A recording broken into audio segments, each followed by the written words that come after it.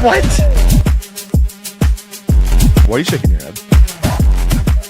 You're welcome.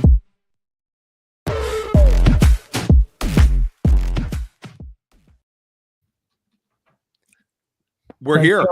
We're here. Welcome to Fantasy Points coverage of the 2025 NFL Draft. Theo Gremminger, excited to be here with Brett Whitefield, Thomas Tipple, and throughout the night, we're bringing in everybody you know from Fantasy Points is going to be shuffling in the room, giving their takes, giving you the best possible fantasy football coverage anywhere.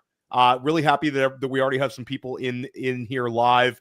Brett, how fired up are you right now? I'm stoked, man. I work really hard for this day. I put we all do. I'm not saying it's only me, but I put a lot of work in to get to this day to be able to deliver, actionable intel for you guys. And it makes me happy. The draft is why I got into football. Isn't that crazy? Like the reason I wanted a job working in football was the draft. It had nothing to do with data at the time. Obviously that's become my bread and butter, but I love the draft still. So it's incredible. And Thomas, we're sitting here talking about like reshuffling dynasty values for about 10 minutes before the draft, like before our show even starts. It's like we finally have stuff where we're going to have actionable information and no more speculation. The picks are going to come hot and heavy, and it's going to be an unbelievable night. Yeah, my favorite part about this is how different this live stream is going to be than years past. Having yourself and myself and Brett's locked in here, we are ready to talk Dynasty while we're getting through this a lot more. So for people really locked into fantasy with us, just as excited as we are for this, I'm sure they are as well, to finally have answers. No more guessing, no more hot takes, no more I wish, could be. It's real now. So I'm locked in. I'm ready to go. Yeah, well, Brett has lined up a terrific guest list. We're going to start having guests coming in soon. Brett, before we get started, maybe you could kind of unwind a couple of these trade rumors, a couple of things you're hearing, some things we might actually see inside of the top 10 picks, where picks might get moving around. Oh, man. So, it seems like Dart to New Orleans is picking up a lot of steam. However, though, if you look on DraftDuel or FanDuel or DraftKings or FanDuel right now, and we will have Tom Brawley on here in a little bit to talk betting the draft, but if you look right now, the Giants are the new favorite to select Jackson Dart, and I don't think that's going to be at 3, right? So that implies some type of trade in to go Dart there. So I think that's one that's legit. The Cleveland Browns potentially moving out of 2 with Jacksonville is really interesting. A lot of people assume Jacksonville would be coming up for Travis Hunter. I'm kind of wondering if they'd be coming up for Ashton Genty, just to make sure Chicago can't snipe them, which would be hilarious, right? That'd be so fun. Well, I'll just say, like, they do need a quarterback, so maybe Jacksonville's trying to move up so they can finally draft a franchise quarterback. Yeah, kidding aside. Who's kidding? Yeah, I think if there's a move up, first of all, I'll be surprised if Cleveland actually trades down. They have to take Travis Hunter. For me, it's sort of like the best player in the draft falling in your laps. You don't have to trade up and get him. An impactful player for them.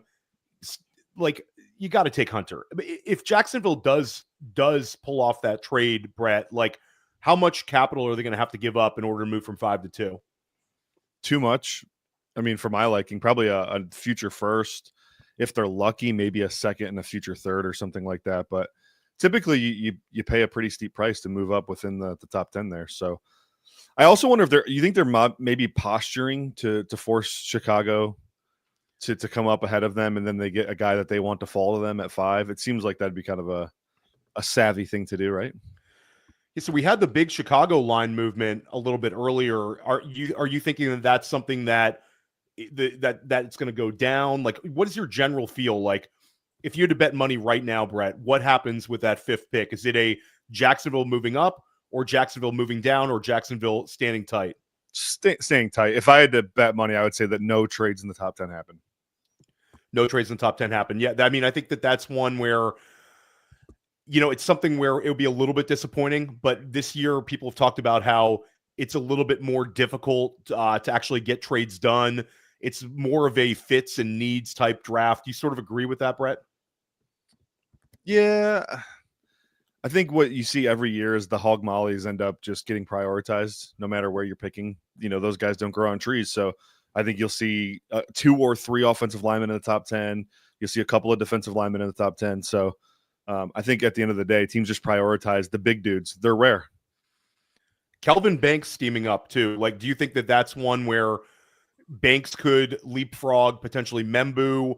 A lot of people speculating now Vegas could take Kelvin Banks at 6, leaving the Jets with Membu at 7. Is that the way you're seeing this sort of potentially shake out? Yeah, I think DJ mocked Banks 6 to the Raiders. If Will Campbell goes 4th to the Patriots, that leaves left tackle specifically needy teams kind of with a hole, right? And they don't have a target there. So Banks does play left tackle, or he did play left tackle in college. I think he's better suited as a guard, but maybe not everyone agrees with me. While Membao played right tackle exclusively for Missouri. So I do think that that's an interesting layer where if you need a left tackle specifically and you're a team like the 49ers, maybe you want to go with Kelvin Banks. I don't know. And everybody who's watching on YouTube stream, put your fantasy questions in the chat. Tom and I are going to get those answered. We've got plenty of time here.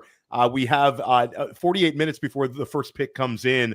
So we're here to help you crush your fantasy leagues, crush your dynasty rookie drafts. And Tom, my question for you is, let's say Hunter goes 2nd to Cleveland. We've sort of seen him start steaming up in terms of dynasty rookie draft value. Where do you think is the appropriate place for him to be selected without knowing any of the other landing spots, but ballpark? Where do you think, you'd have a comfort level drafting that kind of ceiling player, but knowing in the background that you might end up with him playing a little more defense than you're comfortable with? Well, I just took him 103. So I took him 103 2 days ago. So we talked about this when we all did the mock draft with all of us. I'm not afraid of taking a 0. What I am afraid of missing. Look, I'm not a film guy. That's not what I do, but enough people I trust and really like think that his upside is top 5 type wide receiver. I have no problem taking 103. No problem. No issue. If you want my risk tolerance is way high. I feel like I'm a good enough manager that if something goes south, I can get out of it. But I mean, we were taking guys like Marv who were projected to be, best of the best, elite top tier prospect. And even he fizzled out. So why am I afraid now? I'm just not afraid. So 103 for me. Yeah, I think I'm with you. And I actually, we talked about this before, Tom, where you end up actually showing your level of commitment to a player and sort of being on the clock is like this great truth serum for us as fantasy football managers. And the other day I ended up taking Travis Hunter at the 105. I had the 105 and the 106, so I had Tet and I had Travis Hunter. But for me, it's Brett. We were doing this like 2 months ago, and it seemed like it was the train was heading towards Travis Hunter being more of a cornerback. Now it's really, really reshuffled. Your thoughts on this whole process, Brett? Yeah, I mean, gosh, I wrote up Travis Hunter not too long ago, and I wrote in my prospect profile on him that you can find on fantasypoints.com that just purely on his cornerback tape alone, he's the number 1 overall pick to me, best player in this class. I think as a wide receiver, though, there are some traits that are lacking, some skills that are underdeveloped. Now, it doesn't mean he can't develop into a fantastic wide receiver, but he's a little bit more of a projection than a guy like Tet McMillan. So I don't see him as a potential top 5 wide receiver in the NFL right now. I think he's got a long road ahead of him to get to that point. But I do like him. He would be my wide receiver 2 in the class. I think the physical upside, the athleticism there, the ball skills, the body control, it all speaks to a guy who should become an elite wide receiver at a certain point. So I'm in on him. I don't know that, like, I'd have to see kind of how the rest of the draft shakes out to commit one way or the other to 103 or whatever. But ultimately, it looks like he's going to land in the one spot that's going to for sure play him at wide receiver, which I think is a good thing. So one other player where we're starting to have kind of an idea of where the landing spots could be is Tet McMillan. Tet's a guy where, Brett, there was like a period of time where not fantasy points, but there were other people sort of speculating that there would be a Tet McMillan fall. We never really bought into that. Scott Barrett, extremely high on Tet McMillan as well throughout the entire process. Now it's starting to look like we could see Tet as a Jacksonville Jaguar if there's a trade with Chicago. And then if he gets by Jacksonville, it seems like Dallas will take him at 12. Just my gut feel. I know we both have sort of mocked that. And then I'll throw out the Saints still as this dark horse candidate to take him at 9. Do you agree he'll end up in one of those 3 spots, if you had to guess? And sort of your fantasy outlook for him in all 3 places? Interesting. Yeah. So if he ends up in Jacksonville at 10, I think it's both good and bad, right? Like I think he can be at Arizona. He was the only dude in the field, so he had to be a higher volume, lower efficiency type player. He lands in a place like Jacksonville where they have or even Dallas where they have a CeeDee Lamb and a Brian Thomas Jr. I think that allows him to play a little bit more free. I think he becomes a very high efficiency player where the volume might not necessarily be there, but you're going to get top-notch production on lower volume. So if he lands in Chicago, that's really muddy. They have DJ Moore what was the other place you mentioned? New Orleans. Yeah. Yeah, that's muddy. Chris Olave and Rashid Shaheed is a great combo right now. They're both obvious. There's a lot of overlap in their games with each other, but I'm not sure where Tet fits in, especially with the quarterback situation. The offensive line needs help. Like that's probably not for me. I think I probably prefer him in Dallas, if I'm being honest. Yeah, that's an interesting one because, of course, CeeDee Lamb's there, but we both talked about how effective Tet could be in like 125 target role, the clear number 2 target. Sort of, you see him as sort of like the Amari Cooper role there, Brett, for people that remember that one. Yeah, it's a little different because the length and ball skills, catch point prowess is all there. Where, and Amari, when he was there, like CeeDee Lamb hadn't fully broke out yet, so you have a totally new role with CD where he is this target hog. But I do think, Tet would make life easier on CD and CD would make life easier on Tet. So I do think there's some good qualities there. Third down would become really easy for the Cowboys. And we know that they have a tendency to really, they rack up dropbacks, right? Like they routinely are top 5 in the NFL in dropbacks per game. So I think that'd be a perfectly fine spot for him. Yeah, and Tom, where do you think when it's all settles out, you'd be comfortable drafting Tet McMillan? And we'll just stick with Dallas here. Dallas, let's say Dallas gets him at 12.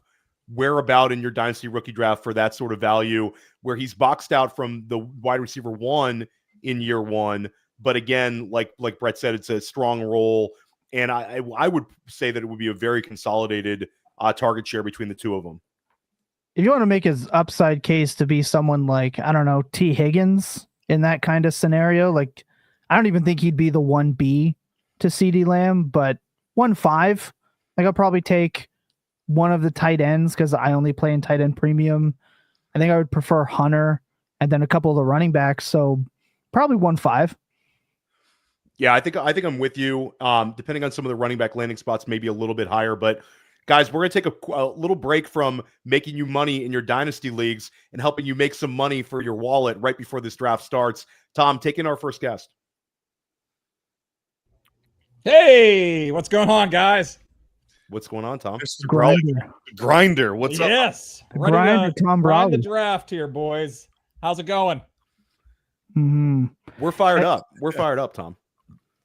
Yeah. Good to hear. So what's the big news here? What do you guys what's Genty here? Are the Bears coming up to get him at 5? Tet McMillan is now the favorite to go 8 to the Panthers. Oh, wow. That's the big news here in the last 15 minutes or so. So I missed the Tet at 8 thing. That's probably the nuts landing spot for him, right? Yeah, to the Panthers. I mean, Tet at 8. Brett, we talked about this like 3 months ago. Right. Tet goes 8. Like you're forget the 125 targets.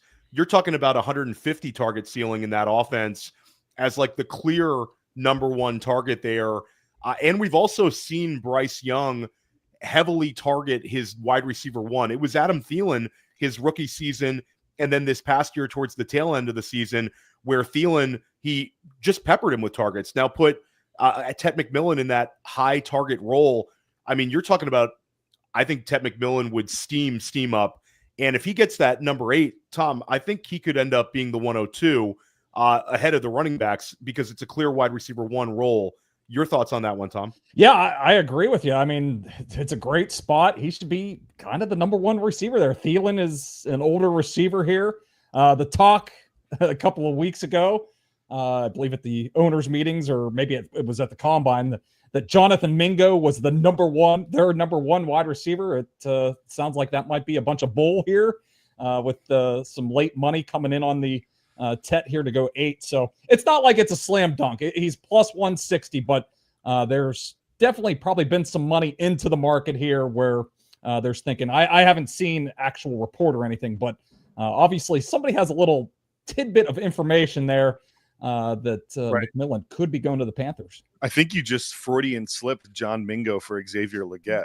Oh yeah, sorry. That's what happens when you draft the same exact player multiple years. Exactly. Sorry. They're both terrible. They're hard to, it's like the which picture is your locker and which one is the dump. It's the same, Do not same slam situation. Legette like that. That's ridiculous. Well, you find him on waiver wires as soon as Tet gets, so it'll be no problem. He'll be free. You can pick him up, Brett, in all your leagues. I'm looking forward to it. So, Tom, you talked about the late movement here for Tet. What are some of if people are going out and trying to make some prop bets right now before the first round starts? Is there a couple that you really, really like? Yeah, I've been looking at Shedeur Sanders. I'm looking at him to fall a little bit. All the local beat writers in Pittsburgh, they do not think that he is going to be the selection there at 21. They feel like he's going to be the defense. They're going to go defensive line there. Potential for him to fall. I gave out a bet earlier today that maybe the Cleveland Browns, maybe he slides all the way to the 33rd pick, or maybe they trade back into the first round to select him. It does not seem to be a lot of buzz for Shedeur with the QB needy teams right now. So seems like there's still some buzz with Jackson Dart at number 9. Giants are the favorites to select Jackson Dart. I think he's like minus 130 or minus 140. A lot of buzz that they could jump into the back end of the first round and select Jackson Dart. So maybe that's one way to kind of attack it. I think the markets are really still thinking the Steelers are going to select them, and maybe they will. I get the feeling that they're kind of comfortable with Mason Rudolph, with whatever veteran quarterback that they end up getting, Aaron Rodgers or Kirk Cousins later in the draft here. They also host the draft in 2026, so and it's looking like that's going to be a much better quarterback class. So the feeling in Pittsburgh, at least, is that they're not going to select quarterbacks. So I think that's one area where you can potentially attack this. The drafts right now is still, a little bit of a Shedeur Sanders slide here in the first round. Well, Tom, you just set a record because you're the first person in the history of the world to ever say comfortable with Mason Rudolph. Well, that's the feeling in Pittsburgh. They're comfortable with them. Right now they don't have any other options, but they're also kind of handicapped here a little bit. They don't have a second round pick. They don't have a lot of, so they have to wait to pick again in the third round. So if they take a quarterback who could be a little bit of a developmental player, maybe, it's a little bit of a reach based on everything that's kind of developed here over the last couple of months. They feel like they're a team that can win now. So I get the feeling that they're not going to go Shedeur, but the betting markets are still saying they're going quarterback slightly. It's a slight favorite. They're like minus 125 to go quarterback at 21. So I feel like that's one area where you can still kind of attack this draft. Brett, you think Shedeur is going 21? My final mock, the competitive mock for the Huddle Report, I left him out of the first round. So did you go defensive line? Yeah, I was told by a pretty good source it's going to be Harmon or Grant. Yep, that's Jerry Dulac is the best Pittsburgh beat writer, and he's been all over defensive line as the pick. They're not very high on Shedeur Sanders. It sounds like they're actually higher on Jackson Dart, but we'll see if he's still on the board as well. Yeah, everybody's high on Jackson Dart, but a big shout out to you, Brett Whitefield, because a year and a half ago you were on a podcast with me over on my former channel, and you talked about Jackson Dart and how excited you were about him like a year and a half ago, and then throughout the entire process you've said he's going to be a first round pick. Now there's a huge market correction there. So big shout out to you, Brett. You should get your props. And if you haven't looked at it, anybody in the chat, you can get access to Brett Whitefield's prospect guide just by registering over at fantasypoints.com. It's free and it's absolutely incredible. Brett, I think you're still writing up guys last night. Like, you're going so Today? deep today. So it's about as deep as it gets. I consider myself a guy who's sort of in the know for a lot of the skill position guys. Every time I go through your prospect guide, I find out something new. It's so detailed. It's so good. Everybody go check that one out. And big props to you, Brett, for crushing that. Tom, one thing that people love to bet is the over-under for positions. Mm-hmm. Do you think there's any value now in betting for a additional wide receiver to sneak in the first round? Tom and I were talking about this. Thomas Tipple and I were talking about this before the show started about potentially a Jaden Higgins sneaking into the back end of the first round. That's a guy Brett and I were high on at the Senior Bowl.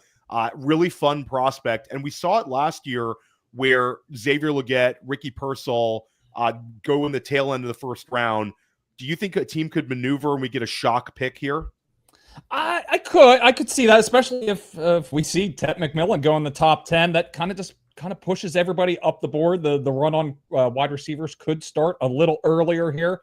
The problem is the prop is, at most books I'm seeing, it's at 2.5. It's basically Izabuka getting in there as the third receiver, and it's heavily juiced towards the over at this point. It's minus 455 at FanDuel right now. So I don't know if there's any books that are offering 3.5, but I still lean towards 3 wide receivers going in the first round. I don't know about you guys. I mean, I'm rooting for Jaden Higgins to get in the first round. How wishful is that thinking, Brett? I mean, he's got a first round skill set for sure. I don't know. Like, think about landing. I know the first round capital is nice to say that out loud, but wouldn't you rather him be like New England's wide receiver 1 with Drake May than fall to a team like Kansas City or Buffalo who already have a bunch of bodies in there? Yeah, I mean, it's splitting hairs. Buffalo, I could get excited about because I think he has a pathway to becoming a wide receiver 1 there, and we get him attached to one of the best quarterbacks in football. But I agree with you. It's really splitting hairs. Tom, do you care about that at all? Like the hit rates of the late 1 versus the early 2? I mean, for me, I want to see these guys get top 50 draft capital. And if they're absolute studs, it doesn't really matter. But Tom, I know you like looking at the hit rates, all that kind of stuff. Yeah, there's like the thing that sucks when a player gets taken at the end of the first round is a lot of these teams are, again, good already. So it's like, do you want him going to be, to the Lions or I don't like the Bills spot because the Bills, they pass it around. They move it around to everybody. It's an annoying spot. Then you've got the Chiefs. It's like, where's he going to fit? The Eagles? Like, no. There's not a lot of the Ravens, definitely not. They barely get one receiver the ball enough. It like Houston, maybe for like that back end round 1. We know the Packers just are allergic to drafting skill positions in round 1, but it's tough. I think I would rather, like you mentioned, like a New England early round 2 scenario for these guys than round 1. I think it matters enough in that regard. When we're talking about like a round 1 hit rate to like pick like 5 in the second round, does it matter that much? I don't think so. I think that's just one of those things that, content creators like to harp about, but that doesn't actually affect real value, in my opinion. Still needs context applied. It does, like everything. It's just that's not the content creating way, Brett. True. Well, I will just say that I do like seeing where teams say, I want this guy so bad that I'm not willing to take a chance that I don't get him in round 2. I'm going to maneuver and I'm going to move ahead of these guys and not let like Cleveland or New England have access to him. So I think you both make great points on that. Talk about the tight ends, and we'll start with Brett. Brett, your final mock, where are you projecting Colston Loveland, Tyler Warren, or final mock, we had to write that last night. So you could go with like your gut feeling right now. My gut feeling right now is if Chicago doesn't make a move for Genty, they're going to draft Colston Loveland at 10th overall. And that's contingent on, I think a guy they really like is Michael Williams. That's contingent on him being gone at 9, which I think is a possibility. But I feel like Colston Loveland at 10 is a my favorite spot for him right now. If that doesn't work out, I could see Loveland falling all the way to 20. I could see him going, 22 to the Chargers, obviously. I think one of those three spots probably for Loveland. And then Tyler Warren, I think just pencil him in at 14 to the Colts right now is what I'm doing. Oh, Yeah, no. he's actually a little bit of movement here in the last hour or two. He is now the favorite to be selected by the Jets. He's not odds on. It's plus 130. Interesting. So there's been a little bit of movement there. Feels like there's been a little bit of run on these skill players. We been pushing them down the board a little bit, in the pre-draft process. But closer we're getting to the draft, we could have Tyler Warren at 7. We could have Tet at number 8. So maybe that pushes Colston Loveland, to the Colts, or if the Bears end up sticking at 10, maybe he ends up going to Chicago there. Tendency-wise, I just it feels like Aaron Glenn's going to want an Aaron Glenn kind of guy. I'm not saying Tyler Warren isn't, but like a Jalen Walker there just makes so much more sense to me. Or even, I mean, it's a little early, but a Jihad Campbell or a Kevin Banks, a guy who we know is a good dude, a certified baller, but he's got that high football character. It just feels like Glenn's going to, in his first draft, I know he's not the GM, guys, but in their first draft, and he's the head coach of the team, it seems like a culture fit beyond anything else is going to be what he prioritizes. So not saying Tyler Warren isn't that guy. It just feels like that's a little bit of a stretch for me. But I think it's interesting, Brett, where like it's sort of a do-over selection where there's a lot of people in that building who regret not selecting Brock Bowers last year when he was on the board. They went with Fashanu instead. They made the pragmatic decision to draft an offensive lineman. And I think if they had a chance to have a do-over with that pick, they're going Bowers, no question. I think there's a little bit of that with Warren here. I also think that it fills a need where the Jets don't have a number 2 target. Warren would step right in as the number 2 target. And Brett, you've also talked about just what a dog he is and what a mauler. And you've got a coach who, to Aaron Glenn's credit, it's a guy who wants to use the committee backfield, wants to run the football, and Justin Fields is also a very capable runner. So maybe Tyler Warren, just in terms of the physicality he brings to the offense. I mean, a lot to unpack.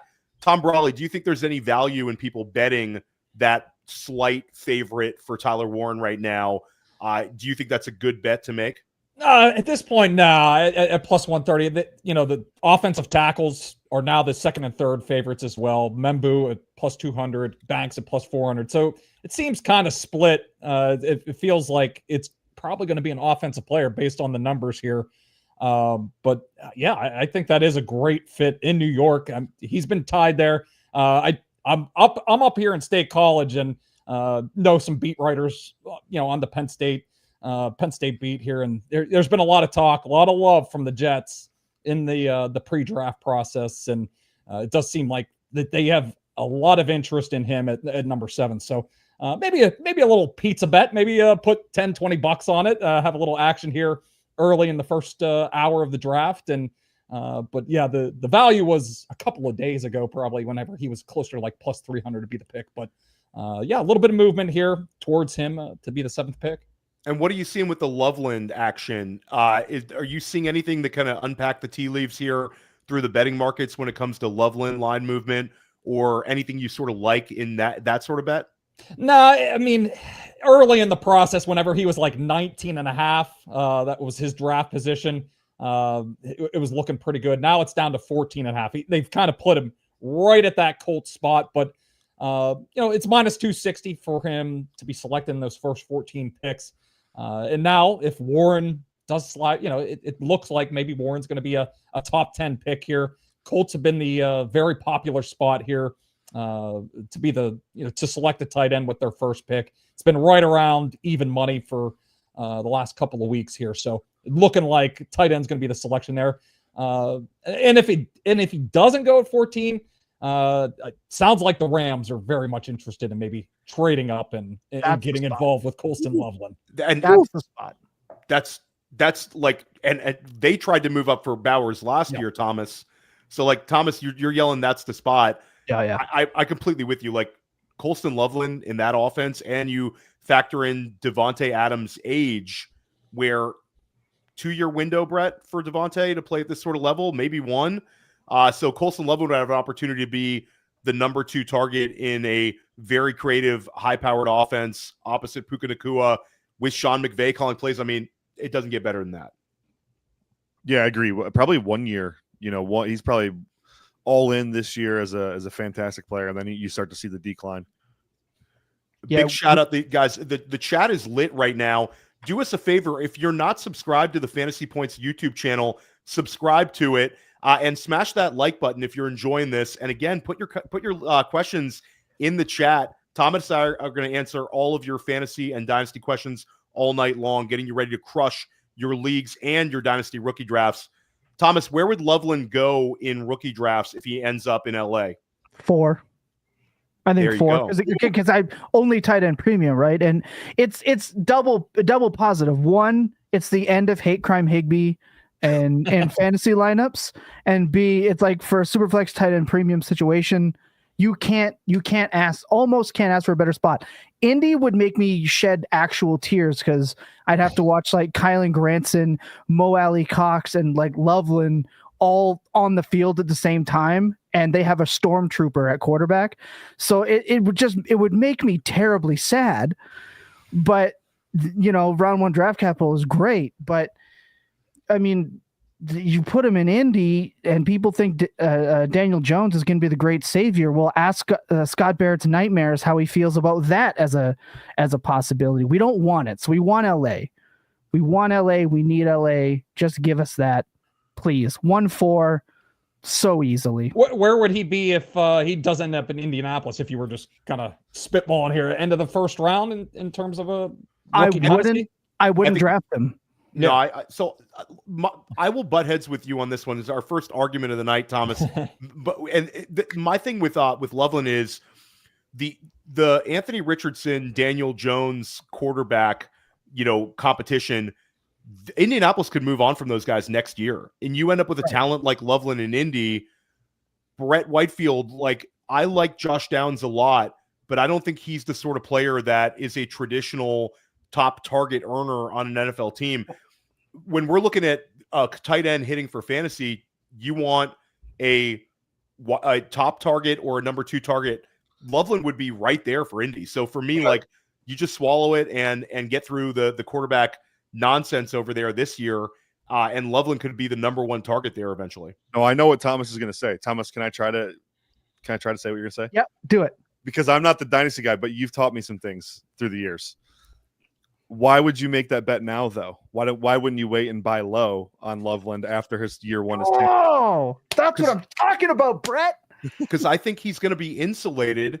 And Thomas, we talk about rebuying some of these tight ends, like Trey McBride. You had the opportunity to rebuy 100%. Trey McBride was a 2nd-round pick. Colston Loveland, Tom Brawley's talking about the floor being Indianapolis at 14. He's insulated. He's locked in. He's not a guy you're going to be able to get back in and get for some cheap deal. I think him and Warren, for that matter, are super insulated in their dynasty value. We talked about this, guys. This is the first time that we're going to have 2 tight ends select in the first round since 2018. These guys are big-time prospects. So I think they're insulated. You don't get an opportunity to rebuy these guys, especially in tight end premium. I think tight ends is probably the position where you do get that opportunity because you have so many guys. You only have people are chasing one guy. They're chasing Travis Kelce. Brock Bowers wasn't even Travis Kelce. There was only one.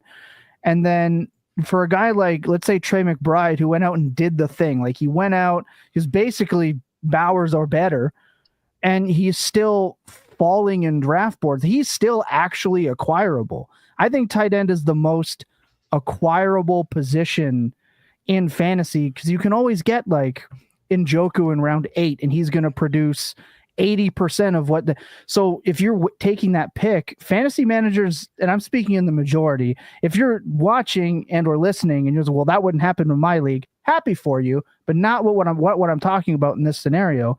They're impatient, and dynasty managers have proven this for years. They use that round 1 pick and I'm competing though. This isn't going to help me compete.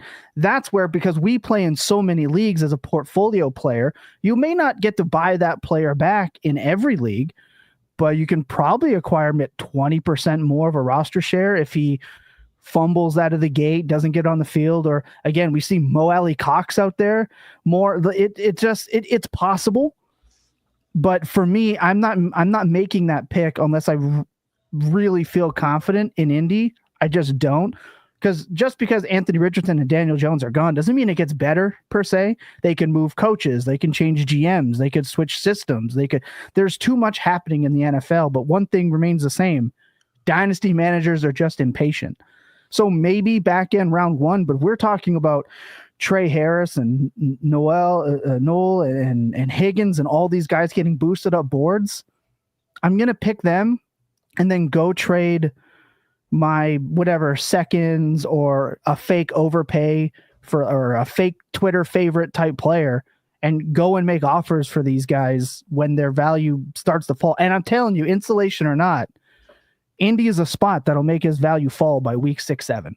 People are definitely not going to love it. And to be continued when he actually hears his name called. And we're going to get that in a couple hours. My question for you, Tom Brawley, is we've heard some steam about a Mason Taylor potentially going at the tail end of the first round. We were seeing a couple days ago, Brett and I talked about this. I think Brett and I, when we looked, it was like plus 400 a few days ago for Taylor to get in the first round. There's a small rumor going around the DMV circles with some of the Commanders beat reporters that I don't even know if this is a real one, that Mason Taylor, Jaden Daniels reunion, he could be in play at 29. Brett, we've seen him have a 30 visit with the Chargers.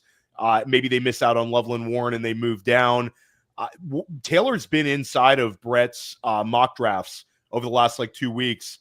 Where are you at on this? Is there value in betting a third tight end to be selected, or value in betting specifically just bet Mason Taylor in the big plus number? Yeah, it's down to plus 115. So it's basically a coin toss if he's going to go in the first round. I still kind of like it. I actually, back in early April, I gave out the Eagles at plus, it was 1,200, plus 1,200. It was a long shot for them to potentially select a tight end with their first pick. Maybe that's a 32. Maybe they slide back like they did back in 2018 with Dallas Goedert. They selected him with their first pick. I think it was 49th overall. A lot of talk there that they might be trying to get him out of town. So there's a couple potential spots, and especially if Warren's going to go 7, we think the Colts are a potential spot there. Maybe the Rams are interested as well if they're looking at maybe one of these skill players, and maybe Taylor's a potential landing spot there as well. So a couple potential outs there. He's a guy that's been picking up some momentum. I know Daniel Jeremiah was one of the first that was really kind of pumping him up the last month or two. So I still think there's a little bit of value there at plus 115. No. I was just saying that Taylor at the back end of the first round would be such a Ravens pick that would just send me into the next galaxy. I'd be livid. But my favorite trade of the draft weekend is going to be when Mark Andrews goes to the Chargers for a swap of a 4th and a 6th. And then they're just going to be like, guess what? We're drafting a tight end to replace him. It's like, you already have one. But if you're saying back end of the first round, they're going to do something stupid like that. I could just see it.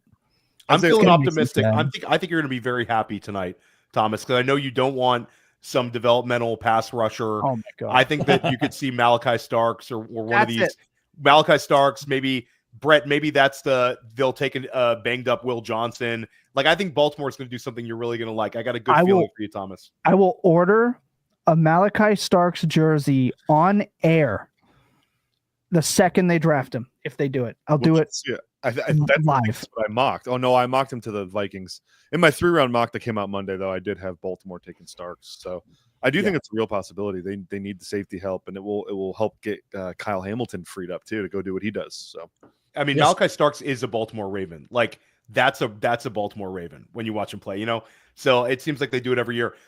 The big question I have for you, Tom Brawley, is we talked in the pre-show. Thomas and I and with Brett talking about going through scenarios where it's Travion Henderson versus Omarion Hampton, and scenarios where we could potentially be moving guys up, reshuffling them in dynasty drafts. And we'll dive into that a little bit later for sure. But my big question for you is, do we see 3 running backs go inside of the first round for the first time since the Rashad Penny draft? This would be significant for us in terms of fantasy football. Does it happen? I tend to I'm leaning no on this one. But I do want to ask Brett. I saw that you do have Travion Henderson at 20 overall. I gave out a Hampton bet under 20.5, thinking, he's been heavily linked to Denver. I was talking about it on the Best Bets podcast this past week, but I'm still starting to get a little bit worried that Denver is falling in love a little bit with Henderson. What do you see with that fit there? Yeah, I love it. Theo, first time we did the Daily Show together, I think, you discovered that I'm not a huge Travion Henderson guy, but my lone caveat was, if he ends up in Denver, I'm all in on Travion Henderson, like 100%. I mean, the skill set's exactly what Sean Payton is looking for in a running back. You look at the work they did pre-draft on the prospects. They talked to 19 different running backs through the process. Some of those were 30 visits, some were combine, whatever, but 19 different running backs is insane. I've never seen anything like that. I think Sean Payton knows he has to upgrade that position to make that offense work, wants to take a little pressure off Bo Nix. I love the fit, though. They're a thunder and lightning team. So what I mean by that is there's a ton of outside zone. Then they come back and crush you with duo up the middle. Henderson is tailor-made for that scheme. It would be perfect. Plus, I think he has the highest pass catching ceiling of any running back in this draft. He's already the best pass protecting running back in the draft. So he would slide right in as an every down player for them. It would just be a fantastic fit. We've seen what he did with, early Reggie Bush, Mark Ingram, Alvin Kamara, and it would just be awesome. So let's go. Yeah, and I'll say that's the ideal scenario for fantasy football is if Henderson goes ahead of Hampton, then three running backs is a lock because someone's going to maneuver for Hampton. I mean, somebody could even move up. Yep. I know the Commanders have been kind of linked to them, potentially getting Hampton if he would fall. But yeah, maybe we could see somebody trade up. Does feel like Denver's at least explored the potential of getting up and potentially drafting Ashton Genty, but seems like it's too big of a jump here, especially if 5 is going to be the landing spot for Genty. Jumping from 20 to 5 is a little steep here, but if Henderson goes at 20, I could definitely see 3 backs going in the first round. So we have a question from Nathan Coyle. Would love your analysis on this bet. 9 defensive linemen / edge and 7 offensive linemen drafted in round 1 is plus 300. So I guess we'll unpack this. It would be 9 total defensive linemen and edge rushers and 7 offensive linemen drafted in round 1. So Brett, basically a 16 total players in the trenches going in round 1 pays plus 300. Yeah, let's start with the D lineman portion of that. So, just looking at my board real quick here, it really is going to depend how Jalen Walker is classified, I think, when they announce him. I think he's been listed as a linebacker for the books. He's been classified as a linebacker. So any props that involve him, make sure you have a linebacker. Okay, I'm interested. What if the team that drafts him announces him as Jalen Walker? No, it's whatever. Locked they lock this in, to make sure there's no confusion. So that makes it interesting then, because you have Abdul Carter, Mason Graham, Donovan Ezeraku, Kenneth Grant, Derek Harmon, Michael Williams, Mike Green, and Shamar Stewart. That gets you to 8. Nolan. Then you need one of Nolan. Did you say Pierce? Ezeraku? Oh, I don't think Pierce. I already said Ezeraku. Okay. I don't think Pierce goes in the first round. So you need one of like Nolan, Nick Scorton, or the Ohio State nose tackle. I'm forgetting his name. Tyleek Williams. Yep. You need one of those guys to get to 9. Not saying it can't happen. It's just it'll come down to the wire. It'll be one of those last picks for sure in the first round. Then the offensive lineman one might be a little easier, right? Because we get Membao, Campbell, Kelvin Banks, Josh Simons, Donovan Jackson, Gray Zabel, and then you need like Tyler Booker, who's probably a lock to go. Yep. Or one other guy. There's I think that one has Jackson. Cornerly, Donovan Jackson. Yeah. Connerly. So Do you think the Buffalo, quarterback, Kansas City. the quarterback's going to slide out of the first round? You probably need Taylor. We were just talking about Mason Taylor. You need probably him out of the mix. So, and probably because of the quarterbacks, it feels like one of the, that was one bet I did give out. I gave out the Bills to select a cornerback, 30th overall. So you probably need them to go defensive line to help this bet. So probably need a little bit of help. There's a handful of guys right there on the edge in terms of the defensive line and offensive line. But at plus 300, we see this quite a bit every year. These linemen go a little bit quicker off the board than some of these skill players. And so, yeah, I think that's live at plus 300. I think that's worth a shot. Yeah, I think it's plus 300 seems about right for this price. And yeah, I think it's a reactive to it's sort of like if you're going to bet this, you might as well bet the under quarterbacks bet as well. Yeah, double tap that. That's what I think. Yeah, exactly. You might want to correlate it with some of these other positions falling a little short. Tom Brawley, do you see any action that makes sense to you when trying to bet Matthew Golden, Emeka Egbuka props? Talking about the non-Ted McMillan, Travis Hunter wide receivers that we think are locks to go in the first round. Yeah, it feels like Golden could slip a little bit here. His over-under has been falling a little bit. It's now at 18.5, right behind the Seahawks there. But maybe he gets helped out. I mean, it feels like if Jacksonville does slide back to 10, or maybe if Carolina does take Tet, maybe that does open up the possibility for Matthew Golden to go 12th overall. So maybe that's a spot to look there, minus 148, 18.5. So you do have that Seahawks potential out. I don't think they're going there. I think they're going offensive line, but that opens up the Cowboys if one of those teams does take Tet at 8 or 10 there. This is a good time to talk about the JMO stuff. Yeah, because I know. Go ahead. Sorry, Theo. Yeah, no, that was one where Brett. We talked about this for a couple of days where I'm sneaking in your DM, sneaking in the Discord, and I'm like, "Are we going to get a Jameson Williams trade?" You are our requisite Lions expert here. Do you think this goes down? It seems like there's a little bit of steam there, and this could have a big fantasy football impact. Yeah, so it's a basic math equation for the Lions fans. There's a lot of Lions fans that are going to be mad about it, but it comes down to really, I think, what they can get back. And if I've heard Dallas is a potential landing spot for Jameson Williams, which would seem to indicate possibly the 12th overall pick being involved in that. I'm not sure to what degree or what else is going back and forth, but for the Lions and JMO, when you look at their cap space going into next season, not this current season we're looking at, the one after that, so 2026. Right now, by my math, they're projected to be about $15 million over the cap. That is before Kirby Joseph extension, and then if you add the Jameson Williams 5th-year option to that, which they have to decide on, that's a fixed hard cap $16 million. And so you're looking at them being about 40 to 4, and this is a conservative estimate, 40 to 45 million over the cap as of right now. Obviously, they can restructure Goff, they can restructure Panay and get some relief there. But how much of that money they want to kick down the road is a big question, especially when you're staring down the barrel of an Aiden Hutchinson extension, a Jahmyr Gibbs extension, Jack Campbell, Sam Laporta, Brian Branch. Like, there is a lot going on here. And so moving on from the knucklehead who's been suspended twice, who's got off easy on a potential gun charge, makes a lot of sense to me, to the point where I think this is probably like a 70-30 happens kind of thing. It all depends on what a team is willing to give back to them. But the reason I tied this to the Matthew Golden conversation is, one, I think Dallas is the biggest potential landing spot for Jameson Williams, but also the Lions love Matthew Golden. They've had him in for a visit. He is the culture fit they're looking for. He's a fantastic run blocker. No block, no rock. He kind of lives by that mantra. They've done a ton of work on Matthew Golden. And so I think that's in preparation for a potential trade. And shoot, I could even see them drafting Matthew Golden at 28 overall if he was there, even if they had Jameson Williams on the roster.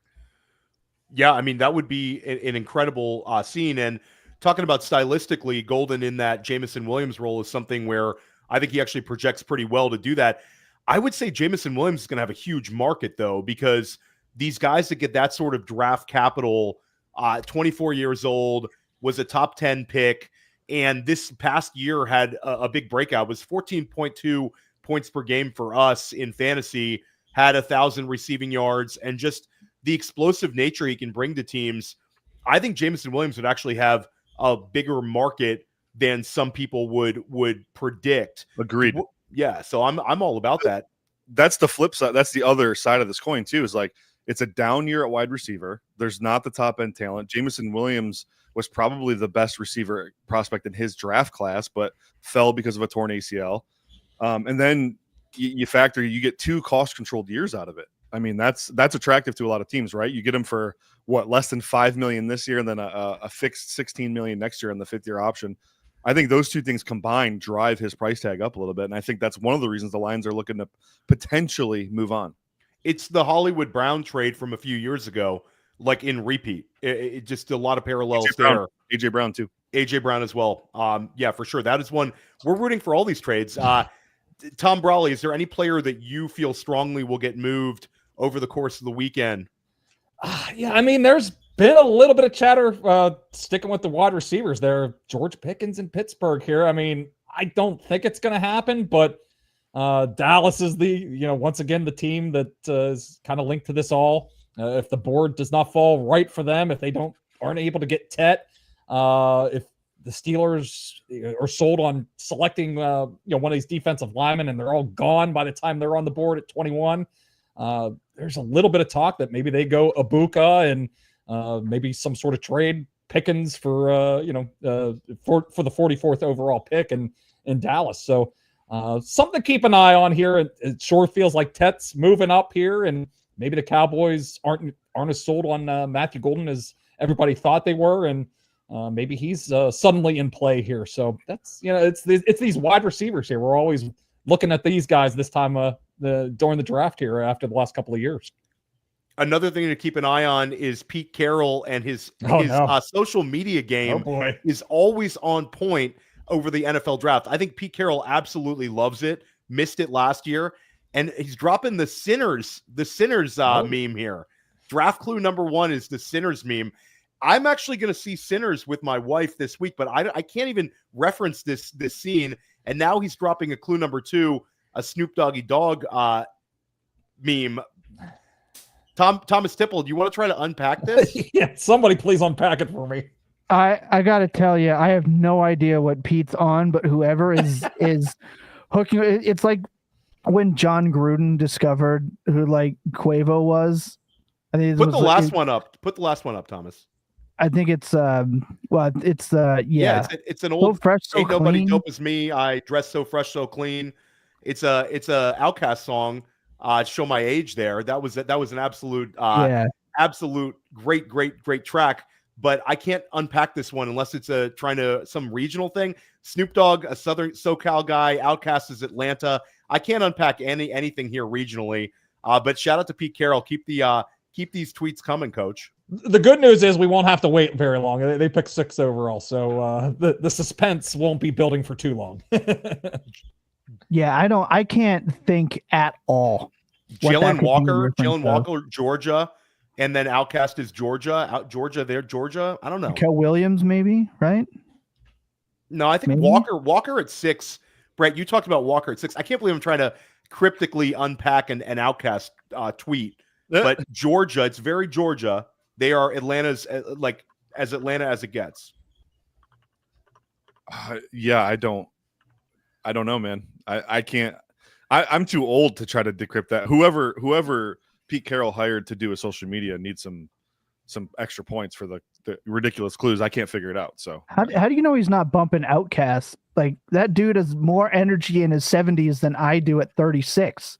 How do you know he's just not repping Outcast all day? Cialis and TRT is a heck of a That's what I'm saying, baby. Good cocktail. That's what I'm saying. We are creeping up on the first pick being announced. Do we have the pick in, or are we on or is the clock started? Yeah. Oh, the NFL is going to drag this out for about 10 minutes at least. Yeah, we'll get 8:15. Yeah. 8:15. We'll hear Cam Ward's name. Well, let us know if anybody can try to unpack Pete Carroll's tweets. Let us know if you're able to decipher those, and also if you have any big predictions for what we see inside the top 10 picks. Shout out to the chat. The chat is lit right now. Put your predictions in there, and we're going to unpack them as well. Tom Brawley, any other Yes. bets that you're seeing? Like, let's talk about cornerbacks. One player that has slid down recently is Will Johnson. Mhm. Do you think that there's a chance Will Johnson falls out of the first round, or is this something where there's value in actually betting him right now? I would not go near this right now. He was the favorite basically. They do these props. They've taken Travis Hunter out of the mix. He's been the favorite to be the next cornerback selected after Travis Hunter for most of the process here, but the last day or two, it's Jahdae Barron is now the pretty significant favorite. Will Johnson's now that plus 350 to be the first cornerback selected. I'm curious if Malachi Starks, maybe with the Dolphins, some loose stuff there. If things break. Maxwell Hairston as well from Kentucky. Maybe this would be maybe one area. Maybe I take a little bit longer shot here if we're not completely sold that Jahdae Barron will be the first cornerback taken. And Brett, you had Maxwell Hairston as the 23rd pick in your mock yesterday. I think I had him a few picks later. I agree that he's going to be a first-round pick. Do you think there's value that he could flip Jahdae Barron, a player that you've been super high in the process? And another big props to you, Brett. You've been on Jahdae potentially being the number 2 cornerback off the board for a while now, with all the Will Johnson injuries and all that sort of thing. Yeah, I don't know.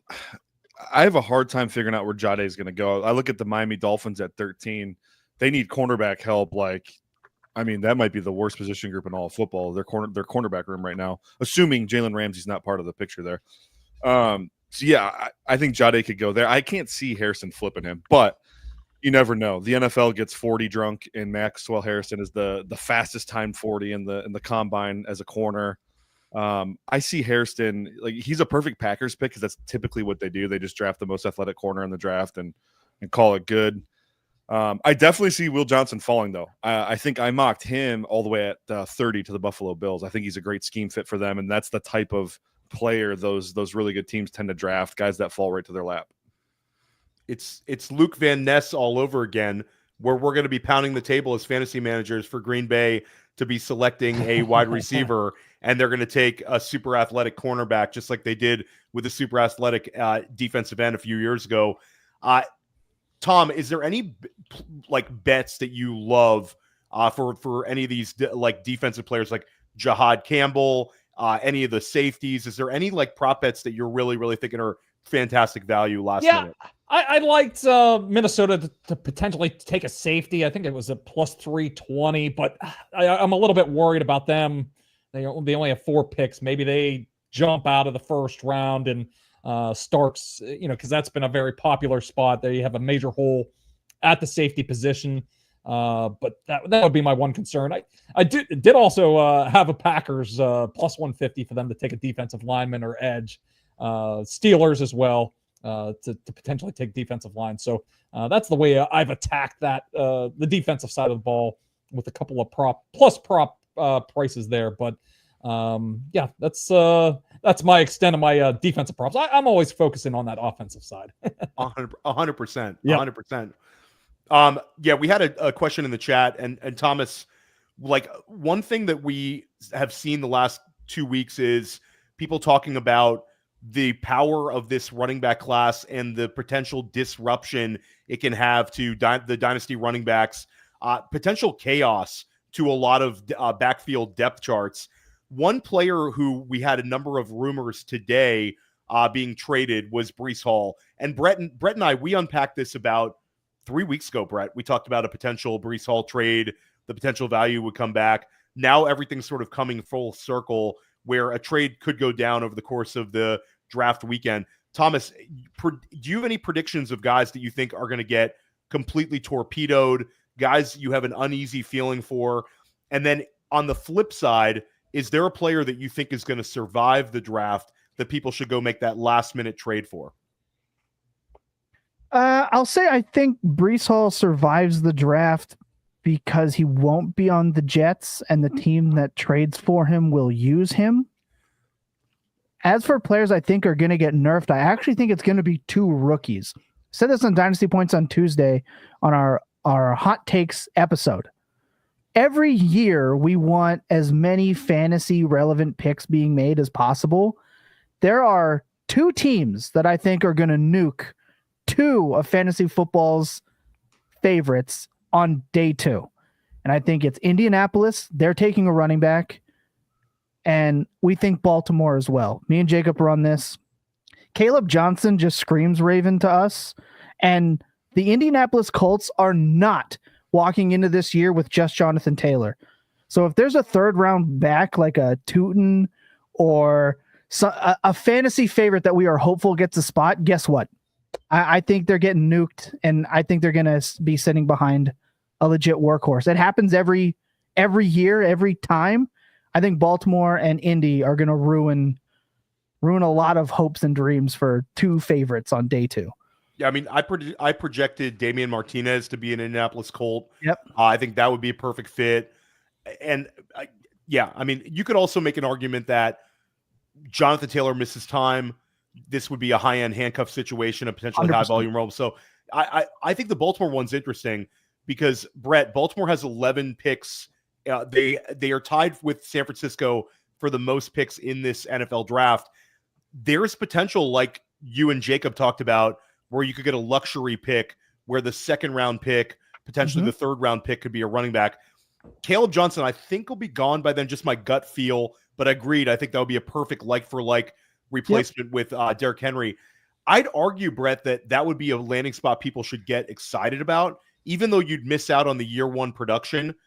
I mean, Henry at some point is going to move on, and you'd be in an offense attached to Lamar Jackson in a really great ecosystem. Your thoughts on a potential Caleb landing spot in Baltimore? Yeah, Caleb Johnson, even Martinez, Ollie Gordon the third, all those guys would be great there. And it would be relatively cheap to acquire in Dynasty, right? Because Derrick Henry's in the way. I feel like that would. Yeah, he's getting extended too, by the way. Henry's going to get extended. Okay. So. No, for sure. But at some point, Derrick Henry, I mean, the guy can't last forever here. For sure. Agreed. Yeah, 100%. 100%. All right, we got Guru ready. He is here. I don't remember a time where the Guru was this available on draft night for everybody. So it's like a special surprise for myself as well, especially being a fan before I even got here. So Tom Brawley, the grinder, shout out to you. You're going to be grinding away in the Discord all draft night, I assume. I'll pop back in tomorrow. We'll talk some more props. Should be an interesting day too. It always is, but if we think these quarterbacks are going to fall, the top of that 2nd round is going to be extremely interesting. So enjoy the night, guys. Day 2 is where it's at. So we'll talk to you tomorrow, Tom Brawley, and stand by for the Guru, John Hansen. Yo, what's going on? The Guru in the house on draft night. We told you it doesn't get better than this, and it doesn't get better than this. That's what's up. What's up, everyone, guys? I'm loving life right here. Had a very relaxing day. Did a little painting around the house, a little golf karting. Did a little bike ride. Just relaxing and chilling for the first time, and I guess it's 15 years. The first time I haven't been on, live on the air on Sirius XM. 15 years. So, but I am more than happy, tickled, honestly, to hand the baton to others like you guys here and let you guys lead the charge, lead the way. And I'm just here to offer up my input for all the other old heads out there. What's up, guys, by the way? What are you most excited about, John, in this top 10? Is there a pick that you have circled that you're just extremely fired up to see which way that team goes, or a particular player landing spot? A lot of stuff. I like getting things right. I'm addicted to being right. I love it. So I did boldly throw out a bet. Tyler Warren to the Jags at 5. I know that probably not happen. And I've been in on Vegas taking Genty at 6. Will he even be there is the question. But so I guess I'd start there. Very fascinated to see what the Jets do. They could go tight end. It would certainly make some sense. Yeah, I think there's going to be plenty of intrigue. And then New Orleans at 9 is a big one. Is it dart time here, or is that too early? You know what I mean? Like if we go back last year, let's say Denver was at 7 and it took Bo Nix, they probably would have been ripped to shreds. But would that have been a good pick? The answer is yes. So I'm fascinated by the Saints too. Yeah, no, we're definitely excited about that one. And just a question for you, and Brett and Thomas and I talked about this. If Jackson Dart gets top 10 NFL draft capital and potentially lands in New Orleans with a Kellen Moore-led offense, a strong offensive mind who's also an aggressive coach, how excited should fantasy managers be about Jackson Dart and that sort of fit? Oh, I'm sorry. I thought you were going to Brett with that. No, I just curious with your Jackson Dart take. If he ends up in New Orleans with a high draft capital, are you starting to get excited about him? Well, I think, if that happens, I think the first thing we look at is like, all right, well, Kellen Moore is likes Jackson Dart, and I could see that working out. So I would start there. I would think this would end of the Derek Carr career is over. So they don't have a ton here. They did lock up Kamara, so you'll have a good running game. I mean, we're really relying on Olave. Can Shaheed return? I mean, there are a lot of ifs, but overall, I mean, I've absolutely seen worse landing spots to quarterbacks, even especially going this high, obviously, because normally these teams suck drafting in the top 10. The Saints did suck last year, but the cupboard's not totally bare. A lot of ifs, but I would be excited, absolutely, for Dynasty and all that, for immediate value and long-term value. We have the first pick in. Ooh. The Tennessee Titans select Cam Ward with the first overall pick. We knew it was happening. This is one where the fan base is super excited to get a franchise quarterback. A lot of people happy to move off of the Will Levis short-lived era. Brett, we knew the pick was coming. We knew the landing spot. We talked about it for a few months now. Your thoughts on Cam Ward, his potential impact for Tennessee, and is there any winners on this Tennessee offense based on Cam Ward's skill set? Oh, that's a great question. Oh, man. So, everyone knows I'm a Jackson Dart guy at this point, but here's the thing. Like, the difference between him and Dart from, like, a total quality standpoint is relatively minor, right? They're both very good players. I think they're good prospects, legitimately. And Ward's play style isn't really for me. There's a lot of overlap to what he does to what Caleb Williams does. I'm not a huge fan of that. But when you want to elevate, I guess, a poor cupboard around you and, Calvin Ridley and then a bunch of who at receiver, or I guess they did just sign Tyler Lockett, didn't they? Yeah. They have, it seems like every offseason they have to sign an old guy wide receiver or two. This time they do it with Tyler Lockett. Yeah. So, yeah. But Ward's play style should elevate those guys a little bit because he is going to create and give them time to get open. He's not necessarily a mobile QB, but he's a very creative QB. Not a guy who's going to run a lot, is my point, but he is going to extend plays with his legs and look to hit some big plays downfield. I think probably Calvin Ridley's benefited, right? Like he's been dealing with Will Levis and Mason Rudolph, and it's just, So I think Ridley probably is the guy that gets elevated most. Everyone else, I guess we'll wait and see, but exciting time for Tennessee to get your new franchise quarterback. Finally get to move on from Will Levis, who, gosh, that was quite the experiment there. The meme generator. That's what he was. There's never a game where he didn't generate some sort of like hand on head, some sort of meme, and we'll forever thank Will Levis for that. But that Ridley was already one of the best dynasty buys, but now he's going to be less of a buy because of the quarterback. Still go buy him. Still go and acquire some Ridley. But let me chime in though on the running backs, because I mean, is this great for this situation? I would have to say Calvin Ridley is the biggest winner here by far. Oh yeah. But when you have a hero ball guy who's going to run around and all that, and you have a dual backfield with two backs with a similar skill set, I don't know, might not be great for Pollard and Spears. We have a trade, guys. Yep. Oh, break it down. Big time. The Browns are moving from number 2 to number 5, swapping picks with the Jags. We don't know what the package looks like, but the Jags are on the clock at number 2. Taking a quarterback finally. It's happening. Wow. So here we go. It's the The number 2 overall pick moves with the 4th round pick, which is the 104th pick, and the Jaguars trade 5, 36, and a 4th round pick.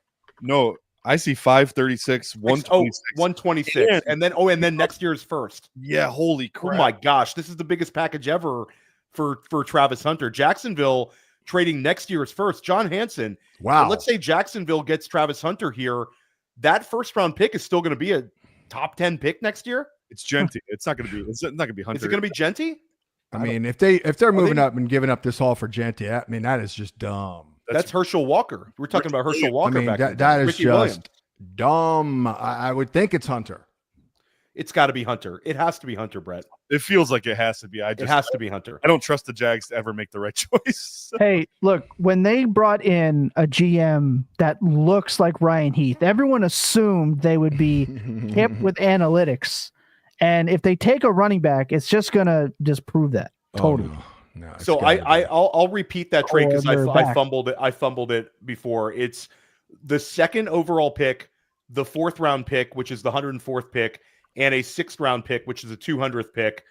Go over for the 5th overall pick, the 36th overall pick, the 126th overall pick, and then the big one, the 2026 first round pick. So a massive, massive trade up package. And guys, this makes me excited because we already have a trade, and the whole narrative that there's going to be no trades just goes completely out the window. This could be a monsoon of trades, guys. Well, So I think real excited here. I think it was the first time since the Montana draft that there hadn't already been like a top 5 trade leading into the draft. I saw some statistic close to it. I probably butchered it because it's what I do, but it was shocking how few trades were actually going to happen, especially when everyone knew what the pick at 1 was already. Like, this wasn't a secret. So why they waited this long is interesting. Maybe it's the classic, now that my trades or my pick is up, it's all on the block like every dynasty manager does. So we'll see. I mean, this is 100% Travis Hunter. If this It's is gotta Hunter, this is that 102 situation, Theo, that we were talking about with Hunter. I don't care that Brian Thomas Jr. is there, and I don't care that his quarterback sucks. If they're moving up for him, they're playing him on offense. This isn't they are. to move up just to play him at corner. But then he won't progress and really truly grasp the nuances of either position if he plays both full time, most likely. Maybe. Unless he's a genius, which is possible. Yeah, I mean, a lot to unpack here. You mentioned Brian Thomas Jr. For me, this is a huge win for Brian Thomas Jr. Brett, we talked about the potential where BTJ, like Liam Cohen's talked about BTJ getting slot usage this year and being moved around the offense. Having Travis Hunter here putting pressure on defenses on the outside with his athletic ability, BTJ in that slot role, I mean, we're talking about potential incredible fantasy football potential for Brian Thomas Jr. this year after this addition. You sort of agree with that one? Yeah, I'm inclined to think that this might help. Well, we don't know it's Hunter for sure. We're assuming, but I'm inclined to think it helps BTJ a little bit. Just another competent player on offense to take some of the pressure off of him. It was looking kind of weird where we were staring down the barrel of a very inefficient season for BTJ because they have no one else around him. So hold on. Are you saying, Brett, in the year 2025, that Gabe Davis is no good? How did you come to this conclusion? You know who the bigger winner would be?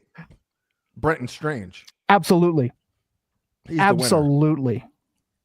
winner. Yeah. Agreed. Because I thought Tyler Warren made a lot of sense for the Jags.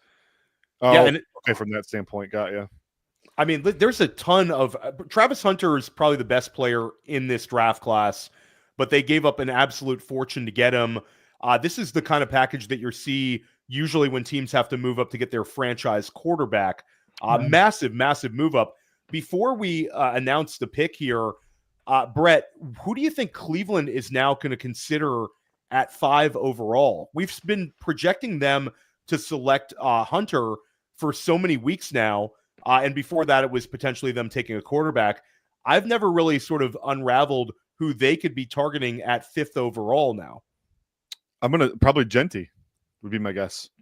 But I got to say one thing, though. Screw all that. The movie Draft Day, guys.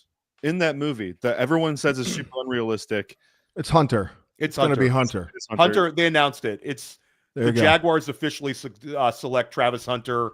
Travis Hunter is a Jacksonville Jaguar, a massive, massive trade. Brett, break down your movie review. Movie review. Draft day. The GM, the young GM, happens to be the GM of the Jaguars. His name's Jeff Carsons. That the main character calls and takes advantage of in a trade. Mhm. So for all those people that think that's Wow. unrealistic, Hey, here we go. This 34-year-old James Gladstone just did, the unthinkable in his first draft as a GM. Put his nuts on the table and said, "This is my draft." this is life imitating art right there. Yeah, there we go. There we go. Guys, And- this puts a lot of pressure on Liam Cohen. There's no slow route here where, hey, coach, it's your first year. Let's, like culture build, all that kind of stuff.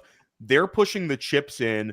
They just got the best player in the draft, and they don't have a 2026 first round pick. So a ton of pressure on Liam Cohen to go be this offensive genius. Travis Hunter, guys, Yeah. if we're projecting him to be Brett, you're talking about a historically high draft capital for a guy who's going to play wide receiver. If we simply look at him as a wide receiver, there's been very few players all time to be drafted number 2 overall. This is a massive outcome. And when we look at the target competition, you guys bring up Brenton Strange. I agree. You avoid the Tyler Warrens, you avoid the Colson Loveland, and you also avoid guys, those strong second round tight end options. That ship is sailed as well. But when you look at Hunter, guys, this is a chance for Hunter to have a really high target share and to have a super consolidated target share between BTJ and Travis Hunter. I mean, this is a really exciting one for fantasy football. And Thomas Tipple, you got to be excited for Trevor. If you're a Trevor Lawrence dynasty manager, you had the nuts hire with Liam Cohen, and now you get Travis Hunter to go along with BTJ. Yeah, trade him for a better quarterback now. Well, there That's you go. that's what you no, like I poke fun at Trevor Lawrence all the time, especially when you look and like Mac Jones was actually better for BTJ than Trevor Lawrence was last year statistically. There's someone in the chat, Brian Evans said no more excuses for T-Law. That was 2 years ago. This is just bonus time. This is a trade. Like he's already got his extension. I think this is something where we have to make this extension work. That's one of the worst divisions in football. It's super winnable. So this is great for him. It might boost him from like 15 points per game to like 17, which is like really good. Like I would take 17 points per game for sure. Hopefully he can get there, but it is great for him. His ADP is going to get pushed way back up. I think his ADP is probably going to look early third, I think, when the dust settles, especially after Scott Barrett and Coach Speak Index sit down and watch all of the post-draft pressers and do the podcasts that they're doing for the draft and those release. I want to hear what they think about the post-draft pressers, where we're really going to get some information of why this trade happened, where it came from, and what their plan is, and especially with Trevor. So I'm excited. We're assuming that he's playing wide receiver for Jacksonville, though. We don't know that for sure. I don't think you pay that much just to have him play corner. I really don't think you do. I will say that the Cleveland had Denzel Ward and a pretty strong cornerback room, which I think sort of insulated him from having to do it. I think maybe there's a chance he plays a little more but two-way with this sort of price tag. A lot to unpack. And again, a big shout out to Scott, what he's going to do with Greg Branos. You're going to be able to find that over on the School of Scott podcast feed. Make sure you subscribe to that as well as our other podcasts. And if you're watching us on YouTube, subscribe to the YouTube channel. It doesn't cost you anything. It helps us out a lot.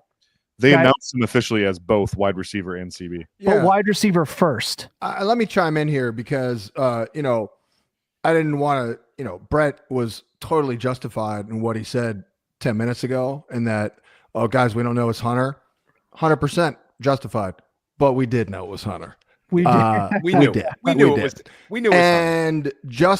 And it's fascinating to me because I was not thinking in these ways, like two-way player, full-time two-way player. I was not thinking it was possible. But based on this capital and this move up, this is 100% going to happen. He is going to be a damn near full-time receiver. And also when you look at their cornerback room, it's not bad. They added Jordan Lewis, who's a pretty good nickel. Tyson Campbell used to, 2 years ago was a fucking shutdown. Oh, sorry. He was a shutdown guy. I guess we can't curse. And Monteric Brown, I guess he got beat up a little bit, but that's not a bad corner room. So I think he's going to be a full-time player. The question is, I've learned over the years, like when you're trying to like get an evaluation, right? Like let's look at the organization. Are you betting on this working based on the Jaguar history of the last 10 years? I say no.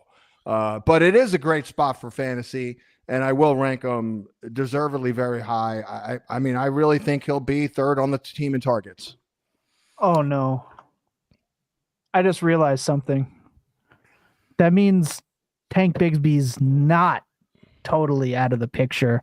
Let's pray they draft a running back in round 3. Here we go. Yeah, I think that the running back situation in Jacksonville is going to be very fluid.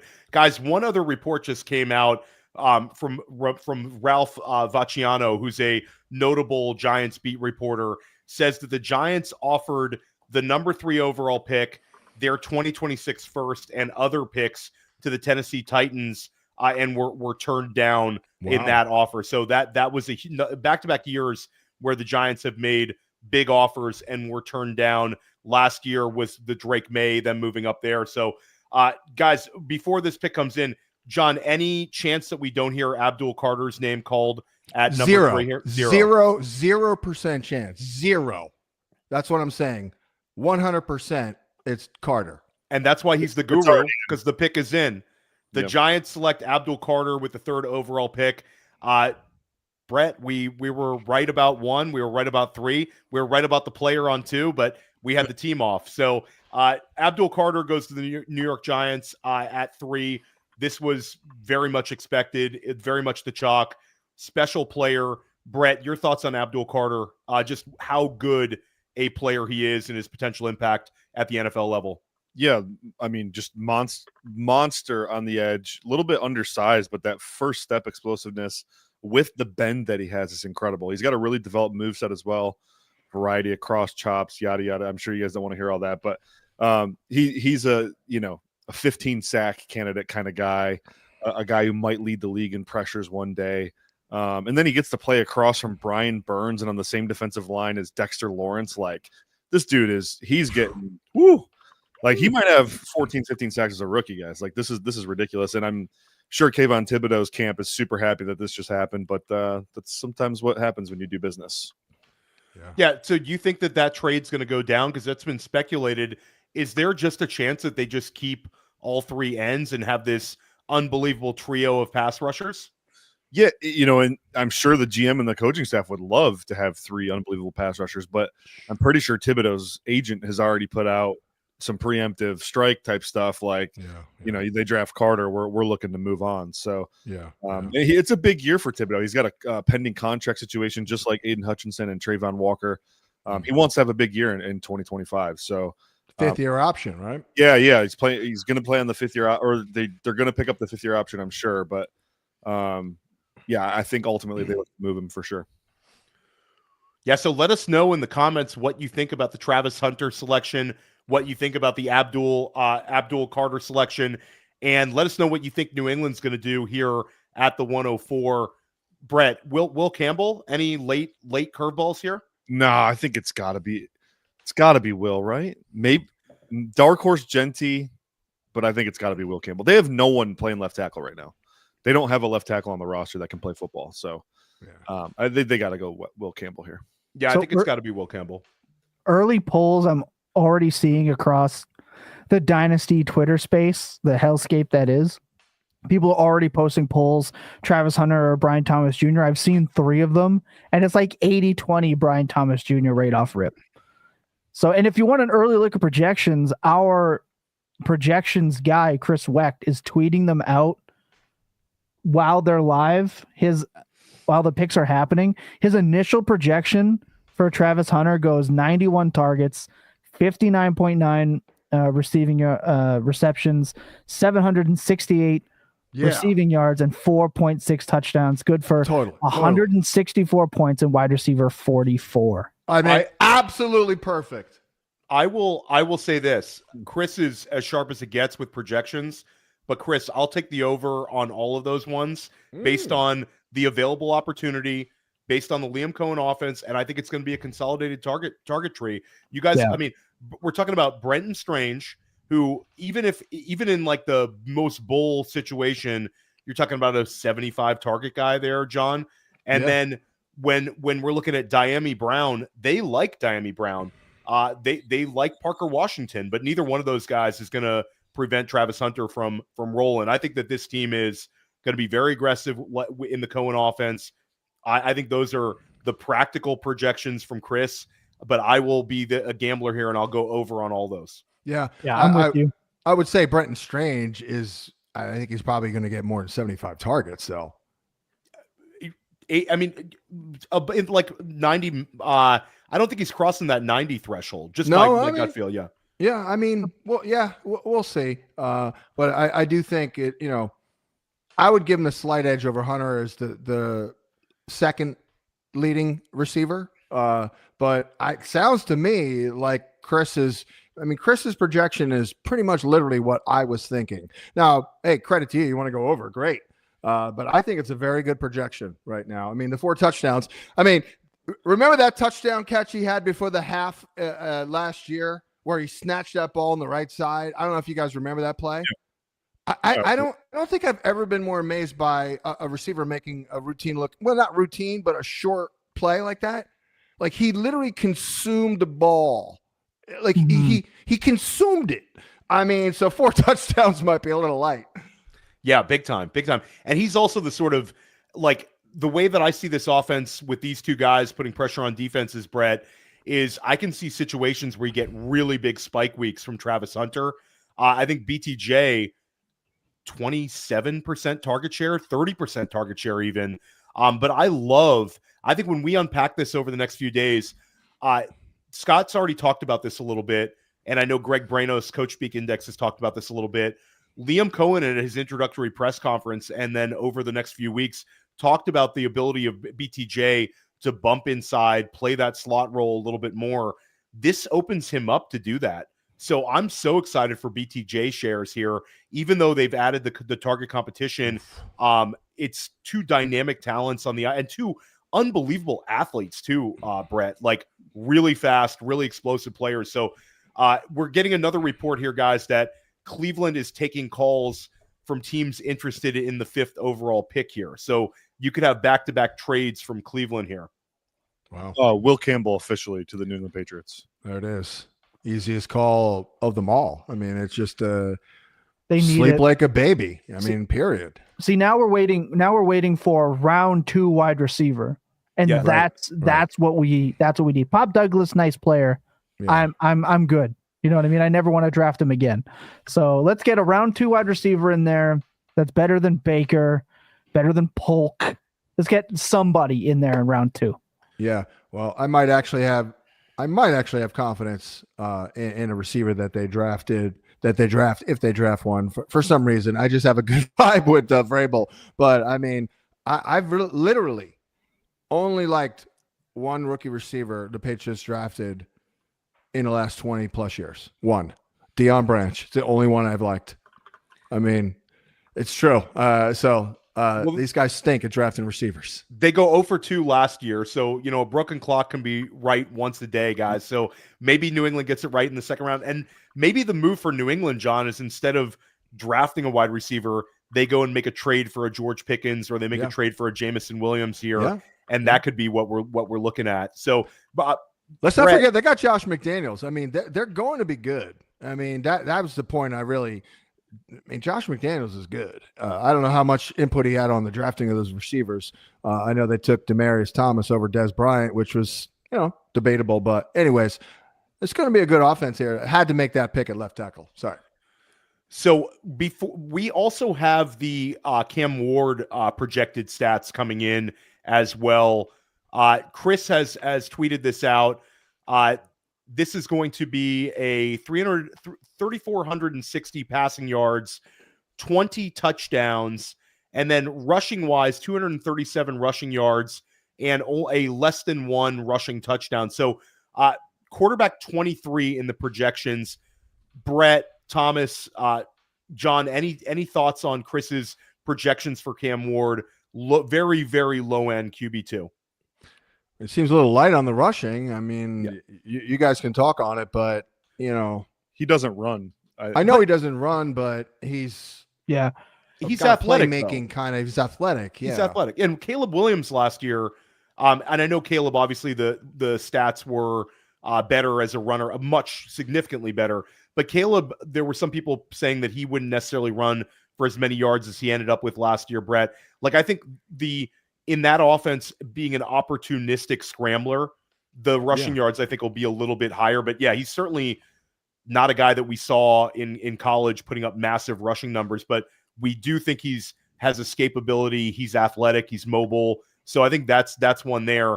And Tennessee's another team where, Brett, New England and Tennessee, based on these 2 picks, for fantasy viewers, which most of you are fantasy viewers watching us here at Fantasy Points, those are 2 picks that we have circled in ink at the beginning of the second round for wide receiver landing spots. True. I will say with Caleb, by the way, he's exponentially more athletic than Cam Ward, though. Like he had like 28 or 29 rushing touchdowns in college. Like he had a 450-yard rushing yard season. So I think like they're a little bit different in that regard. I wouldn't think Ward is going to be a big time runner by any means. I think if the escapability and movement, like Baker Mayfield level rushing, like 300 yards, 330, it's going to be the touchdowns. Does he fall forward a couple of times? Because a quarterback who's more of I refer to them as pylons. If the pylon quarterback falls into the end zone 2-3 times accidentally, that is enough to like push you up a couple of spots past other pylon quarterbacks. I think that's what he needs. I'll say this is great for the running backs too, right? Like this is, if you're a manager with Tony Pollard right now, or if you're someone that likes Spears, like this is good news. Rookie quarterback, not a known scrambler, check down opportunities, offense not being under Will Levis. This is not bad for a couple of running backs that are already in the league, assuming Tennessee's not drafting one in the next couple of rounds. And that's a big assumption, I think, with this draft class. So, yeah, for me, I just worry about that backfield where Tony Pollard came out the gates very, very strong, and then Tyjae Spears played very well to end the season. Does it come out with a little bit more of a split than we saw at the beginning of last year? That's just a little bit more of a fear that I would have, especially to protect your rookie quarterback, getting a little bit more running back centric. Both those guys also have the overlapping skill sets. So I worry a little bit about that there. But I think, there's going to be more opportunities. Maybe the offense is definitely going to be more efficient than we saw last year in year 1 of the Brian Callahan era. Brett Whitefield, the pick is in. Yeah. And the Cleveland Browns have selected a Brett Whitefield favorite, one of the best interior linemen, a true disruptor, Mason Graham from Michigan. Let's go. I love this pick. They picked up all those. They picked up a first-round pick next year, and they get, like, Brett, is it very simplistic to say that the Michigan upset of Ohio State this year does not happen if Mason Graham is not on the field? 100. Mason Graham and Kenneth Grant ruined Ohio State's entire game plan by themselves. This is probably one of my favorite things that's happened in the draft in the last 10 years. Trading back to get the capital that the Browns got and still getting a blue chip player is incredible. There were 3 blue chip players in this draft: Travis Hunter, Abdul Carter, and Mason Graham. And the Browns get, like an extra first-round pick, an extra third, and a bunch of change, and they still get a blue chip guy. That is ridiculous value. Definitely, it's going to be hard to top that for any team in this draft so far. Yeah, miserable. Yeah. This is one where Cleveland, tomorrow morning, there's going to be a big old A next to Cleveland and all the draft grades based on the haul that they got to move from 2 to 5. And then they get a player like Mason Graham, a big culture guy too. And this is already a defensive line that is strong. And now they add this sort of level of player on the interior. I love this one. It's not one where we projected this. And I think the Browns did a very good job of sort of hiding their enthusiasm for Mason Graham throughout the process. Yeah. But I love everything about this pick. Graham was probably one of my favorite defenders in this entire draft class. And Brett, one we've been super high on, for a couple weeks here. In hindsight, it kind of looks obvious, although we didn't predict the trade back. But look at their depth chart at defensive tackle; it's horrendous. So, adding Mason Graham obviously just makes a ton of sense. It makes you wonder if they had to stick and pick, if they would have gone Mason Graham. And John Hansen, you're going to get your wish here. Is Vegas going to end up taking Genty here? It's a no-brainer almost, right? I mean, it really is. I mean, Pete Carroll is not getting any younger, and he's not changing his ways. And you have Geno Smith, so you need a foundational player in the backfield. They have arguably the worst running back room in the league. Boom. And it's not the most efficient pick. They're not ready to really go over the top, but he'll give them an immediate identity, and it'll fit right with Pete. And of course, Chip will be fine with it, I'm sure. And I would be absolutely stunned if Genty is not the pick here. Me as well. I think it would be after all the steam throughout the process here, Brett. Would you be shocked if this is a Kelvin Banks, a Membu ahead of Genty? I feel like it has to be Genty here. Yeah, it feels that way. It seems like the chalk has kind of happened so far. So Genty's next up for sure.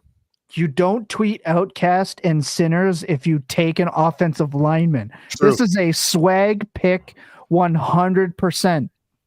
Genty rolled up, I think, in Crocs. Like, this dude is ready to roll. He is Pete Carroll's guy. It has to happen. You don't tweet like that if you make a boring pick. You can't do it. They were Crocs with Swarovski crystals on them. They were like, they were the most blinged out Crocs you could even 101. Even imagine.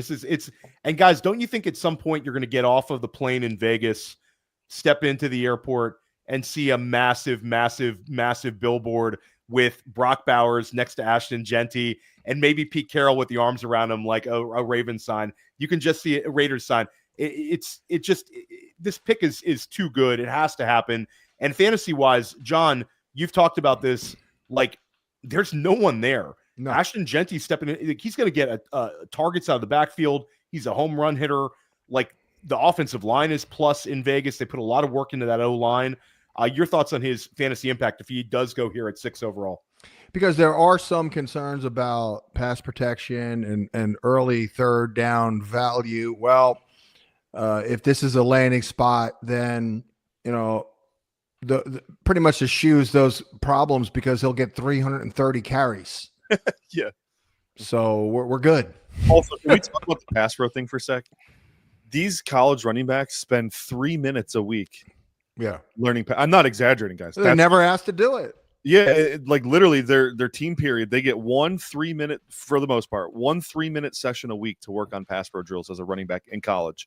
The NFL, that totally flips. Ashton Genty has never been taught how to do pass pro. And guys, the pick is in. The pick is in. Fantasy managers everywhere rejoice. Ashton Genty goes 6 overall to the Las Vegas Raiders. The guru was right once again. Brett, sorry to cut you off there. Keep going. I was just gonna say he's never been formally taught how to handle pass pro duties. It's the first thing they're gonna work on in spring ball here. So I'm really not worried about it. They have no one else on the roster. He's gonna play every third down they can get him on the field for. So whatever. Can we also talk about how, like, for a running back, you don't have to be an elite pass block. You have to be a chip and release capable pass blocker. If they really want you on the field and they really want to get you targets, you don't have to stand in there and meet these guys head on for the full, 2 seconds. And I think that's something that people kind of lose, and they can get better over time. But if you're in there to chip and release, that's all you got to do in pass blocking sometimes. Yeah, it's a willing thing. I always write it up as like, I need you to be willing. And then you have to learn the brain part of it, which is like, your reads. You have to learn the reads. When you're on a duel, how do you cycle inside out? That's it. I don't need you to be like an offensive tackle and pass pro as a running back. I just need you to be willing to stick your face in a fan once in a while, get your hands dirty, and that'll endear you to your coach. He'll throw you out there, and that's really all that matters. How about this for a projection? 325 carries, 1,921 yards, 21 targets, 19 catches, 193 receiving yards, 2 touchdowns, and 16 rushing touchdowns. That was just Derrick Henry last year. Okay, 1900. What? Well, Yeah, that'd be wild. I will just say with the Browns stacking their interior, I am so sad. Like that sucks as a Ravens fan to see them get better. I want bad teams to stay bad, especially if they're in my division. So that kind of sucks. But this Genty thing is dope, man. Like we have a locked in 101 and 102 now, in my opinion. To me, I don't think it doesn't matter where the running backs go. I'm still going Hunter, right? 1-1-2. I think I just can't see him. I can't see him getting traded for that much and not playing mainly wide receiver. I can't. Yeah, and Thomas and the Dynasty Points crew and myself are going to be doing a Dynasty rookie mock draft on day 3. We're doing it before even the draft is over. We're gonna drop absolute fire. How many rounds are we doing, Thomas? We'll work that through. Look. We 2, don't 3? skip out. No, 4. not at all. We got to do 4. Come on. And we're going to have to move on from Genty soon because the next pick's going to be in. But, Brett, I love telling this story. Bruce Feldman's Freaks List, which is always one of the highlights of the summer to read about some of the most athletic players. Ashton Genty was squatted 605 pounds. And the only reason that number was static and never went up is the Boise State strength and conditioning coaches did not allow him to put more weight on the bar. So this is a guy who is incredibly compact. He's fantastic at breaking tackles. Pass pro is not going to be a problem for him. He's a complete package, and we can unpack it, I'm sure, over the next few weeks, dynasty values and where we're taking these guys, Thomas, in startups. But Ashton Genty is a top 3 running back in dynasty, period, without even playing an NFL down. G. Gibbs, Robinson, Genty. There you go. Unbelievable player there. Yeah, that's a good point. Unquestionable. What are we Number thinking 3 here at the 7th pick here? New York Jets, OTC. John, are you thinking this is Tyler Warren, or are we thinking this is an offensive lineman? I mean, I would give him credit. I would probably give him credit if they took an offensive lineman. I know it's boring, but it all starts there, as we know. I'm gonna go tight end here. I think that's chalky, right? It's been chalky so far. So let's go tight end. Brett, your Warren. thoughts? I'm gonna say Jalon Walker. Yeah, that's I got a feeling. Walker's that guy where it screams Aaron Glenn fit. We talked about Tyler Warren, we talked about Membu, but Walker I think is a wild card here. And don't say we're not closing the door on Kelvin Banks. I think this is like the big question mark pick for the rest of the top 10 for me personally is the Jets. Membao should be in play because they don't have a good right tackle right now, and Membao is a natural right tackle. We've heard work ethic concerns with Membao, right? That doesn't jive with Aaron Glenn to Very me. young though, No. younger guy, one of the younger offensive lineman prospects in the class. So I don't know, not to make excuses for him. We never like hearing that, but Membu's a beast. He's an absolute unit. Just specific to Aaron Glenn though, like. Could you imagine the Lions taking a player that had work ethic? I just don't see it. I don't see Glenn. If they're real, they may have vetted the situation and found out, when you look at the guy, you would never think he has work ethic concerns. No. He's 340 pounds and looks like a slab of granite. It's, he's pretty yoked. So, but you look at the rest of the receiving core here, it's absolute skank. I mean, beyond Garrett Wilson, it's pretty bad. Ruckert hasn't done much. Lazard, Josh Reynolds. I mean, come on. Malachi Corley breakout season, baby. So maybe a tight end, like you said, John, or even Tet. Maybe they get in the Tet. Yeah. Tyler Warren landing here would be great for Tyler Warren because, like you said, John, it's a clear path. It's 110 target potential right away as a rookie, and then you have to wonder: do they try to utilize him in that? Looks like Brett was right. You nailed it. Oh, Brett. It's in. It's Walker. Just give it a second. I got it. It's Armand Membo.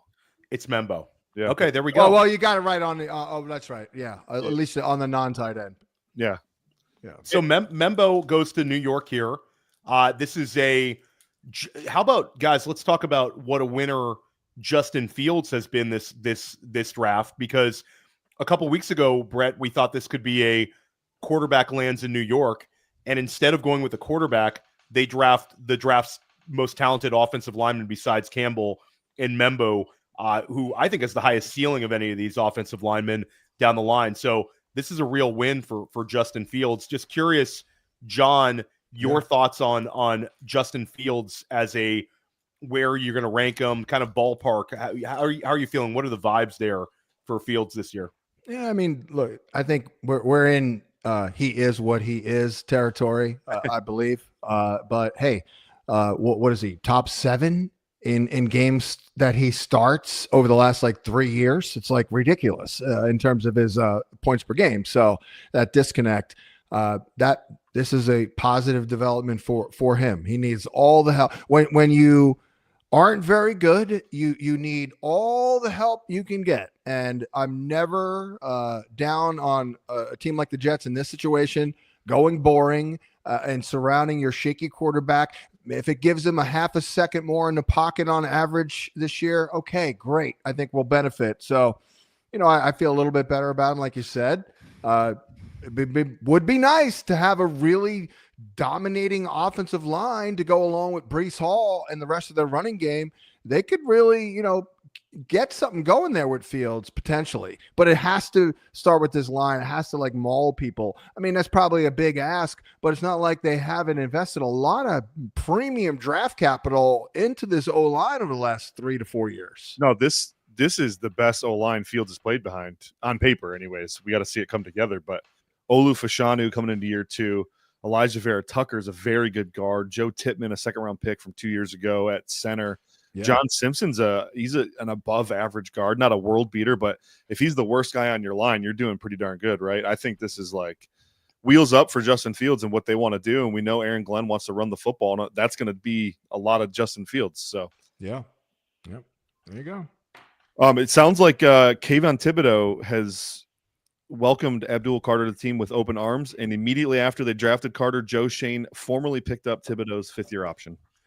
Whoa! I mean, that's a problem for the and you talk about how are you going to go up against the Philadelphia Eagles and the Washington Commanders and these top-notch offenses like your Detroit Lions? Mm-hmm. Let's just have 3 absolute studs on the edge and put pressure on these quarterbacks. It's sort of like old school Bill Parcells Giants teams thinking, but it's sort of like, how do you compensate for a lack of quarterback? Let's have some absolute dudes on the defensive line.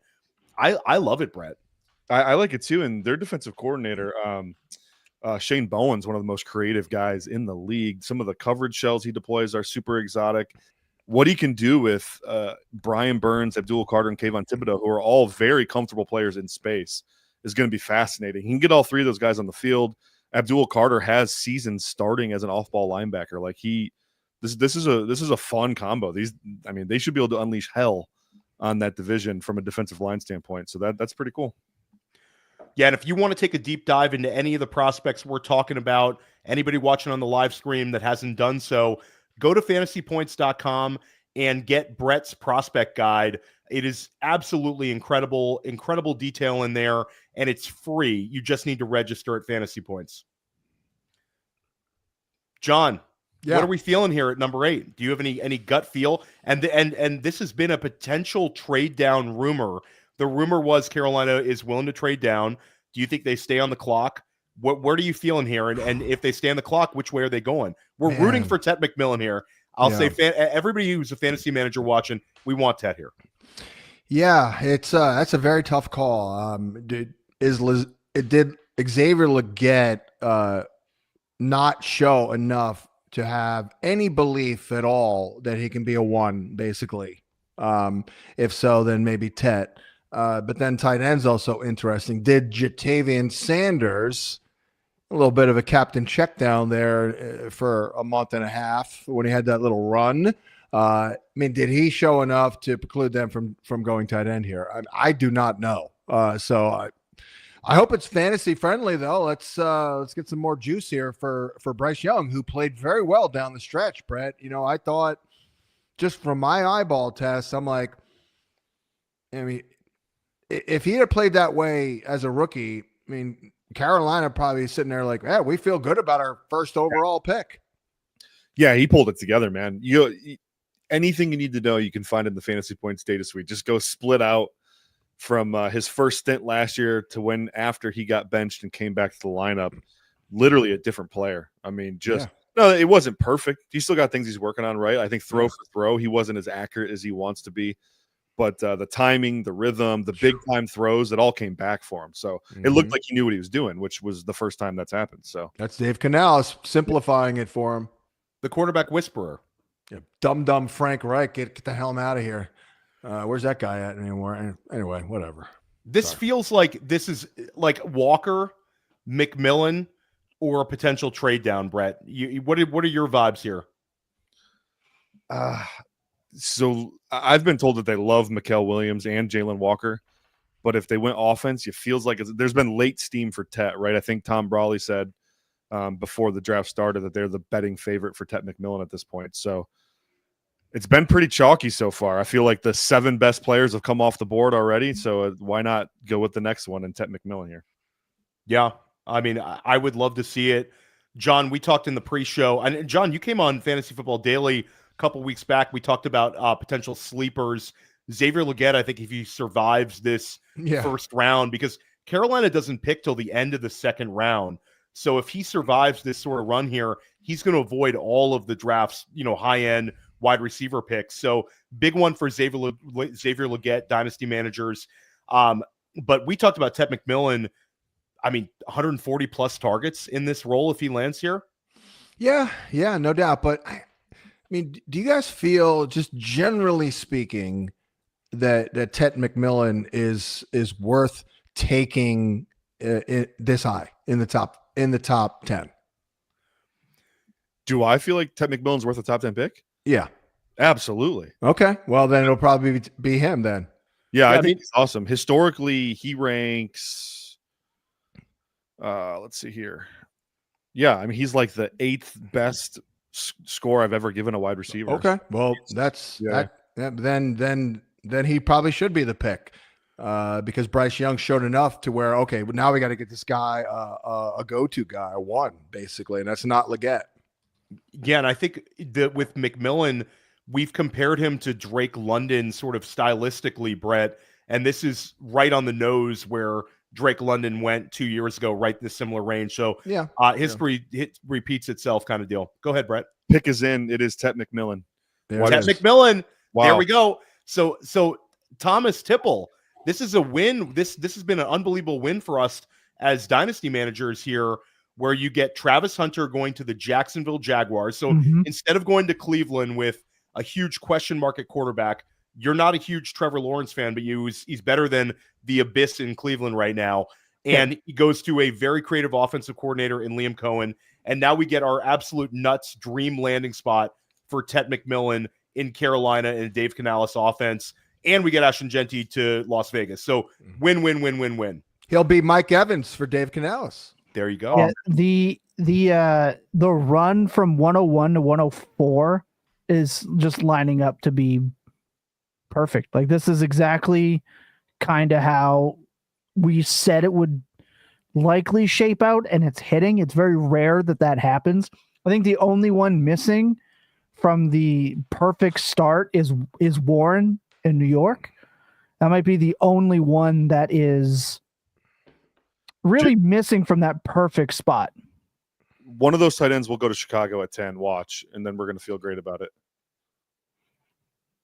Yeah. Yeah, I would feel really good about that too. I want to double back. I want to double back to Genty. I want to hear something kind of insane. With the 6th overall pick, he's guaranteed a contract of roughly $32 million. This is I'm going to get to the projections in a second here. He's the 2nd highest paid NFL running back in terms of guaranteed money. Yeah. Saquon Barkley only beats him out by $100,000. That's crazy, bro. This is why when I talk about the running backs don't matter thing, and it's dumb to take a running back, this is what I'm talking about. It has nothing to do with hating the player or thinking running backs can't make an impact. It's that there is zero surplus value. The day Ashton Genty went 6th overall, he became the second highest paid running back in the league. If you were to take like Abdul Carter is like the 41st highest paid edge defender. Wow. And so you're getting so much more value out of that first contract. It's unbelievable. Genty's expectations are if he doesn't perform at a top 2 level now, it wasn't a good pick. You're not leaving yourself with many outs as a team to do that. And that's why I don't like taking running backs so high. It has nothing to do with me, some weird hatred for running backs. It's just from a team building standpoint, it's not smart. Yeah, even your 5 years of cost control is not even ideal in that regard. That's why the 5th-year option for a quarterback is so important. But because we have Chris Wecht on staff and he is the GOAT, he does have Genty projections. Trey, if you can, there we go. 260 attempts, 1,262 rushing yards, 9.5 rushing touchdowns with 56 targets, 40, we'll call it 48 receptions, 389 receiving yards, and 2 receiving touchdowns would be good for RB6, 278.9 PPR points. That is really, really good. And if I'm not mistaken, that is right on par, if not better than Bijan's rookie year. I'm going to look that up right now. Yes, Probably is. Bijan had 246.3 PPR points in his rookie year. I'd probably go a little higher than RB6, quite frankly. Yeah. Now let's just talk season long, regular old straight up fantasy.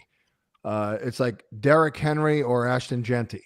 Derrick Henry is almost old enough to be Genty's dad. Are you taking him? Who are you taking? I would have to go. I'm going to go with the young guy every time there. So I would take Genty over Henry, over McCaffrey. All of them. Yeah. I mean, I'd think about it for a moment with Breece Hall. Seeing how things go, but what about Thomas Barkley? I'd take Barkley. Like if it's redraft, I would take Barkley for sure. I would take Barkley. Yeah, that's a unique situation. He's where, number 1 in redraft for me until he's not. But if you want to look at his dynasty cost for Genty, he's already going at the 201 in Superflex startups.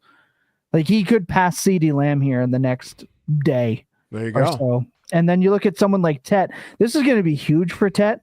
He is going at wide receiver 16. He's going after Rice, A.J. Brown, Garrett Wilson, JSN. Why Marvin Harrison Jr. is still wide receiver 11, I don't know. Get help. But I think he's going to settle in right after Ladd. I think he'll pass all those guys. Tet wide receiver 16 going the 39th overall pick according to Dynasty Data Lab. He's going to jump. And then you look at someone like Hunter, he is just going to astronomically jump. He is getting drafted like here's a fun tidbit. Insane low. Tet McMillan. The Panthers, I guess, had multiple trade offers on the table to move up to 8, and they said no thank you to take Tet McMillan. So that's a big flag plant there, which I like to see from a guy that I love. Yeah, sure. And he'll slide right in. I mean, he'll slide right in. No question. Yeah. I think it's good for him that he has Thielen. To me, when I thought of Tet, I didn't think walking in day 1 being the alpha for him was, I think, like a week 8 or 9 situation kind of for him, especially with that offense. Like, Bryce Young played well towards the end, a lot of rushing, right? A lot of rushing touchdowns really helped boost that profile with him and very good matchups as well. Matchups he should have smashed. I think what helped Bryce Young more than his rushing was the clip of him turning his back when he threw the touchdown. That has probably boosted his ADP alone. It was so awesome. He turned his back and still completed the ball. Yeah, he did the Lamar Jackson where he was already celebrating, and like that image sticks in players' minds. I think he's going to be good. I think it might justify Bryce Young's current price, but Tet's going to move up. The only thing that could hold him back is people's opinions of Bryce. But wide receiver 16 right now, as of April 1st to now, he'll pass. I think he'll even pass guys like JSN probably. He'll probably settle right in at wide receiver 11 in Dynasty by the time it's all said and done. That's my guess. Who's in the better spot? Tet with Bryce Young or Drake London with Penix? I would take Drake London. Okay. Right. Just because I think Drake London's just better. I think he makes the situation even better. And I'll say, like, for all the memes about Penix, he made some, like, the last couple of games, Drake London should have had like 450 yards alone, but Penix missed him a couple of times. There were some throws to the sideline. That Saints are not going to take a quarterback, by the way.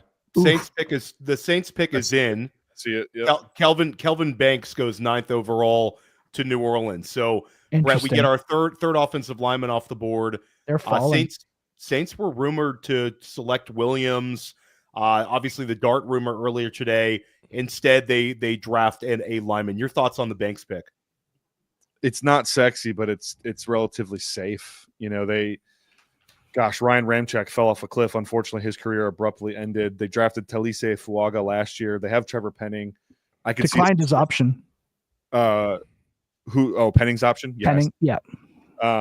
So I could see a situation where Banks plays guard this year, left guard. I think they have Dylan Raduns as their current de facto starter at left guard. So Banks slides in, learns how to play tackle. Fuaga's got left side, right side versatility, and then eventually you figure it out, get your best 5 on the field. But I like this. I think when in doubt, you want to use premium picks on premium positions. So going offensive line is a good one. And Brett, if they and they're not known for doing this, but should they see a need, and Derek Carr's future is very much up in the air, let's trade freaking back in and get Dart. And now you got a lot of pedigree on this offensive line. You got Ruiz as well here as well. So they have some talent on the O line. Like that could be a good situation there if we come out with Dart. Yeah, they have a history of being very aggressive. Mickey Loomis does. I think, Marcus Davenport, they gave up the farm to come up and get him. And didn't they trade up for Chris Olave too? Yes. They always not for trade up. quarterbacks, but in general they do. Yeah.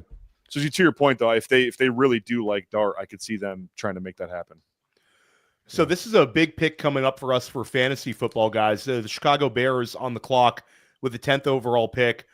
This could be the Tyler Warren or Colston Loveland pick that we've been waiting for. And I think that Banks pick sort of puts the pressure there because that was sort of the alternate. Does Chicago go with one of these linemen? Wow. Banks off the board, Membu off the board. I think it's going to be a tight end here, guys. Brett, are you feeling that? I've been feeling it. I've been mocking him Tyler Warren all off season. Then I had a little birdie tell me that they actually like Loveland a little better. I don't know. Sometimes sources are bad. So I'll say one of the two, Warren or Loveland for sure. And then can I just say, what if Dallas goes tight end? And what if we're thinking they're going to go receiver? And what if they just stack up a tight end in Dallas? We've talked about they that. could. Yeah. That's an upgrade over Ferguson, no doubt. Oh God, Massive upgrade. Yeah, I mean, Brett and I talked about that a few times where Tyler Warren would be an unbelievable fit in Dallas, and you get your number 2 pass catcher in a cheaper way because of the tight end contracts down the road, or even with the Trey McBride deal, you're still not equaling what the top Ted McMillan would have gotten. So I would love that. I mean, maybe we potentially see Matthew Golden at 12, or we could potentially see a shock pick like an Amarian Hampton or a tight end now with Ted off the board for Dallas. I don't think tight end though. I mean, I could be wrong, but I know there's an out with Cole Kmet, but I know Cole Kmet's boring, but not a bum. So I think I'd like to see him go in another direction than tight end. Schottenheimer also has talked up edge rusher as a pick that he really, really likes. He has a propensity to want edge rushers, thinks they affect an NFL game. And that's sort of been brushed aside. But when Greg Branos came on to Fantasy Football Daily with me, actually, did he come on School of Scott with me? I can't even keep track here. Greg came on and crushed it. Make sure you're subscribing to both of those podcasts, as well as Dynasty Life and Dynasty Points. But Greg came on and talked about how he liked the value in betting Chicago drafting an edge rusher just because you're getting great value there based on the coach speak. So we'll see. But we're waiting on this Bears pick. This is a big one for us in fantasy football. Thomas Tipple will not be grossed out by that one if one of his tight ends goes here. And we have not at all. Chris Weck's projections for Ted McMillan: 68 receptions, 832 receiving yards, and a little bit under 6 receiving touchdowns. Wide receiver 35 on the season. Your thoughts on that, John?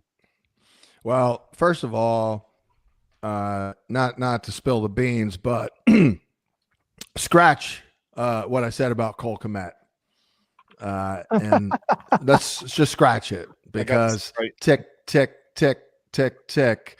The Bears went skill and they went with tight end. So We like it. Yep. We like it. Colson Loveland is the pick. Wow. Loveland over Warren, I think, is the right pick. Warren. Wow. Okay. Well, we had on Dynasty Points, we had Max Toscano on, and he had it that way as well. He was Loveland over Warren. A couple of our next guest, Jacob, I believe, was also the same way. It is, I think it's a great pick, and we can finally be done with Cole Kmet. Like, finally be done. We are. Yeah. We It's can be over. done. Cole Kmet is officially dust. And Dust. Colston Loveland in this Sam Laporta role is really, really exciting. I know that there'll be some detractors who will push back and say DJ Moore, Roma Dunze, Loveland's sort of on track to be the number 3 target. But at the end of the day, this is a guy whose role can grow. He's a younger player, unbelievable route runner, unbelievable athlete, really is going to control the middle of the field. And Brett, this is a great pick for Caleb Williams dynasty managers. Yeah, it's awesome. My working comp for Colson Loveland was Sam Laporta. Go figure. Ben Johnson is the guy to draft him here at 10 overall. I'm ecstatic for this. This is awesome. So I'm going to hate as a Lions fan having to play Colson Loveland's ass, twice a year, but it is what it is here. So I'm going to step aside for Jacob, but yeah, I mean, plenty of time to talk about whether or not Caleb Williams can support 3 elite receivers. Basically, I do have some questions about that, but I'll catch you guys on the flip side. sounds good. John is back with us in 2 hours, guys. So, if you enjoyed spending time with John like I did, he'll be back in 2 hours. As Jacob pops in here, there's no better point to point out that Caleb Williams won't even have 3 elite wide receivers because Roma Dunze is on that team. He's only got to worry about DJ Moore and Loveland. No, So I think it's the opposite, man. I'm going the opposite way, man. DJ Moore looked completely disinterested last year. I'm not buying into that vortex. I'm cautiously optimistic on Rome. Obviously, I think anyone who's familiar with me at all knows how I feel about Colson Loveland, which is extremely emphatic. So I'm going to be very in on that. That's for sure. We have another pick, and then we'll get back to Jacob's thoughts on all of these picks. But the 49ers select Mykel Williams, the defensive end out of Georgia, with the 11th overall pick. Yeah. Really good value there. Brett, before we get back to Jacob, unpack the Williams selection. What a pick. Yeah, I'm a little lower on Mykel than consensus. I think he's still a top 30 player for me, but when I'm drafting edge defenders, I like guys that can actually beat offensive tackles as a pass rusher. There's almost no tape of Mykel doing that. All of his high-level pass rush wins are in reduced alignments or 3 technique or stand-up blitzer in the A-gap. Not, again, fine player, fine profile. I thought he was a back end of the first kind of caliber guy, though. So a little early, but you know what? The 49ers pretty much, they have a very unique approach to defensive line, and if Robert Saleh's signing off on it, he's probably pretty good. So we'll just go ahead and defer to them on that one. Where does he rank in your IDP rankings, Jacob? Because I know you've got those locked in. Yeah, let me just find those. I don't know where I put them. I'm not sure. Oh, sorry, on the spot. That's my bad. Yeah. No, so obviously. get back to your Loveland take. So basically, we talked about, we've talked about with both of these tight ends in the pre-show. In fantasy football, we want to see tight ends in situations where they're the number 1 or number 2 target in the passing game. That usually leads to the best possible fantasy outcomes. So your sort of take here is this could be a fast track situation where Loveland in 2026 could potentially be right there for the focal point of the offense, Jacob? I don't know why I would limit that to 2026. But sure. Yeah, I guess. I think Loveland's pretty special. I think he's super versatile. I think he's, the one difference of opinion I have with Max is Max was of the view that Loveland should be the fantasy tight end 1, but he had Warren as real life tight end 1. I think Loveland should be the fantasy and real life tight end 1. I'm confident that he's a good enough blocker that you can be credible lining him up in line. And I think that's really what ultimately matters the most is, can you be credible to where the defense has to match you like you're going to run when you put him in line? And I think a team can. And we've seen the Lions, frankly, develop, at least I think, and by his reputation at the time, a worse college blocking prospect at tight end in Laporta. And as a receiver, I think Loveland's fantastic. His raw production's pretty low, but a lot of that's because he played at a really run-heavy Michigan offense. And especially this last year, they had like 5 different quarterbacks, none of whom could throw them the ball, but completely dominated the production as a percentage of what that team was able to do. And when you watch him, I mean, he can do it from a Y alignment. He can do it against corners. He's a really sound route runner. He's got speed. I think he's a really phenomenal prospect. So I don't know how I would rank it. I think it's going to get kind of jumbled. Like, to me, it's going to be him and Moore and Odunze, all kind of alternating games, maybe as early as the back half of this year. Yeah, definitely interesting. And your thoughts on Rome Odunze for Thomas and for Jacob, where last year he was kind of slow out the gate. What are your thoughts on him in the Ben Johnson offense? There's been everybody's got a strong opinion on this one, and a lot of people are on Rome Odunze breakout year 2. Well, Rome unfortunately, is a really hard player. Oh, sorry. I was just going to say a lot of people are putting that together because of what JSN did. Yeah. But they're taking one and they're going, it can happen here. It's 2 different scenarios. It's 2 different roles. It's 2 different player types. The beauty of JSN was the discount you got because of the porous year 1. You don't get that with Rome right now. Like, he's still carrying quite a bit. Its price has gone down a little bit from where it was early in the offseason. I'm obviously making jokes because me and Ryan on Dynasty Points, myself and Ryan Heath, are very anti-Rome Odunze at cost, whereas Jacob is a bit of the outlier. And as always, Lucas Gilbert is playing both sides of the fence here. But nerds. What's that? I forgot you're a film bro now, Jacob. My bad. Look, I don't know, man. I just think I don't have much of a take on Rome. Like, I'm very uncertain there. I think that there's people that are very stringent in, like, these are what the numbers were, and the numbers were bad, and so this is what I have to do now. And I don't subscribe to that theory. I also think there's a lot of people who had very strong evaluations of him as a prospect and aren't necessarily willing to adjust on that after year 1. I think that's a little bit bad too. So I'm somewhere in between worlds on Rome Odunze. Ultimately, where it comes down to me is, I think that he was a really good prospect. Caleb was also a really good prospect. Neither of them performed very well this year. And so is that going to be... Sorry? Well, Brett okay. I'm going to disagree with Brett on that. Brett, I'm with you. I mean, he's right. He's right so far. He's right so far. And we're going to find out this year with an improved O-line and with Ben Johnson as improved play caller. Are these guys just both coincidentally bust in the same year, or are they going to come together? And I think that someone's going to win out of this offense. Now we add another person into the mix. Part of the interest I've been in Rome is I'm just pretty out on DJ Moore. So I feel like if I'm going to pick a winner, I'd rather pick Rome. Now I'm pretty open to picking Loveland as well as that win. Yeah. I still am so excited about the Loveland landing spot here, guys. It's like the Sam Laporta role, just how good it was in Detroit, and now we get it here in Chicago. We're going to unpack all these dynasty values over the course of the rest of the draft, but definitely one we're excited about. Jacob, any speculation as to what Dallas does here at this upcoming pick at 12 based on the players still on the board? I don't know. I would guess Matthew Golden. It felt like they were probably going to go one of Golden or McMillan, but at this point in time with Ted off the board, I would guess Golden. I wouldn't be that surprised by offensive line though. I'm trying to keep track in my head of which ones are gone. Like who would be the potential offensive line options? Is it Booker? Anyone else? Yeah, I think that I agree with you. I think it's Zabel? probably Golden. I think your initial thought was the correct one. Brett, are you on Golden goes here? I'd rather Warren, baby. Come on. I really don't know who goes here. I'm not saying I would take Golden for the record. I just think it all draft just your season prediction, seemed likely that they were going to take one of McMillan or Golden. So I think they send 12 to Detroit for JMO is what I think. Now we're I talking. don't think they're going to do that. Now we're talking, Brett. Well, we're waiting on the pick here. No, I can't.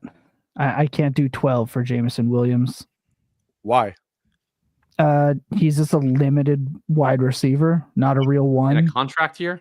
It's contract year. Well, he's got the option year, but then either way, Yeah. you still have to figure that out. For 12, I would just take a slightly worse version of him in Golden.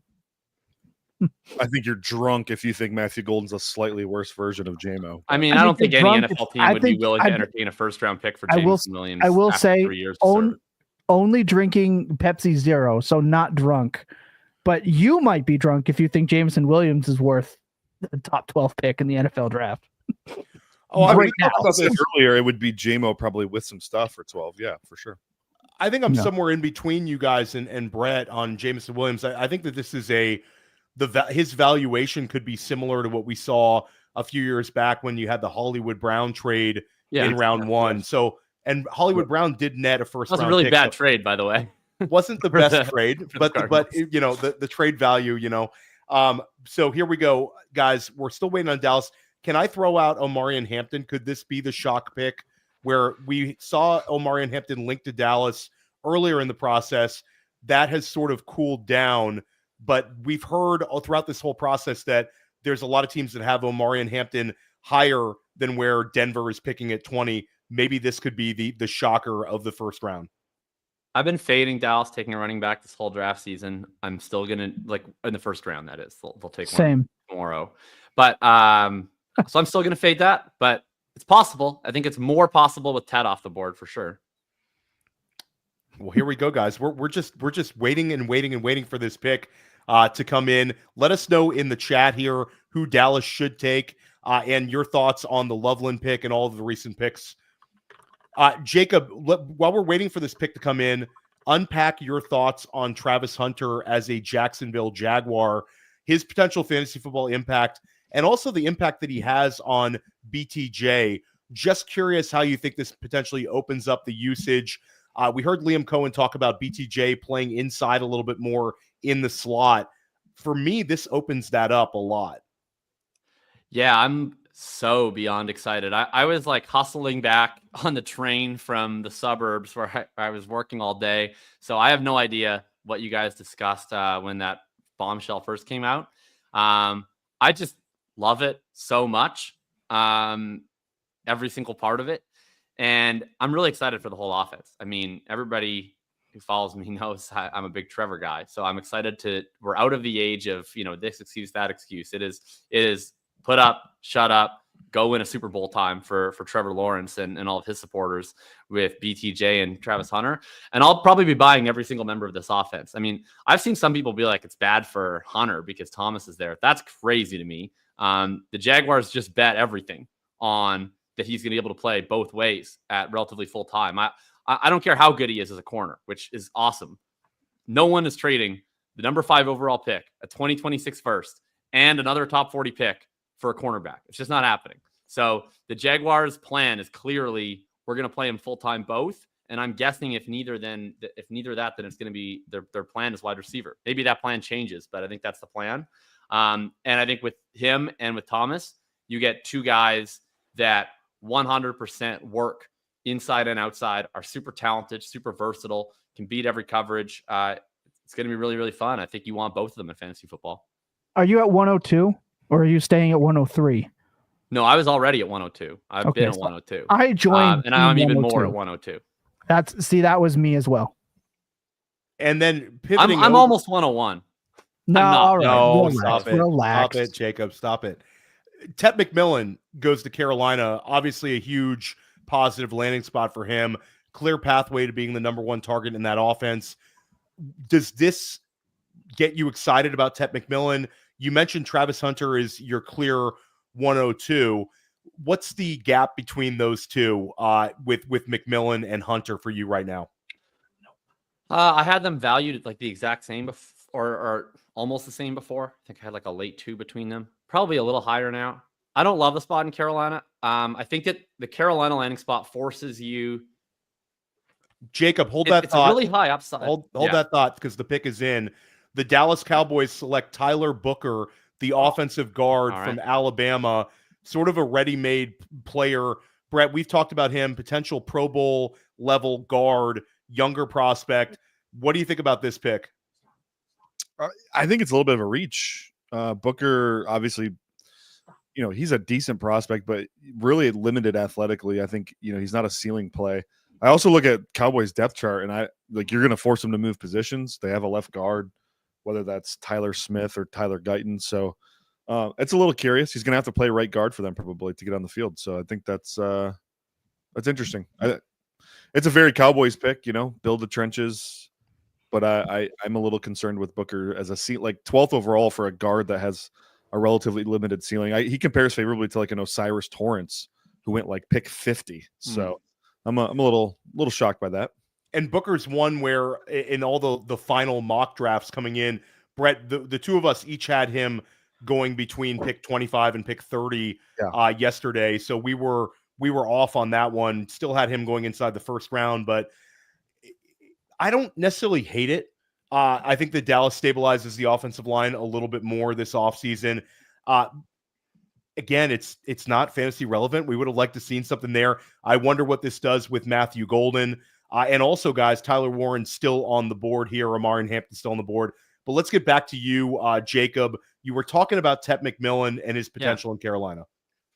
So I think if you're a big Tet McMillan fan, then I think it's a great landing spot, because there's no other player on Carolina who is really going to challenge his status as the alpha there. And with Bryce Young, there's questions about him, but he really improved at the back half of last year. And you're getting a pocket quarterback. So that's a nice scenario. And you're getting a terrible, terrible, terrible, so bad, not good defense that chose to spend the first round pick on offense. So it's a really good situation there for him to be able to take advantage of. If you're not quite as big of a Tet McMillan bull, and you have concerns about his ability to separate downfield, if you think he might be better as an intermediate inside-outside player, then that's where you have a little bit of concern. Because if he had landed in somewhere like Jacksonville or Dallas, where you have a Brian Thomas, you have a CeeDee Lamb, you get that insulation where I think Ted has an ability to hit in multiple different iterations of who he is as a player. In Carolina, the best way I'd put it is that there's absolutely no ceiling to what he could do in Carolina, but the floor is also kind of taken away too, because it's going to be a lot all on him to carry that wide receiver room. So I think it comes down to how much conviction you have in the player and in the evaluation, and it's all out in front of him. No disagreement from me. Excuse me there, guys. I was getting a little mid first round snack there. Yeah. Jacob, Tyler Warren coming up here. Yeah, he's a Colt. in Indianapolis lock, right? It's a lock right here. I would be. I'll put it this way: if the Colts don't take Tyler Warren, assuming that he doesn't go to the Dolphins or via trade up right in front of them, like if he's available at 14 and the Colts don't take him, I will go grab a beer and shotgun it live on air. Great Gray Zabel at 14 would not be the pick you would make. I mean, I think it's possible, but like my read on the Colts was if Warren was there, they were absolutely locked in on that, and if he wasn't there, I thought they would take Loveland, but I was less sure about that. That's when I thought we might get into the Gray Zabel situation. I'm not like, I like Loveland more than Warren, and I'm not frankly that enthused on the idea of the Colts taking a tight end. I'll say who I think I'll say who I would pick if I ran the Colts. Jackson Dart. I don't think that's what they're going to do though. I think they're going to take Tyler Warren. Quick question in the chat for Brett. We heard Jacob's take on Travis Hunter, Tet McMillan. We've heard Thomas talk about the two of those guys as well. Your thoughts on Tet McMillan or Travis Hunter for Dynasty at the wide receiver spot specifically? I'm still rolling with Tet. Yeah. I think he's a better wide receiver prospect than Travis Hunter. So, and then I don't even know for sure he's a full-time receiver in Jacksonville. So until I know that, we can't even really have the conversation. And I just think he's at least going to get the chance, given that what they just paid for him. Like, I know you were bearish on this before. To be a full-time to play full-time both. I can't agree that I know that for sure. No, I'm asking if you think so. No, I don't. I don't think he'll be a full-time both. I never have thought that. I think I know you hadn't before. I just wanted to know if that changed based on like the cost. He was the number one player on my board as a cornerback. So no, I would have taken him with the first overall pick and played him at cornerback. The receiver's just cherry on the top. So yeah, I don't. You think you would trade 5, a 26-1, and pick 36 for Hunter? No, I'm not just the corner. Well, if you think he's the best player in the draft, yeah, that's not unreasonable. I mean, I'm with Jacob and Thomas on this one. The amount that they sent for Travis Hunter, they're going to do something hasn't been seen before, or he's just going to be a full-time wide receiver who plays like dime packages and impacts the game in a slight way on defense. But I think it's an offensive pick. There's way more precedence for a corner to go that high than a wide receiver. I mean, there's never been a corner taken 2, has there?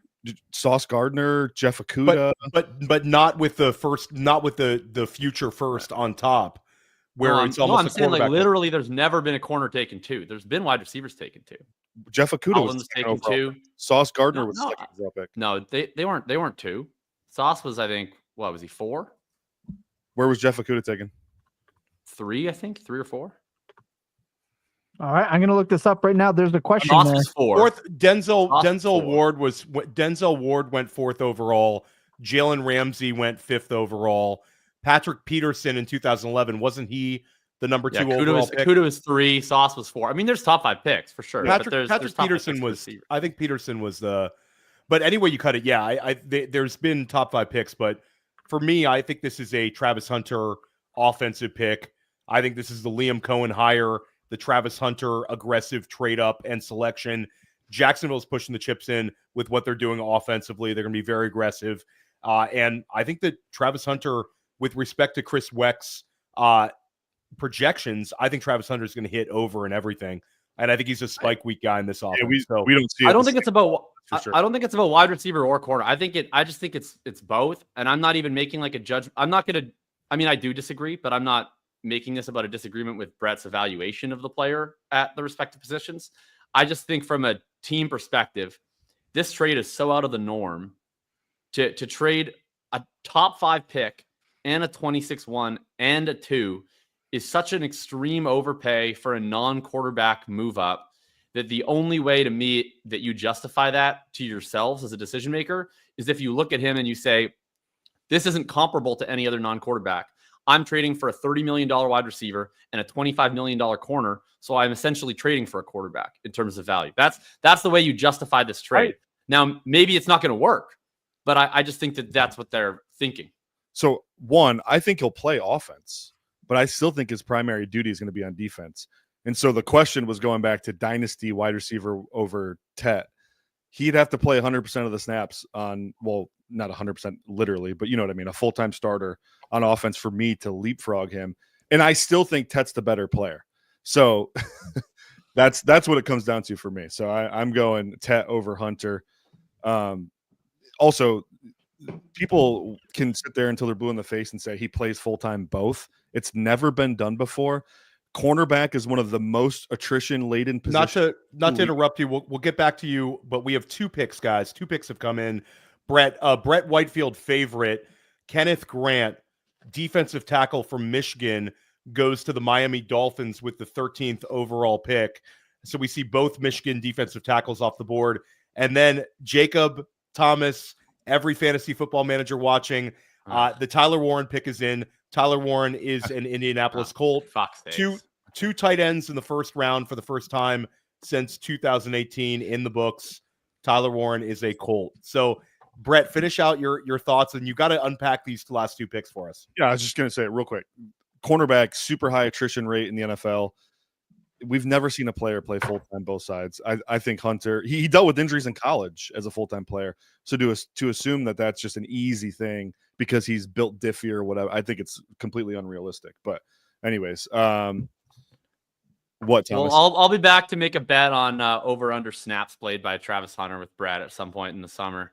Thomas is not Tyler Warren, so we should probably talk about it. I'll give my thoughts on my team's pick quick, and then I think I got to run to another program shortly thereafter. But yeah, I mean, I think everybody knows that this is horrible for fantasy. Your best case scenario for Tyler Warren, if you're a dynasty manager, is probably that AR flames out horribly this year, which isn't, I guess, that long shot of a bet. Everybody gets fired and they get a pocket quarterback next year. But even then, man, it's like this is why I didn't get why everybody was trying to like. This is why I didn't get why the Colts were so insistent on a tight end. It's like I just don't know how they looked at their team last year. And I get that like the Mo Alley Cox shit is ridiculous. The Mo Alley Cox shit is absolutely ridiculous. But I don't understand how they looked at their team and they were like, the number one thing that we're missing is another offensive weapon. It's like, well, we have 4 viable wide receivers that we can't throw to. So I don't know. I would have gone a different direction, but they went the direction they did. And I hope that they're right. I mean, a lot of people think Warren's a blue chip player in this class. I hope that they're correct. So Jacob, let me ask you this. So I'm a firm believer that you got to keep supporting your quarterback ecosystem, no matter whether he's good or bad. And Warren, I describe him as he gives your quarterback a lot of easy button opportunities. He's such a monster after the catch. I look at like Josh Allen was not an accurate passer coming out of college. He struggled his first year in the league. And what did the Bills do? They surrounded him with easy button type players, like legit separators and yards after catch guys. I think that's what this is. And whether we think Richardson's the guy or not doesn't matter. Why have we spent $17 million on Daniel Jones? I don't know. I'm just sick of them talking out of both sides of their mouth, I guess, is what my issue is with the Colts. Well, let's like, make a... To me, it's like they... Yeah. Devil, what are you going to say? Yeah, so I'll say a devil's advocate here, and I know you've got some frustration here. Your Colts fans are a little frustrated here, but when you look at Tyler Warren, you mentioned all the wide receivers. Every wide receiver on the roster is a day 2 pick. All of them. They were all day 2 picks. Josh Downs, I think, would be the guy that we're most comfortable with this year. Adonai didn't hit. Alec Pierce is sort of a big outside threat. I mean, I think fantasy, but a really good NFL player. I know he's like useless in fantasy, but Alec Pierce is like a very helpful player to their team. Yeah. 100%. Yeah. But when you look at Tyler Warren, this is a situation where the quarterback situation, I don't think we need to think just 2025. Down the line, the quarterback could be replaced. And you got a potentially high target earning tight end in a situation where he could be the number 1 pass catcher on the team. So I'm going to treat him the same as I would Thomas. I'm still going to get some access to Tyler Warren in my Dynasty rookie drafts. And if there's sort of a correction here and people push him down, and you'll get a better price. I'll get a much better price. So I'm happy to get a ton of Tyler Warren, a ton of Colston Loveland. I play a lot of FFPC Dynasty. I think both of these guys will get steamed up, but I actually think there'll be a Tyler Warren correction. He was headed very, very highly. If he would have just gone to Chicago with that profile, I think the tight end premium drafters would have been head over heels for Tyler Warren. So I think we're butting heads a little bit on that one, Jacob. It's going to be interesting because, going into drafts, Loveland was less expensive than Warren, and I liked Loveland more. So I was going to just simply draft Loveland in every single draft that I could, and I was probably not going to draft that much of Warren. I'd be very surprised if Loveland isn't the higher ADP option now in Dynasty rookie drafts. You went higher in the real draft, obviously goes to a better landing spot. So I'm interested to see how that shakes out. Everything Brett said makes sense. And you're saying, Theo, I think the biggest thing you can talk yourself into from a Colts perspective, and I think the way you talk yourself into this from a fan's perspective is you're probably hoping A-Rich fails, to be quite honest, because even if A-Rich succeeds, I don't know that he succeeds in a way that's super great for supporting 4 fantasy options. It's probably a lot of running and situational passing. But you talk yourself into it by saying, like, the Colts don't have anyone who can do anything after the catch all that much, right? Like Alec Pierce, a downfield option. Adonai Mitchell's frankly, he's a theoretical wide receiver at this point in time. But I like him. Pittman, not a lot of juice on there. He's a possession guy. And Downs is probably their best after the catch guy, but he's a very different style of after the catch guy. He's a jitterbug. He's not a mauler. Warren is a dude exactly. Yeah. So Warren's a very different element that they don't have, and it's going to help. I just hope they can have someone to facilitate this because it's a fun offense. I do got to run over to a different program here soon, but thanks so much for having me on, and I'll make sure to tune into this tomorrow for sure to see all you guys' takes throughout the night. You'll be back, sure. Jacob? You coming back? I'm coming back tomorrow, and of course I'll be all day on Saturday. Boom, let's go. Yeah, and we'll be doing a Dynasty rookie mock draft with Jacob, Thomas, and the rest of the Dynasty Points crew. That'll be on day 3. Thanks a lot, Jacob, and we will see you tomorrow then. So we got Scott Barrett in the house. Welcome in, Scott. Scott in the house. We're gonna get to Scott in just one second, but Brett, very quickly, Yeah. Unpack the Kenneth Grant selection by Miami. Your thoughts on that fit for him, and the landing spot. Yeah, I mean, this was my Kenneth Grant landing spot very early in the process. I recently came off that for corner, but Kenneth Grant is a top 10 player in this draft. They had basically no one outside of Zach Seiler on the interior of their D line, and Seiler is more of a pass rush first kind of guy. So getting the big hog molly and Kenneth Grant, who I equate to like he's like a Cam Hayward type player. Like he's a physical freak of nature. Guys 340 pounds just don't move like him. So slam dunk pick for Miami. I that's good value to me. Okay, so we got Scott Barrett in the house. Scott, this has been I think a real win. Bird's eye view for you, like fantasy landing spots, several really strong ones. We'll unpack your favorite landing spot, but just general feeling for the night so far, a win for fantasy managers. Oh yeah, for sure. Just about all these are great, honestly. Like Travis Hunter, maybe BTJ's there. Honestly, that's a good thing, but he got the like extra draft capital and the trade up, which is exactly what you wanted to see. I sort of agree with Jacob. I just think he's an absolute freak of nature who can defy all the odds. I mean, we don't have to rehash what we broke down on film versus analytics. Ashton Jeanty, 6th overall pick, Chip Kelly offense, amazing. Tet McMillan, top 10. Remember, I was drooling all last year over Deontay Johnson in the Dave Canales Alpha X Mike Evans role. And he slides right into that. Colston Loveland to the Bears. Brett, I mean, how many excuses does Caleb Williams need? Maybe all of them, but Romo Dunze, DJ Moore, Colston Loveland, that's pretty nice. And then, Tyler Warren's like the one bad one where he wasn't tight end one. And he goes to Anthony Richardson's Colts, which is sort of like a Bermuda Triangle of suck for fantasy receivers. Yeah, unbelievable. And then just head to head, if you're drafting what just happened?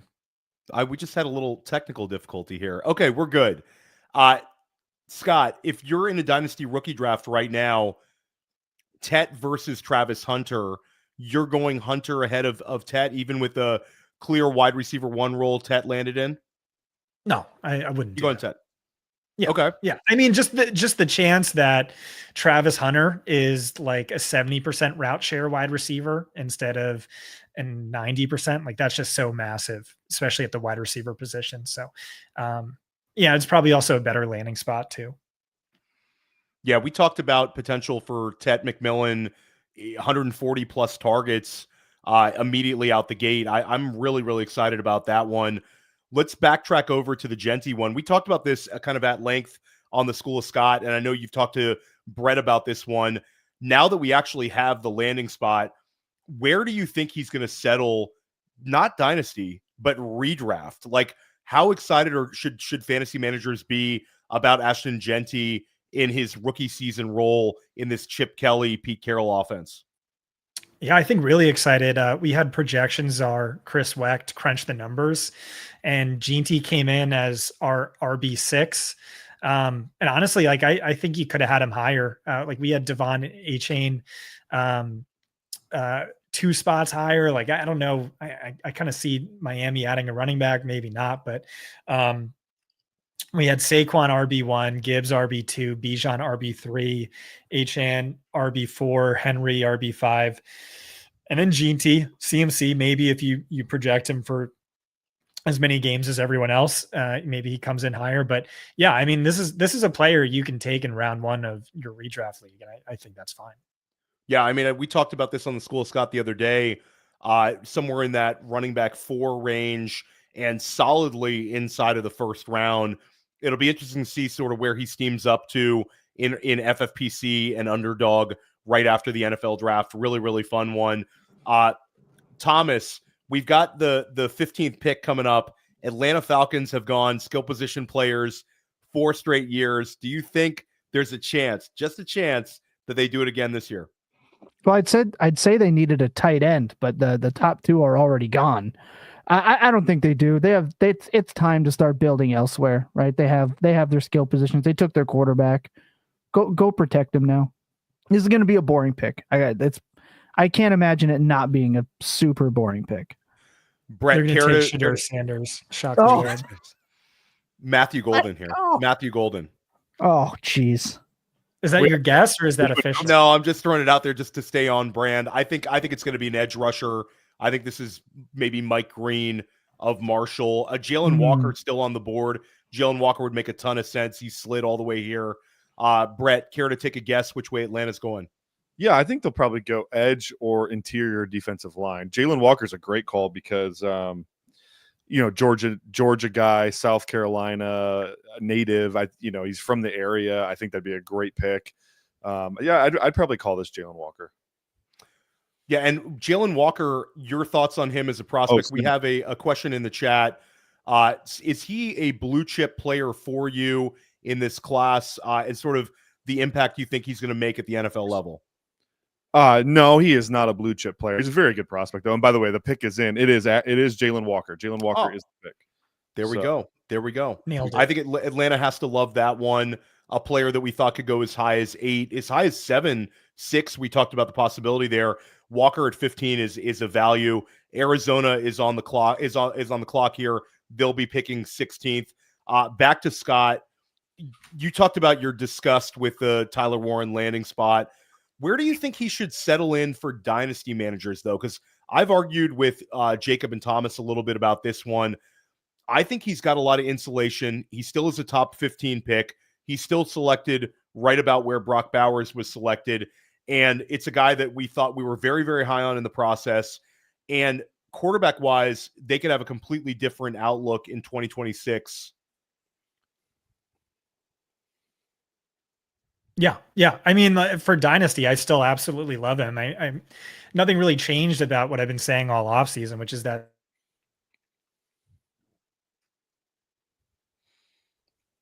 Scott's frozen. Yeah, I think Scott's frozen. We'll get back to Scott on the tight ends. Brett, before we get Scott back, your thoughts on this pick coming up with Arizona. You've talked about Arizona's defensive needs. I think this could be a Jahdae Barron pick. You want to care to guess? I mean, Barron would be sick here for sure. They could go a number of directions. I think wide receiver. Yeah, wide receivers on the table, offensive lines on the table, sneaky running back spot. If they're not thrilled with Trey Benson from last year, I think Theo, you put me on that actually. I think Arizona's adding a running back. This would totally shake up the draft if this was actually an Amari and Hampton spot. I've seen some speculation. Matthew Golden, they think they had a top 30 visit with him. Egbuka potentially here would make some sense. I think they've got to go defense. It feels like defense. I think Daniel Jeremiah did give them Egbuka in his final mock, right? That's interesting. Matthew Golden would be the perfect complement to Marvin Harrison Jr. and Michael Wilson, where they, a guy that can stretch the field, give you some juice, give you some yak ability, and let Marvin Harrison Jr. just kind of own the boundary out there as the X receiver. So they could go a number of ways. I don't know. Jahdae Barron is probably the best player available for me, so I'd like to see him come off the board, but I don't know. Yeah, this is definitely one. And again, we'll start to see positional runs as well. This is always the middle of the draft is always really, really fun for us. But getting back to you, Scott, I think when you cut off, you were talking about sort of how you would treat Tyler Warren in dynasty rookie drafts without, of course, knowing any of these other landing spots for the running backs. Yeah, I'd still be extremely high on the tight ends just because I think these are, two really special prospects. Tyler Warren had the most yards from scrimmage of any power conference tight end in college football history. He was 400 more than any other tight end this past decade, just ahead of Brock Bowers. And so, short-term landing spot. We know Anthony Richardson, lowest completion rate, lowest completions per game since Tebow. That's obviously not ideal, but nowhere to go but up. And it's a special player I want to be invested in. And for the most part, we shouldn't expect too much from rookie tight ends anyway. So I still very bullish on Warren, very bullish on Loveland as well. And which one will you have as the number one tight end recommendation for dynasty managers post NFL draft? Yeah, that's a good question. It was Warren. Probably now it's Loveland. There we go. I'm still unpacking that one myself, but I think based on the fact that he goes before in a better situation in Chicago, I think I'm ready to make the switch as well. But I'm still super bullish on having access to both of these guys. Let's talk about what you're going to do post draft here, because you do something very cool every single year, Scott. And this year you're going to be joined by Greg Branos of the Coach Speak Index. Yeah. So every year after the draft, I watch every single post draft press conference, day 1, day 2, day 3, and then I do a podcast giving you all the most important insights, takeaways. But this year I'm tag teaming with Coach Speak Index, Greg Branos. We're going to do 3 podcasts, day 1, day 2, day 3. Should, summarize that to save you some time, but yeah, this is going to be a lot of hours, and you don't have to do that. You can just listen to these podcasts. Yeah, you guys put a lot of work into that. One thing that I talked to Greg about, and we've talked about this on the School of Scott podcast, is Liam Cohen talked about the potential for Brian Thomas Jr. to have access to the slot. He sort of said that early on in the process, how he wants to move him around a little bit more. Brett and Thomas and I talked about how maybe the Travis Hunter pick opens Jacksonville up to do just that. So not a rookie, but your thoughts on BTJ, even though there's increased target competition, does the quality of the offense just get better? Does this sort of open BTJ up for a dream season even more? Yeah, I think so. I think honestly, we should expect volume to climb considerably, although it was pretty great in the second half last year, and then keep his hyper efficiency, maybe in part because Travis Hunter opening things up for him. But yeah, listening to the head coach talk about him, it was like, this is a player where you're not going to sleep easy at night unless you get him 10 plus targets per game. You want to get him in the slot to take advantage of his yards after the catch ability, and everything you wanted to hear, you heard from BTJ. So he's a player I feel really good about. Easy round 1 redraft pick. And in terms of dynasty, like that's reflected in his price. Like Brian Thomas Jr. right now, since the start of April, is a wide receiver 5. He's going at the 202, 1 spot behind Genty. He's going ahead of Amon-Ra and Puka. Like that's built in. And maybe Travis Hunter is going to nerf that a little bit, maybe slide him back a spot or 2. But everything Scott just said is 100% being included in his current price. So I don't think there's any reason to really fade off of that. I'm buying all of that sauce. Yeah, he's a top 5 wide receiver in Dynasty, no doubt. Easy. And I think that you could get more excited about it. We have a pick in here, not one that we speculated on, but I think one that Brett Whitefield's going to like. Walter Nolan was a player that some were speculating was going to fall due to character concerns. That turned out to be just smoke. He goes 16 overall to Arizona. Nolan is a little bit lighter as a defensive tackle, but incredible motor and a guy that I think could be a real pass rusher on the inside. Brett, do you like this pick for Arizona? Yeah, it's a little on the early side. I think Derek Harmon's a much better player, and he's still there. Both penetrating style defensive tackles, but man, you got to, I guess, go with what you like. I know the draft community as a whole was a little higher on Nolan than I was, but Nolan's a good player. He's just kind of a bull in a china shop. Real, first step quickness kind of guy. Not a lot of technique in his game right now. Reminds me a little bit of like a thicker Braden Fisk from last year, who had a pretty good rookie season in LA. So I think that's what they're getting. A very quick first step, penetrating style defensive tackle. Some Milton Williams to his game, which is ironic because Jonathan Gannon was with the Eagles when they drafted Milton Williams. So maybe that's the way they see him being deployed. This feels like this could be the interior lineman run. Brett, we see Kenneth Grant go off the board. Now we see this pick with Walter Nolan. Cincinnati's on the clock right now. Could this be a Derek Harmon pick right here at 17? It absolutely could be, for sure. They don't have any, they drafted Chris Jenkins last year. Other than that, the cupboard's pretty bare on the D-line, including edge. So I think this probably has to be a defensive lineman one way or the other. Sure. Maybe Gray Zabel, maybe. Not a running back. We are, every time the Bengals are going to come up, I am doing a Chase Brown prayer circle. Like from one Canadian to another, we're hoping, buddy. Like we are just stay out of the first 4 rounds, please. This would be the shock pick. Cincinnati, we talked about this one Thomas and Scott, we've certainly talked about this, where Cincinnati has brought in every running back under the sun throughout the draft process, including Travion Henderson. And you could make an argument these guys are from right down the road. They're an hour away in Columbus, but they bring in Henderson, they bring in Quinshawn Judkins, they bring in Caleb Johnson. There's going to be some shaky moments here for Chase Brown dynasty managers. I had Davis Maddock on Dynasty Life. He thinks that Chase Brown's going to survive, Thomas. He thinks I know Zach Moss reworking. I'm like 50-50 at this point. I'm really hoping because I have Chase Brown bags like yourself. So we're rooting no running back pick here for Cincinnati. And names we're looking at for fantasy football right now, guys. Talked about Travion Henderson, Omarion Hampton, Matthew Golden still on the board. Certainly Emeka Egbuka is on the board as well. Both tight end dominoes fell. 2 wide receiver dominoes fell. And obviously Ashton Genty to Vegas. So really a big night. Brett, you've also speculated that Seattle at 18 could be a trade-up position for a team looking to trade up for Jackson Dart. Yeah, in my final mock draft, I have a team. Did I put the Giants? Yeah, the Giants trading 18 for Dart. So I think that's still in play. Yeah, and I had 24 as my trade-up spot. So I think we're going to be coming up in that wheelhouse as well.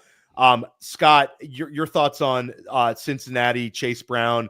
Say something nice to the Chase Brown dynasty manager. Scott, does he survive the weekend? Does the Zach Moss thing mean anything to you? I mean, you have the worst defense in football, so you probably don't have the luxury to spend draft capital on a running back. If you go offense, it has to be offensive line. Yeah, that's what I love to Probably hear. just I load love up it. on defense, right? Have to. Brett, who's your top available player right now? Jahdae Barron. It's not even close. Well, that's not true. It is close, but Jahdae Barron's my 5th overall player, and he's still there. So Where is he Crazy. by consensus? I think mid to late teens. He moved up to be the Vegas is speculating he's going to be the second cornerback off the board, though. He's the favorite there. You had a question in the chat about Will Johnson, Brett. This is one where we talked to Tom Brawley earlier. Do you think that there's a chance that Johnson slides all the way out of the first round with some of these injury concerns? I don't know. It's a combination of injury plus there's just no testing on him. I think the one test he did was a short shuttle that he ran a 4.33. By the way, the pick is in for Bengals. And Thomas, you dodge a bullet here. We dodged the early bullet. We're gonna have to dodge a number of bullets on day 2. But Shamar Stewart, the ultimate athleticism traits edge rusher in this draft class. I like it. Brett Whitefield dodges a bullet because I didn't think you were too crazy about Stewart potentially being a Detroit Lion. Oh. And I think he would have been right off the board there at 28 if he was still there. So Stewart goes at 17. You've talked about him.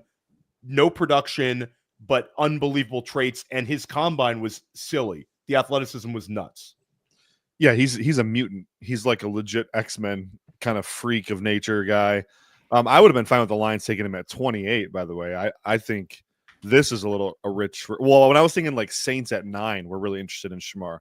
That was really early to me, but at late, mid to late first, that's completely fine. So this is a bet on the traits guy all the way. His best career season 1.5. Best career season from production standpoint, 1.5 sacks. Some of that, and I'm not going to excuse all of it, but some of it is Texas A&M's front is extremely wonky, a lot of weird alignments, 4-point stance, not really attacking the quarterbacks, more of a compression style rush system where, they're not pinning their ears back and going after it. So some of that is on Texas A&M. Some of it is on Shamar in his development. He's just not quite there yet. He's an extremely young prospect. He also played way heavier than he wants to play. That was true for Nick Scorton as well. I think ideally he's going to play around 260 pounds, where Texas A&M hadn't played nearly 290. So, you saw the athleticism at the combine at 260. I think he's now in a much better place to be a pass rusher. Yeah, dropped 30 pounds from the season to the combine. Definitely a guy where there's a polarizing opinions on him, but one of the draft's best athletes just goes off the board. Seattle coming up here at 18 is a very, very interesting pick. I think this could be a selection where we could see a wide receiver go off the board. Certainly offensive lineman is in play. Care to speculate which way Seattle goes here, Brett? Jordan Schultz just tweeted that that they're talking trade with somebody. Ooh. Okay, here we go. If they stick and pick, though, I think Matthew Golden is in play here. And then Gray Zabel has been throughout the process. I think Daniel Jeremiah has mocked him, Gray Zabel, on like 5 of his mocks. So, anything to keep JSN more inside. Like, we don't want another inside route runner type guy. That's for sure. Scott, who's your favorite wide receiver left on the board? Like, who's next? Well, Scott's not business, so he's going to say Luther Burden. No. Scott adjusted this live the other day for our School of Scott listeners. It's an easy decision here, Scott, for your wide receiver. Yeah, it's Emeka Egbuka. Nice. But the real answer is probably none of the above. Just how much I dislike this wide receiver class. Although with the tight ends off the board, yeah, this is probably fine. I think we see Emeka Egbuka go in the next 6 picks or so. 20 to the Broncos, baby. 25. We are rooting for the fantasy community collectively should be rooting for Green Bay to end the streak. They haven't selected a wide receiver in the first round since 2002. That's a sick, disgusting streak. We want that to end. So let's root for a wide receiver going to Green Bay at 23 if they're still there. We could see some maneuvering here, though, guys, because Golden, some people thought would go as high as 12. Brett, I know there's been some recent steam that Tampa Bay really likes Golden at 19. I know a couple people mock that. So that'll be an interesting one.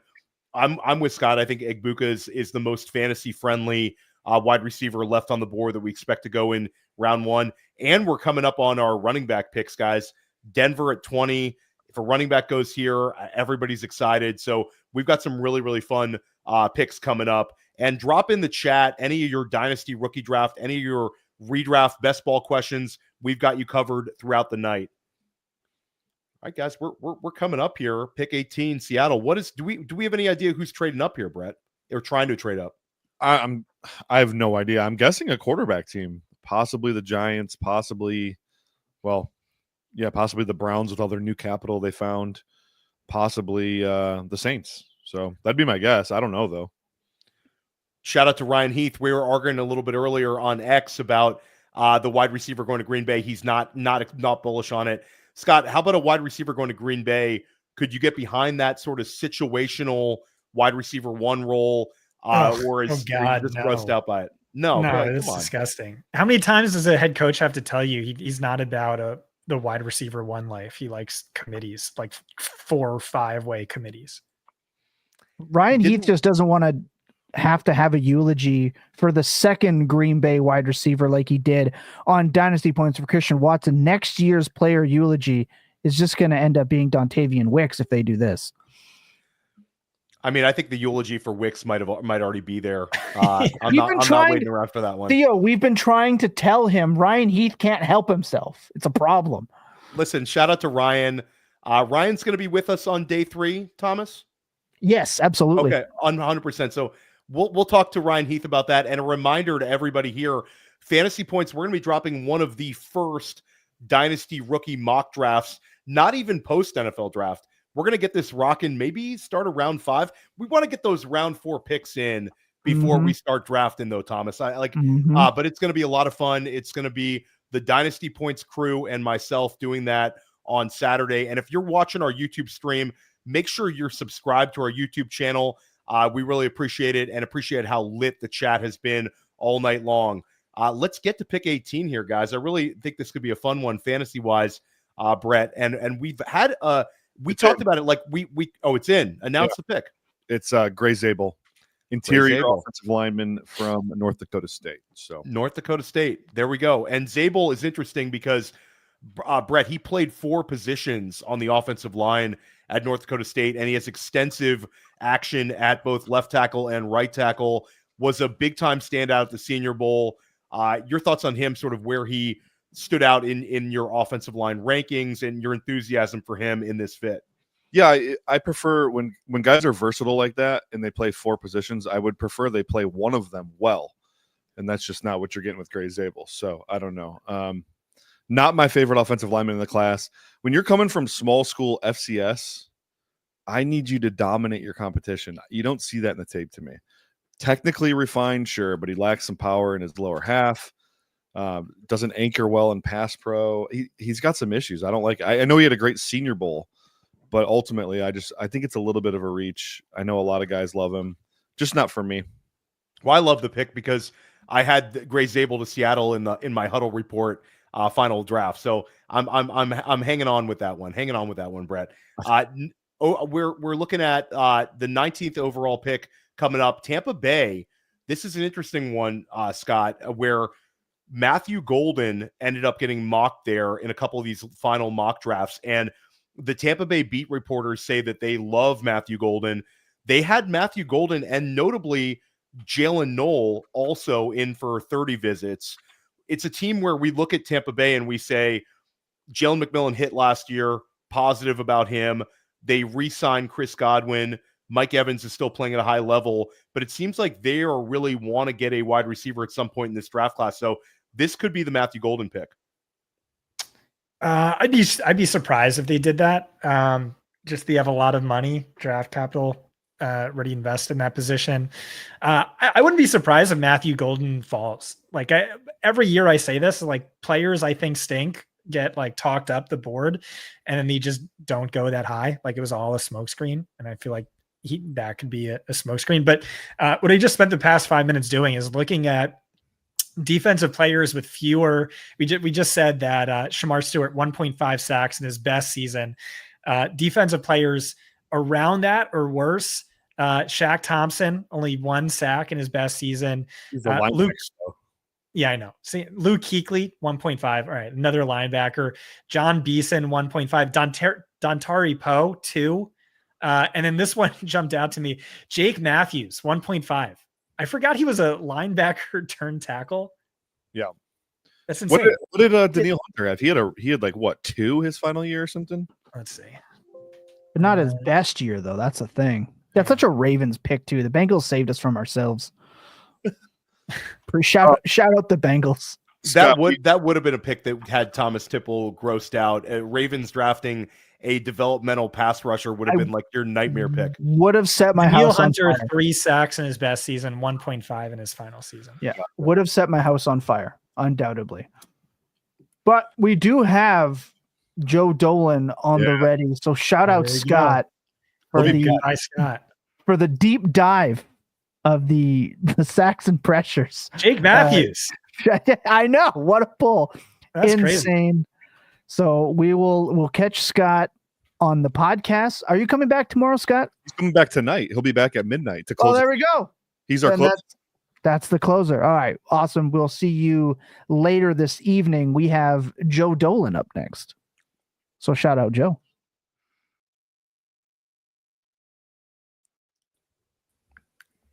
That was funny. We left Scott alone there for a second, though. Yeah, I thought Scott was about to stand on business or something there and do something. But yeah, Joe, welcome in, man. This has been a really fun night for fantasy football. It has. I mean, I'm actually a little bit disappointed though after the amazing trade for Travis Hunter that we haven't had any further movement in that regard. I will say I have to give Brett credit for comparing Colston Loveland to Sam Laporta, given that given Ben Johnson's the new coach there. I did see Daniel Jeremiah came out and said this is a fit draft, and to me that's like, all right, every draft's a fit draft, but this one in particular, I guess. But I will say the Chicago Bears made a mistake. Tyler Warren's a better football player than Colston Loveland. So I will. No, I'm just gonna. I got to stand up for my alma mater, man, Tyler Warren. So the Indianapolis Colts, to me, man, I don't think they're going to be any good because they don't have a quarterback. But they made a hell of a pick, and they didn't have to trade for him. That's just like, I mean, the Colts fans have to be over the moon right now. I don't know. Jacob Sanderson, who's a Colts fan who was on the show, was not a big fan of the pick because he thinks Anthony Richardson and Daniel Jones collectively suck. And so why are we leaning into that when we think because they're going to be in the Arch Manning discussion next year, man. He's in a bad spot. I mean, I feel like it was Jacob was already kind of sour on the Colts coming in and all this kind of Yeah. stuff. So it's a tough offseason there. We're not even going to acknowledge the Arch Manning sucks my God. comment. Brett, we're going to start talking 2026 prospects, but there is a lot of love for Arch Hey, Manning. Theo, could I jump in here? Oh yeah, Because we just had a terrible fantasy pick. go for it. The Matthew Bucks Golden? took the Bucks took Emeka Egbuka, Oh my gosh. who's what? Basically Chris Godwin. like seriously? Legit. Wow. That's a crazy pick, but we talked about this with Scott just a few minutes before, where Tampa Bay was connected to all these wide receivers. They bring in Golden, they bring in Knoll, they don't bring in Egbuka, and they select him. I don't know. It's a weird pick, but there's certainly a boxed out situation. But Mike Evans is 31 years old, and I don't know, Joe. I think this is like Baker Mayfield has certainly shown that in this offense, and now you've got Josh Grizzard. I don't necessarily hate this one for Egbuka because it's a pass-happy offense. It's a team that averaged 29 points per game last year, and they add to his strength. Short-term, definitely a loss for Egbuka, but I don't know. Yeah, it's a forward-thinking pick, right? We just saw the Houston Texans come into 2024 with obviously CJ Stroud to Baker Mayfield is not a one-to-one comparison, but Baker has really thrived with having this very deep receiving core. Jalen McMillan, obviously, coming into his own later in last year. But Mike Evans, as you mentioned, 31 for the first time in his career, really missed a lot of time with injury. Chris Godwin's coming off a serious injury. What happens if Evans finally shows his age and Godwin isn't able to come back from that injury? And then all of a sudden you're like, oh, now we have Jalen McMillan and nothing. So it's a forward-thinking pick for the Buccaneers. And Theo, I think this might be something where prudent dynasty managers might be able to take advantage of it. Look, Chris Wecht in our company Discord, he's been doing the projections all night. Obviously, you guys have seen. He said, "Oh, this is about to be gross," but he's doing the projections for 2025, Right. and it will be gross. Could it be gross, guys? I mean, let me go look up the numbers here. For Jackson Smith and Jigba when he was a rookie with the Seattle Seahawks, 63 catches for 628 and 4. I mean, I would have a tough time right now projecting even that for Emeka Egbuka as a rookie. Sure. But down the line, I mean, this could be a player who maybe Thomas might be proud of me. I don't know. He escaped to use the restroom, but he might be proud of me to say maybe the time for Emeka Egbuka to buy is next offseason. Can I throw some 2 cents in here? Yeah. On top of the Egbuka profile, which we can get into in a second, but Chris Grizzard as the offensive coordinator, you got to go back and look at this guy's career. He was with Duke on the coaching staff with Antoine Randall L. when Jamison Crowder went berserk. Remember Jamison Crowder at Duke as a slot receiver? Oh, yeah. He went 100 catches. Nuclear. Yeah, at Duke. What was he, like a 4th round pick? Something like that. And then he's been with Miami since then, basically. He was the wide receiver coach when Jalen Waddle went off as a rookie, had over 100 catches as a rookie out of the slot. I think this is a position that he's going to really prioritize in his offense. Chris Godwin is not getting any younger. He's got 2 catastrophic knee injuries. I know they just re-signed him. It's an escapable contract. Totally agree with Joe here, where like year 1, it might be gross, but after that, wheels up. And Egbuka now is a guy, I'm probably not drafting a ton of him in Dynasty because I think the price tag is going to be, it depends how far he falls with the landing spot, actually. But he's going to be a buy low guy, I think, after this season. And I'm excited about that. I mean, I'll say that Baker Mayfield dynasty managers, everything Tampa Bay does is reflective towards a great offensive ecosystem for Baker. I remember, Joe, last year in the Dynasty Market Report, we wrote about him, and the two of us talked about how Baker, people were ready to sort of drop him, not necessarily drop him, but really lower their expectations.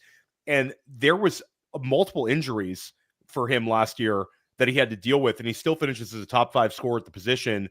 Last year, of course, they go and they get Bucky Irving and they get Jalen McMillan. This year, they draft Emeka Egbuka, and they don't go outside of house. They promote from within for the offensive coordinator. So for me, I think like the big winner here is Baker Mayfield. They bring back Godwin, they get Igbuka. It's an offense that averaged 29 points a game last year. You got to feel great on this one, at least, Thomas. So, I mean, Baker's a huge winner. I mean, I think like people kind of expected that contract for Baker to resemble the Daniel Jones contract, and it's just everything but. If anything, he's underpaid given the market. And now that they're all in on Baker, as they should be, he's the face of their franchise outside of Mike Evans, maybe Levante David, and now all of a sudden, like, he's set up for the future. The Buccaneers are contending is maybe the wrong word. They're a playoff team. They're always going to draw that, you don't want to see them in the playoffs kind of moniker, but Igbuka gives them a little bit of depth, and it insulates Baker if Mike Evans shows his age or Chris Godwin can't come back from that injury. We had somebody in the comments, Ante Misanthrope says, if there were concerns that Godwin doesn't come back, then don't pay him. But Brett, you said it's an easily avoidable contract. Like they can sit there and say, all right, if this doesn't work out, we gave it a shot and we rewarded a loyal player. But I don't know, it's just not going to be a pick that is going to be overly sexy. But I will say this, I feel like oftentimes I bury rookies who don't have like great upside in the immediate in best ball. I wonder if I need to adjust my opinion on that, because after like round 10 or even earlier than that, really, guys, I think you need to stop saying to yourself, what can go wrong with this pick, and say what can go right with this pick for every pick you make. And if Chris Godwin can't come back from injury, well, I sure as hell think that Emeka Egbuka can make an immediate impact, even if his projection is not going to be very good. the last time we had an Ohio State wide receiver pushed way, way down in best ball like ADP that was drafted in the first round, it was Garrett Wilson a few years ago, who was boxed out by Elijah Moore in that New York situation, and people didn't like so I agree with you. Like, Egbuka goes with better than anticipated draft capital, goes inside the top 20 picks, and goes to a really, really good offense. It's a contingent upside type bet, Joe. But if you're in best ball, this is exactly the kind of player you want to get in like that 10th round. I love that take. Yeah, I think I'll be selecting him there just to say, look, guys get hurt. Old guys get hurt. Guys who have been hurt get hurt. So I'll probably view Egbuka as that kind of player. And now the Broncos are going to stay put and pick at 20 per Mike Garafolo, and this could be particularly. This has got to be, and you dodge the Emeka Egbuka potential landing spot in Denver. And also, Brett, I mean, I know there's some people saying they could go defense, but this is the pick. This has got to be a running back. We're absolutely rooting for this one. Anybody in the chat needs to be actively rooting for this one. Denver running back is the pick that we need for Dynasty. We need for redraft. We need for everything. Thomas, is Denver going to take a running back here? I need something to bring me back after that god-awful Tampa Bay pick. Anything to bring me back. Give me life again. Let me live. That's so brutal for everyone involved. Brutal. Awful. That is, remember when I said a running back is going to get nerfed? Apparently it's a rookie wide receiver. Like it just, you might be a good rookie wide receiver, but Godwin at health is on the field. Period. It sucks. It is it's Jahdae Barron, cornerback from Texas. My number one available.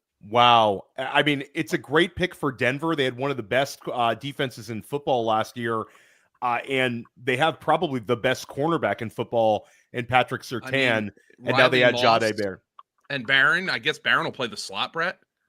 And he's very good at that. He can play the slot for sure. I wouldn't rule him out. You would think he will with Moss and Surtain, right? I don't know that I loved Moss's tape enough to preclude me from putting Barron out there, but you're probably right. I guess. I mean, I just like I'm like we're way past the point where I consider a slot corner anything but a starting player at this point. Sure. Like, look at what Cooper DeJean did for the Eagles. Like, and I wouldn't move Cooper DeJean out of the slot if I were the Eagles. So, I mean, Barron, you love this guy. Yeah, I'm looking at their depth chart now. Yeah, he's probably the nickel for sure. I wonder if he stays on the field in two cornerback sets. Yeah, top 5 player on my board, guys. Like, this dude is awesome. Can play man. He reminds me of like a lot of DJ Reed. He's got some Devin Witherspoon nastiness to his game too. Excellent ball skills though. I think over 20 forced incompletions this past season, ridiculous. Can play man, can play zone. Has hundreds of reps from the slot, hundreds of reps on the outside. So this is a great pick for Denver. Probably best value pick of the draft so far for me. It's a tremendous pick, but it's certainly depressing. I was rooting for this to be a running back fantasy football landing spot. This to be Hampton. I wanted this to be Hampton. I wanted this to be Henderson. Now, like this is like there's a cascade effect happening here. First of all, let's talk about Pittsburgh is OTC at 21 with Jackson Dart and Shedeur Sanders both on the board. They're going to But I'll throw this out there to you guys. Omarion Hampton is just sitting in their laps. No, you can't. You have Mason Rudolph at quarterback. And if you read Jordan Schultz's stuff, the last few picks, the Giants have been frantically trying to get in front of the Giants in front of the Steelers. They tried to start. For what? For Derek Harmon? Because that's who the Steelers took. Oh, really? It's in? Pick is in? The Steelers took Derek Harmon. That's by reports. No, it's official. Derek Harmon is in with the 21st overall pick. Wow. Pittsburgh Steelers take D tackle. And guys, this is an interesting one. Pittsburgh does not have a quarterback. They do not have a second round pick. They don't pick again until I believe 83. So it's Rodgers or bust for them. Rodgers or bust, or a potential weird trade move a for like a 26 pick. A 26 pick for this. I mean, look, credit to Tom Brawley. I heard him on your the pregame show. He said it's defensive line. The plugged in Steeler guys say they do not like Shedeur Sanders, and they were right, because if they like Shedeur Sanders, guys, they would have taken him here. Because there's no, like you mentioned, Theo, there's no movability here. There's no flexibility. They can't trade a second round pick to get back into the first round. So unless they trade George Pickens, I guess they could do that. I mean, they're not going to draft one of these quarterbacks. It's crazy. And now we're coming up. Oh, sorry. Go ahead. Nope, you go ahead. Sorry. I was saying now we're taking a look at. Let's unpack this next pick, because the Chargers are picking at 22. Brett, the two Michigan players are off the board. Loveland and Kenneth Grant. Those are both gone. Egbuka they were connected to is gone. Warren is gone. Omarion Hampton is just sitting there. Travion Henderson is sitting there. This could be a running back pick here.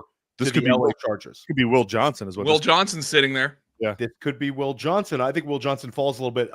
Not sure. Chat. Let us know what you think the Chargers are going to do here with the 22nd overall pick. Guys, this is going to be a wild end of the first round here. An absolutely wild end of the first. I would be shocked as an Eagles fan if they pick at 32 right now. I'd be floored. I like with these quarterbacks falling, guys. Some of these backs falling. I don't know. I'd be stunned. The Chargers, let's just say they take Omarion Hampton. Not ideal, but I mean, it's not like Najee Harris is on anything more than a 1-year deal, right? So yeah. I mean, I think you could get excited about. I know that people will push back on me in the chat, but when we talk about the stylistic fit for Omarion Hampton, the quality of the offensive line, the Greg Roman Harbaugh offense, and you just said it. It was Najee Harris on this 1-year deal where Hampton would be in some sort of a split and then would end up taking over in the second half of the year, could end up still affecting fantasy leagues and helping us win it.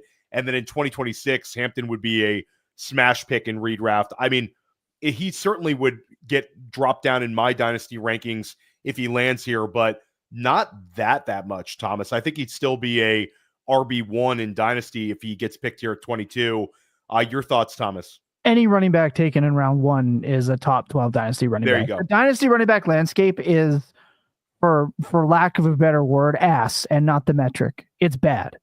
Like we were sitting here racking our brains trying to rank running backs pre-draft. And you said you had at least 4 rookies in the top 12 without even being drafted. It just second round running backs. Look at what happened with Breece Hall and other second round backs. They get jumped up into the top 12. Heck, 4th round rookie running backs, 5th round rookie running backs, get boosted. Like Trey Benson got boosted up. he wasn't a super high pick, and he had a roadblock ahead of him. We just thirst for rookie running backs. You get first round. The chances of a first round rookie running back not hitting a top 10 to top 8 season in the first 2 to 3 years of their rookie contract, it's almost impossible for it not to work. So I don't care about system. I don't care about nothing. You get a first round rookie running back, aside from being like CEH, you're pretty much bound to get something real good out of it. I think CEH was like the one that hasn't worked out recently. I can't think of another one. And that was a bad pick at the time. That was a horrendous pick. I thought it was a good pick. I CEH know Brett hated well- him. Scott loved it too. I mean, look, like it just didn't work. I mean, it just wasn't good enough. A lot of fantasy people got very excited about the pass catching running back going at the end of the first round, Dandy Reed. But I think fundamentally it was the how could he go ahead of Jonathan Taylor was the predominant take at the time. Definitely not wishing a CH outcome for any of these players that were here. Well, these guys don't suck, Theo, so it'd be really hard for that to happen. And they're way more Henderson and Hampton are way more athletic Insanely. than CH was at the time. So I think Scatabo is like a better athlete at running back than CEH was. CEH owes Joe Burrow so much money. And a reminder to everyone watching, we're going to be back tomorrow and also on day 3. Fantasy Points is your home for the best fantasy football coverage of the 2025 NFL Draft anywhere. So stick with us for all 3 days. And tomorrow morning, Brett Whitefield and I are going to be going over the day 1 winners and losers for fantasy football. That's going to be on the Fantasy Football Daily podcast feed. Make sure you're subscribed to that one. That one will not be on YouTube. You're going to have to get that as a podcast only. Guys, this is going to be a really fun last 10 picks. So fantasy relevant players still on the board. Oh, go. You got to pick. Brett, go for it. No, I want to ask Mr. Editor here real quick before we get another pick. Joe, Yeah. you read my Derek Harmon profile. Yeah. Who did I say he reminded me of? Cam Hayward. Cam Hayward. Who drafted him? The Pittsburgh Steelers, Brett. I've done it again. Yeah. in the final point section of that article or of that profile, I also wrote that the Ravens and the Steelers would get the most out of him. And then by the way, I will say thank you for picking a guy I edited literally today, so I didn't look stupid.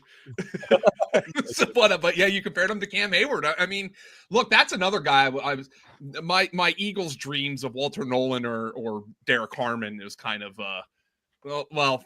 this is what happens when you pick 32nd. It's very unfair that the Eagles are picking 32nd in the draft. Very unfair. Very unfair. Now, guys, I was just hoping I was going to be on here for the Broncos to take Omarion Hampton, and I wonder if the Ibuka pick messed with the Broncos at all. I really thought, I said it before, I thought that was a spot for him because they could use a receiver. Let's just be honest. I thought that was a spot for them, but I mean, Brett, how high you have Barron? They probably ran to that podium with Surtain back there. They probably ran to that podium. They're very analytical minded driven team too. So getting, a high level corner that a lot of people probably had as a top 10 player at 20 is just great value. How many times are they going to, I don't know if they'll mention it specifically, but like, how many times are you going to see like a Broncos beat writer like justify it and say like, oh, look what the Eagles did last year. They had a top 10 pick who fell into their laps with Mitchell. And then they had 3 great corners. And for all the talk about the Eagles, offensive line and how they played, I mean, their secondary was just complete shutdown in the playoffs. So, I mean, Denver, I can't really argue with it, man. Like, you got Bo Nix well insulated. I do think they need a back and they need a receiver, but they'll be able to get those on day 2. And they add to a strength, guys. It's arguably the league's best defense on paper, and they add a player that really, really helps them. So at the end of the day, Denver is a defensive team, and it makes our day 2 coverage of the draft even more fun, Thomas, because we're going to get Denver potentially drafting a running back in round 2. So guys, we still have the 2 running backs we really want to land inside of the first round still on the board. Matthew Golden is still on the board, and Jackson Dart, Shadur Sanders still on the board as well. Jalen Milroe too. Brett, you've talked about him potentially getting in here. So we are on quarterback watch. We are on trade watch. Really a lack of trades so far besides the early trades. Shockingly lack of trades. I think it's actually probably sped up the draft a little bit because there haven't been as many trades, but really a weird draft to have this few big moves. And you've also seen very clearly that like somebody with the league office was telling teams to slow down, because early in the first round, it was the Twitter was basically 2 picks ahead. And then I think it was Jerry who ended up taking one for the team and like sucking up the entire clock. And then I think Arthur Blank in Atlanta did the same despite not making trades. So now we're caught up. The Chargers are still on the clock here at 22, and it's still counting down, it looks like. So all right. maybe they're making some moves. Here's my prayer circle. Harbaugh and Harbaugh are going to deal the 22nd pick to Baltimore for Mark Andrews, and the Ravens will send them back a 4th round pick. I heard it. I heard that's what's happening. They're going to do us a favor out of brotherly love. I just, wait a minute. They're not going to swap firsts? No, come on, Joe. That's not the joke here, brother. Well, I was like, no. Come on, man. No. We're doing the Chargers already have Baltimore. Quentin Johnston. They already have somebody who can't catch. True, and he might get more run at tight end. So, seeing how he can't play wide receiver. Joe, to your point on the pace of the draft so far, the picks were coming in so fast that when my pick tipper tweeted about who picked up the Miami Dolphins at 13, he called them Tyler Grant on accident because he already knew that Tyler Warren was getting drafted. So yeah, it's really funny. Who else could be a running back spot here, guy? I think the Chargers. The Vikings kind of like Egbuka would be an immediate gross spot that potentially could end up paying dividends later. I don't even think it would be gross at all. I think that he overtakes whatever round 1 running back. I agree. Aaron Jones by the problem week is 10. they also just traded like actual draft capital for Jordan Mason. Yeah, but Jordan Mason's actually terrible. So if they get a running back, they traded it for him. So. If they don't, teams don't do rational things, Joe. If there's a running back that they didn't expect to be there and he's there and they love him, they would take him. I actually think Minnesota's kind of smart though. True. No way. And Minnesota also has a complete lack of draft picks, but I agree with Thomas. If Omarion Hampton or Travion Henderson goes to Minnesota, Brett, you've talked about how great a fit Travion Henderson would be with JJ McCarthy in that offense. I'm with you. It would be sort of like that was really nice. Aaron Jones last year, you gave us the highest volume season of your career and we rewarded you with some money, but the younger back with juice would take over. That's a fun one. I think also the fact that these guys are slipping. New York is at the beginning of the second round. They could come in and get a running back. And we got to remember, Cleveland now has this additional draft capital. They could come back into the first round and draft one of these guys as well. Omarion Hampton in Cleveland would be a huge win. So we'll keep an eye on some trades for these running backs for sure. And guys, we're coming up on Green Bay potentially being on the clock with Matthew Golden there. They haven't picked a wide receiver since 2002.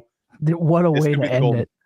That would be a golden pick. That could be golden in the Christian Watson role. They'd still need a number one receiver. I was going to say they'd still need a receiver in the first round next year. The Jalen Guyton role would suit Golden real well in that offense. That being said, Joe, are you back tomorrow? I don't believe I'm scheduled to, but we'll get you on there for sure. We'll get you holler. on, Joe. Yeah. You know what, dude? My bedtime's like 11 o'clock, guys. You got. I'm almost nearing bedtime, and I'd like to also remind Brett Whitefield. Brett, I don't know if you saw your. There he goes. There he goes. Omarion Hampton to the Chargers. Hampton to the Chargers. There we go. Yeah. Omarion Hampton, 22 overall. All right, that would have been a nuttier spot before they signed Najee Harris, but it's still a nut spot. So that's Najee Harris. That's your dynasty RB5, I imagine at this point. Not just a 1-year deal. So is he 1-2 or is Tet? Well, they like Hunter 1-2. I like Tet. I do. 1-2, so yeah. But yeah, that's dynasty RB5. With that being said, Joe, we are going to get you back. You can take up not the early schedule, make it with the schedule makers here that are on the show. You can do that later, but we will holler at you for a tomorrow appearance. We have Graham Barfield lined up. We're ready to go. Oh yeah, Graham's got to come on and talk about Omarion Hampton. He's hey, the man himself. I saw by the way, I saw Omarion Hampton play in person last year, and the most notable play he made was getting chased down from behind by by Nate Wiggins and getting the ball knocked out into the end zone for a touchback. I noted that in my profile of him. Baltimore Ravens legend Nate Wiggins. just saying. But by the way, I was like, I thought Hampton, and then I just didn't realize how incredibly fast Nate Wiggins was. He ran like a 4.2. So, Yeah. And my favorite clip of Nate Wiggins is his Terminator run. It's just so phenomenal. I believe that was in high school. But that being said, Joe, shout out. Love you. Love to I see love you. you guys, man. Thank you so much for having me on. Absolutely. Thanks, we got Joe. Graham Barfield up next. Omarion Hampton, guys. Omarion Hampton, 22nd overall. Brett, That's we talked about this one before this landing spot. This is an absolutely awful pick for Najee Harris bag holders who were hoping that they had this clear pathway to like this really fun role. The absolute nuts landing spot for Najee Harris, dynasty managers in free agency until it wasn't on draft night. So a lot to unpack. Graham Barfield, you have your Jacksonville Jaguars hat on, your Tony Baselli jersey in the background. Got to get your Travis Hunter thoughts and the absolute bag that Jacksonville gave up to move up to this spot. Yeah, I almost came on the stream like Jackson DeVille in just a thong and this hat. I don't know if you guys would have been okay with that. Really, judging by your reaction, you're cut off at the shoulders, so you no, would have been all right. okay, fine. You would have been all right. I can still He try. would've- I mean, I can he still would've- do it if you guys are. He would have come in doing the party boy, right? Just Yeah, standing basically. up, doing the thrust across the camera. Yeah, exactly. Yeah, listen. I heard Jacob's take that he's the 102. I still think it's now Amari and Hampton. I had Hampton at 102. That's to fair. JT in a different. JT's in a different tier, y'all. But Hampton's still the 102. Then I think it's Hunter. Brett, I wanted to get your opinion because you and I talked about this back in I don't even know, December, January, when whenever the Jags were still going to pick number 2, you're like, what do you want the Jags to do? I'm like, I want them to take Hunter and I want them to play him at corner. Now that I've watched all of Hunter's games again, man, I mean, it's kind of you don't move heaven and earth like that to not play him at receiver at least 70% of the routes, right? Yeah. No, I think he plays on offense for sure. I think he's my take right now, until I'm told otherwise, and I'm sure Scott and Greg will break this down for us. But my vision right now is he's a full-time corner and plays a lot of offense. He's made it pretty clear he wants to play both, right? So he's going to play both. The question is how much. So, but yeah, they got the best player in the draft, Graham. You can't be mad about that. That's for no. Sure. I mean, I'm over the moon. I've been over the moon since 6:30 here, man. Truly, it's they gave up heaven and earth, like I said. It's for a non-quarterback. It's basically like a one-of-one move in the NFL, but it's a one-of-one player. Yep. Yeah, we were talking. I was talking to Graham while we were live here, prepping for that pick, and I was once again spreading my end Tank Bigsby's run in Jacksonville, praying that they made the move for Genty. But I mean, we were equally as stoked for Hunter. When does the Travis Hunter jersey roll into the Barfield household? Well, listen, you kindly got me the Boselli signed jersey, so thank you again for that, sir. I don't know. I haven't bought a Jags. Oh God, yo, I don't think I've actually bought a Jags jersey since Justin Blackman. It's been I understand. long. So now it's time. It's got to be time, right? Has to be time. Quentin wants to. He said, "I miss Graham's yards created content." He said, "I'll never forget it." Well, Graham, you said it's on the way. Yeah, we got to a late start, but yeah, yards created is back again this year. We'll have it probably. I'll probably have everything charted if I go turbo speed mode by the end of the next week, and then I'll have a breakdown for probably the first week of May. So we'll have full class breakdown. Got, like I said, a little bit of a late start this year, but it's all good. Unbelievable class. Like I said, JT, I haven't finished the entire group, but JT is in a league of his own in terms of historical and this class. And then it's kind of everybody else. Hampton, Brett Judkins came out pretty great over Henderson. I know you and I have kind of been on that. Yeah, it's a stat class. This is the best class. Hey, Bruce got the Fred Taylor jersey. Let's get him in the hall, man. Bruce knows. My favorite when I played running back and we had to watch watch dudes as, when you're playing, you do. Fred Taylor was my guy. Fred Taylor is my favorite running back of all time. That's not hyperbole. He is. He's my favorite ever. Dude is so dope. Get him in the hall. He got his 10K. Get him in. Get him in. Get him in and get Jimmy Smith in too. Thank you. Another guy. Him and Rod Smith are the two most forgotten Smiths in football. If they had cooler names, everyone would know who it is. Yeah, if you look at Pro Football References like Hall of Fame index, Jimmy Smith scores extremely well. It's like era adjusted and all that. Where did the Packers go? Matthew Golden, if I'm picking for Green Bay, but I think Brett nailed it. I think it's going to be Maxwell Harrison, the cornerback out of Kentucky, but they haven't. Matthew Golden makes too much sense here for Green Bay. They need wide receivers, and they need that downfield threat with Christian Watson, who can't stay on the field. But before they pick, I want to get your opinion back on the Travis Hunter Jacksonville situation, the effect it could have on Brian Thomas Jr., sort of unlocking him. There was going to be a ton of defensive attention paid to him. Yeah. Now they have another dynamic talent opposite him and the potential to move BTJ around. Sort of your ceiling case for BTJ this year, Graham, and how you think this wide receiver duo will do playing with one another. They play off each other extremely well, because while I think Travis Hunter's a freak athlete, like, he is clearly a little raw as a route runner. I also go back and forth on this. Like, we can't knock players for what they weren't asked to do. And Colorado's offense was just mostly screens, a lot of like quick timing throws, just because their offensive line was so bad. So we can't necessarily hold that against Hunter. I think BTJ is like the Julio in this offense. And then Hunter moves all across the formation. He shows up in the slot. I don't think he's going to be a full-time player just yet, because I'm like you, Brett. Like, you got to give him a shot to try to play both ways and be that one-of-one player. But in the long term, he, in terms of making more money for himself, making the team better, he has more leverage at receiver and more upside. To me, guys, this all comes down to Trevor Lawrence. Like, let's not forget Brian Thomas went on that run with Mac Jones. That's not a knock on Trevor Lawrence. He was dealing with injuries last year, but we've got to see a level of play that Trevor Lawrence has not gotten to yet. All of his backgrounds. Oh, there you go. There's the pick. Oh man, you called it. Matthew Golden, wide there receiver. We go. You called there it. We go. Man. Matthew Golden. You called it. And also, Brett, this is the dream landing spot for Matthew Golden, because the opportunistic wide receiver one role. Jaden Reed has not taken this over, and it's the first time that they've taken a wide receiver since 2002. They're not taking him to give him 70 targets and have him just do cardio routes. Was that Javon Walker in 2002? Who was Javon Walker in 2002?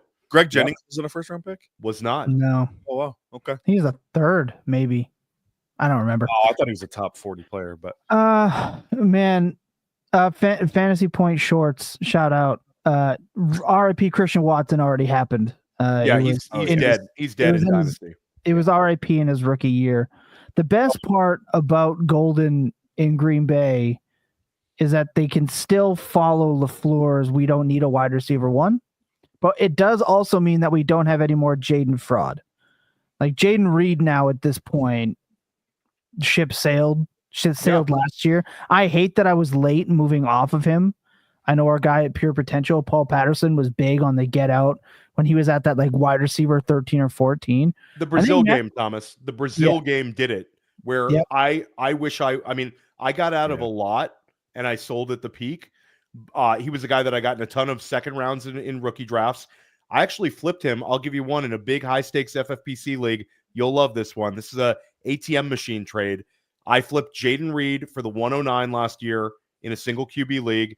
The 109 turned into BTJ. Yeah, like, that is insane. I wish I had that sight to do so. The thing with Golden is he's a round one wide receiver and he has Jordan Love. That's all well and good. He's going to get steamed up to a place that I don't want to take him. I believe I'm in there with Scott where he didn't have a round one grade on him. I think there's flaws in his game. I'm with him with that. I think he's going to get steamed into a spot that I think he's going to be overdrafted in rookie drafts. I think it was already going to happen. I mean, it was already projected to happen when he went to Dallas. Now we get Green Bay, which is maybe a better spot. But you're probably looking at Golden now. What, 1.8? He's going to pass Igbukah. I mean, he should pass Igbukah with this landing spot. Yeah, the draft capital is close enough. And at the end of the day, Green Bay told you what they thought about him with this pick. And Brett, you've talked about like some of the things athletically and some of the parallels are, I mean, I'm not saying he's going to be Ladd McConkey. I'm not saying that, but I'm saying that I think that there was a death sentence cast on him by a lot of very smart people analytically. That ship sails. He's a first-round pick in a situation where he can be the number one target in a passing game. He's explosive. He's twitchy. 17 yards per reception in the SEC last year.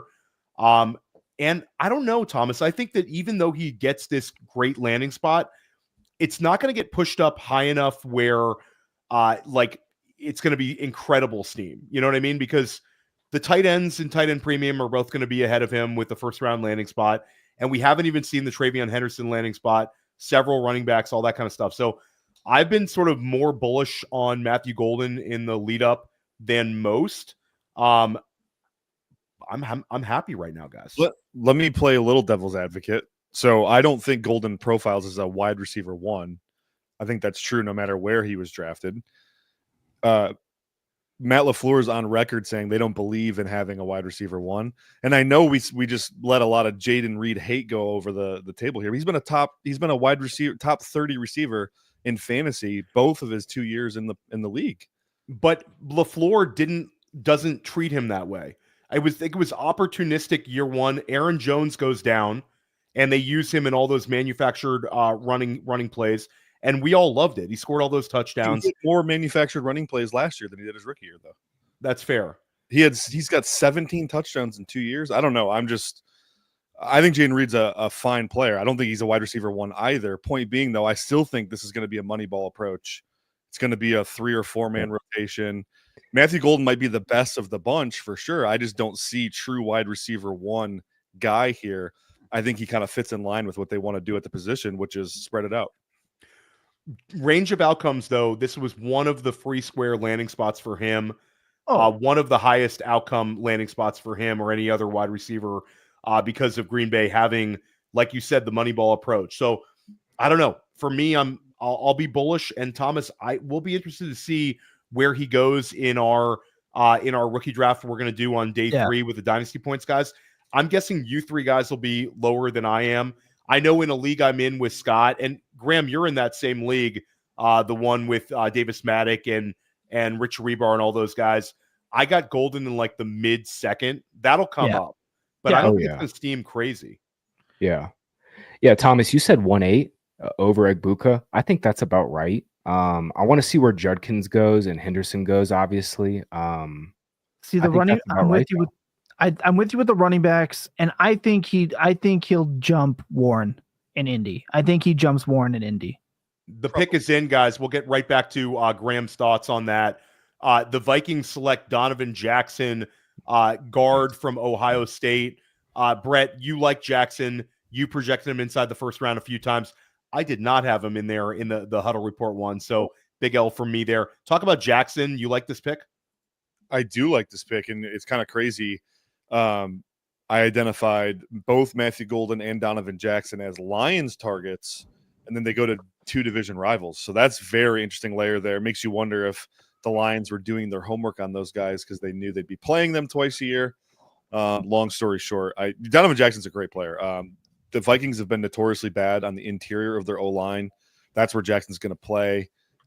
He's super athletic. He's going to be perfect in that super outside zone heavy scheme that Kevin O'Connell's going to run there. And also just, making it again, giving my guy, JJ McCarthy, the perfect runway to take off here and get into flight. So I'm excited for JJ. Good pick for the Vikings. I hate seeing division rivals make good picks, though. Back to you, Graham. Unwrap sort of you were responding to Thomas about where you think Matthew Golden should settle in at this point in Dynasty rookie drafts. Yeah, I was just joking with Chris in projections chat that basically every Packers receiver is going to have an 18% target share. That's a Ryan And- Heath line too. Ryan Yeah. Heath's all over that one. Yeah, no, I mean, if you right now, I think Jaden Reed leads the team in targets, but I don't think it's by a huge margin. And I don't know if it really even matters for fantasy. Like, we've been banging our heads against the wall with these Packers guys for 3 years now. And I have a feeling that, like, we're just staring at the same thing. Like, all these guys by expected fantasy points, by their target shares, they're going to be like wide receiver 3s or 4s at best. And it's really going to take an injury for one of them to pop. Brett, has been on record about Matthew Golden being a little bit of a fraudulent prospect. I think he goes to a situation though, like this is kind of a perfect spot for him to be a little insulated, have that kind of bit role where he gets the screens and can kind of be the yak guy. But I just don't know if I see a fantasy viable role here. And let's not forget, like Tucker Kraft was earning targets for this team last year. Jaden Reed was earning Jaden Reed's led the team in targets per route run in back-to-back years now. They've got 4 guys. They've got 4 guys in specific roles. We got a trade. Ooh, Giants are trading back into the first round, presumably pick 25. They're taking. There we go. they're No, taking it's gonna be Shador. They're Dart. taking Jackson Dart. They're They're going to gonna take take Jackson Dart. You Can I think just- so? Okay. Can I ask? Yeah. Can I just ask a question? Like, we know Christian Watson's done for the year. If Christian Watson's healthy, do they still take Golden? Like, what if this is just like a for sure replacement type scenario? I think this is so. also I think so. Watson's in. I mean, his rookie deal is almost up. exactly. And he can't stay healthy. I will say Okay. this is a situation where I know normally we go like talent over situation is like the fantasy mantra. I will concede that if this is the spot for Golden, this is a spot where I think his situation can overtake his talent per se. Yeah. But I think it will take a lot. I think what Golden is going to have to battle is LaFleur.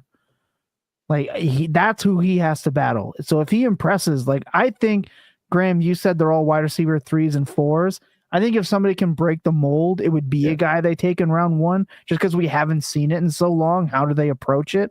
I think wide receiver 2 is a possibility. Guys like Dobbs are just so irritating because they are good NFL players. Yep. So it is going to be annoying. But I think, like Theo was saying, if there is someone to break the trend, it would be a round 1 wide receiver. I just think this is just kind of funny that of all years of recent wide receiver studs, that this is the year they take a round 1 wide receiver. It is a little comical. Well, I think an interesting thing here, guys, is we talked in the pre-show with Tom Brawley about could a surprise wide receiver sneak in the back end of the first round. I'd say that it's for this class, it's a win for the draft capital here. We get Ted McMillan at 8, we get Travis Hunter at 2, and then we get Emeka Egbuka inside of the top 20 picks. We don't love the spot, but I projected him to go 25 to Houston. And then we get Golden at 23. So all of Hampton at 22 behind that offensive line with Najee Harris on a 1-year deal. These are great spots. Hampton's spot is really great, I think. Huge wins for us in fantasy football. And Jackson Dart here. Let's say that Jackson Dart ends up in New York here. Your thoughts on Dart as a giant in the Brian Dable offense, Brett? Specifically, does Dable unpack the rushing upside?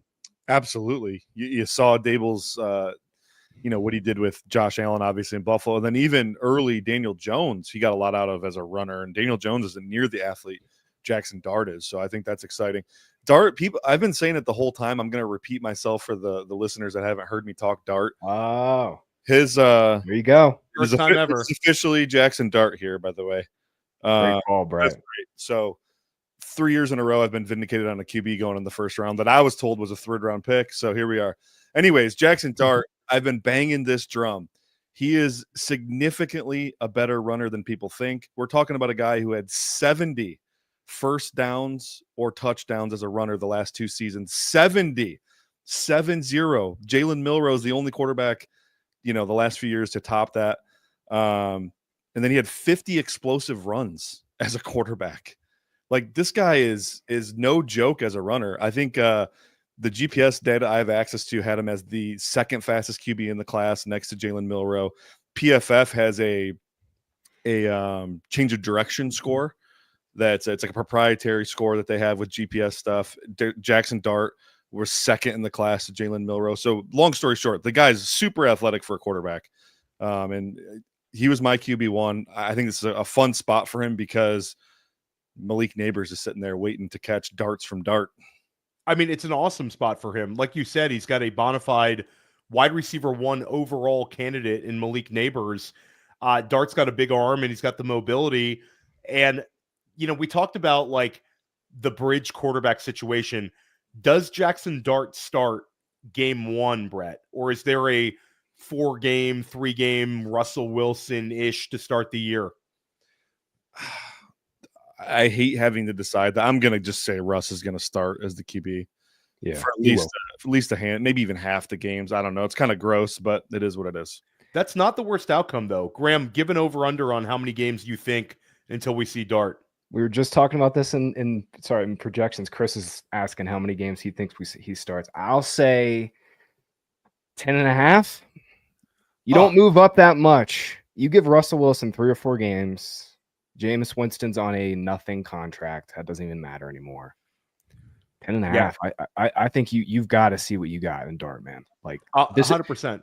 This is okay. The entire point that that this staff has gotten another lick at this with Dable and like all these guys. This is their shot. This is their shot. This is the shot to prove that Dable's offense works and Dart's their guy. So you're going to start him. Maybe not week 1, maybe not week 2, week 3, week 4. I think we'll be probably looking at it. And like you said, right when they start losing, they're going to be calling for Dart in New York. So week 1. Like the thing is, I think Dable's playing for his job, and I think so is the GM. So if that's the case, I think you toss out Dart week 1, and then you can go, well, he was a rookie. Like what did you expect? I think if you're designing an offense all off season, you don't let Russ go anywhere near it.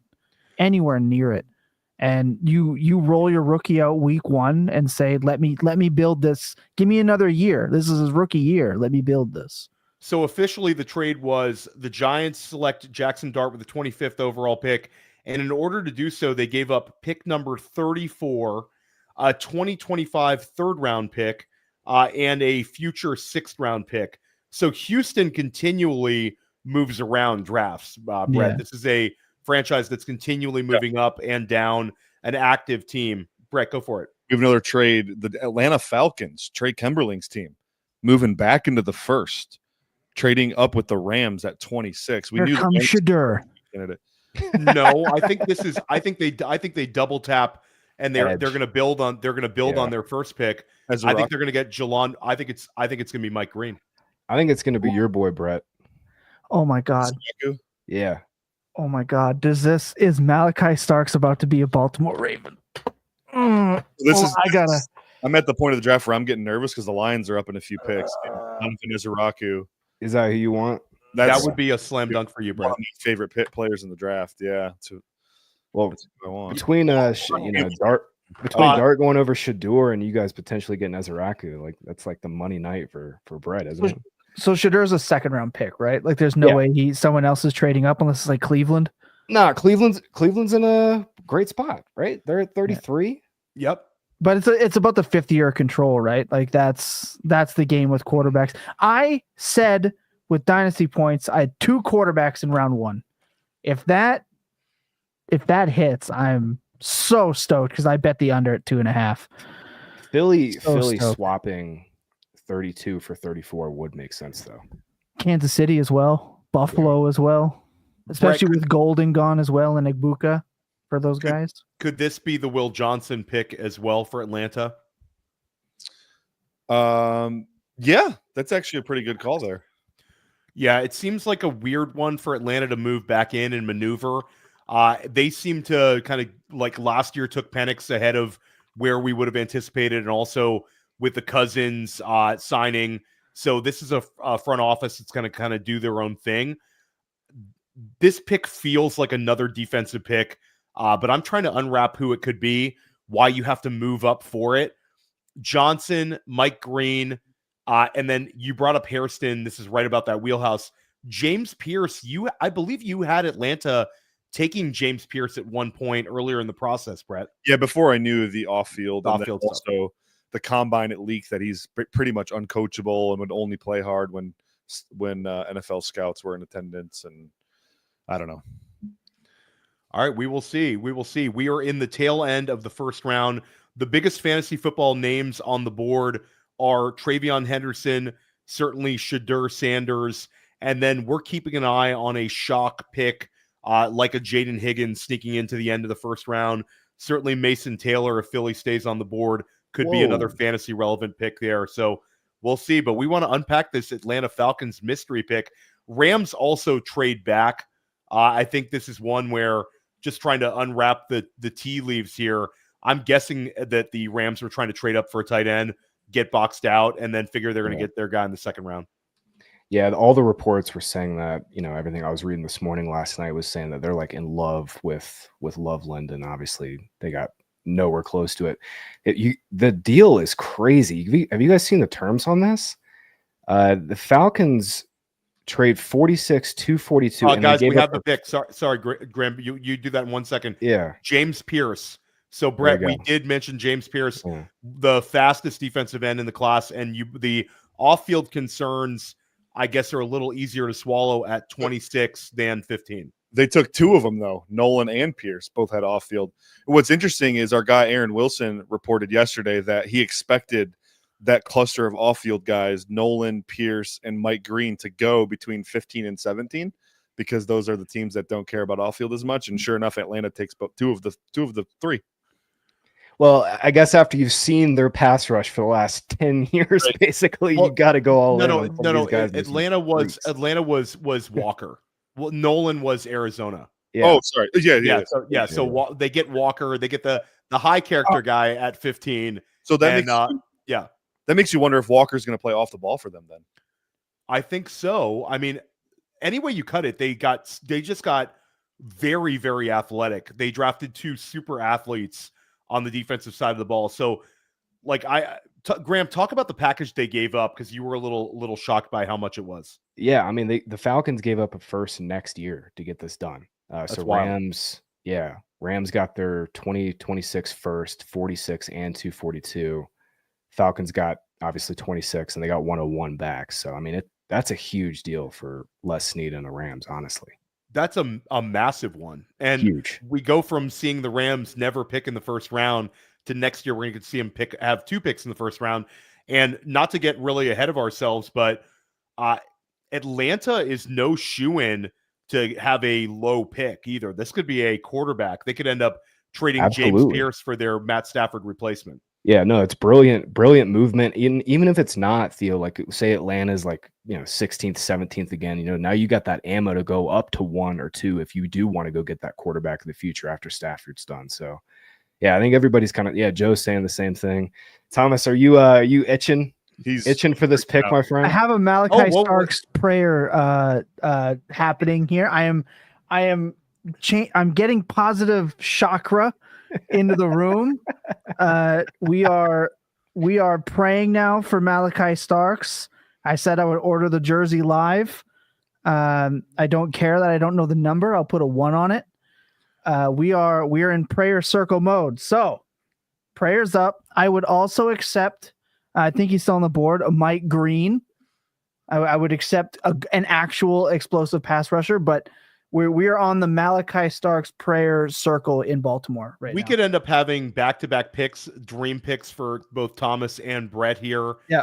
This could be a very happy moment for the Fantasy Points crew. Graham's happy. Thomas is happy. Brett's happy. And I'll say we could also get the Washington Commanders with Travion Henderson, where I would be very, very happy as well. So we could be all happiness around, nothing but positive vibes in the draft. This could get dark really fast. So we might see a run on edge rushers here too, Brett. This could be 3 in a row. I'm freaking out right now because the Lions are guaranteed to have a shot at both Donovan Ezeraku and Jihad Campbell, who are my top 2 targets for them. And knowing the Lions, they're not going to take either of them. They're going to do something crazy, right? I don't know. I'm predicting Jihad Campbell's their pick, but Nick Scourton I like him at least. So that wouldn't be like the end of the world, but yeah. Oh man. By the way, that Rams trade, it's just sitting in how crazy that was. It's wild. It's absolutely wild. Especially for a guy with off-field. Like, you really?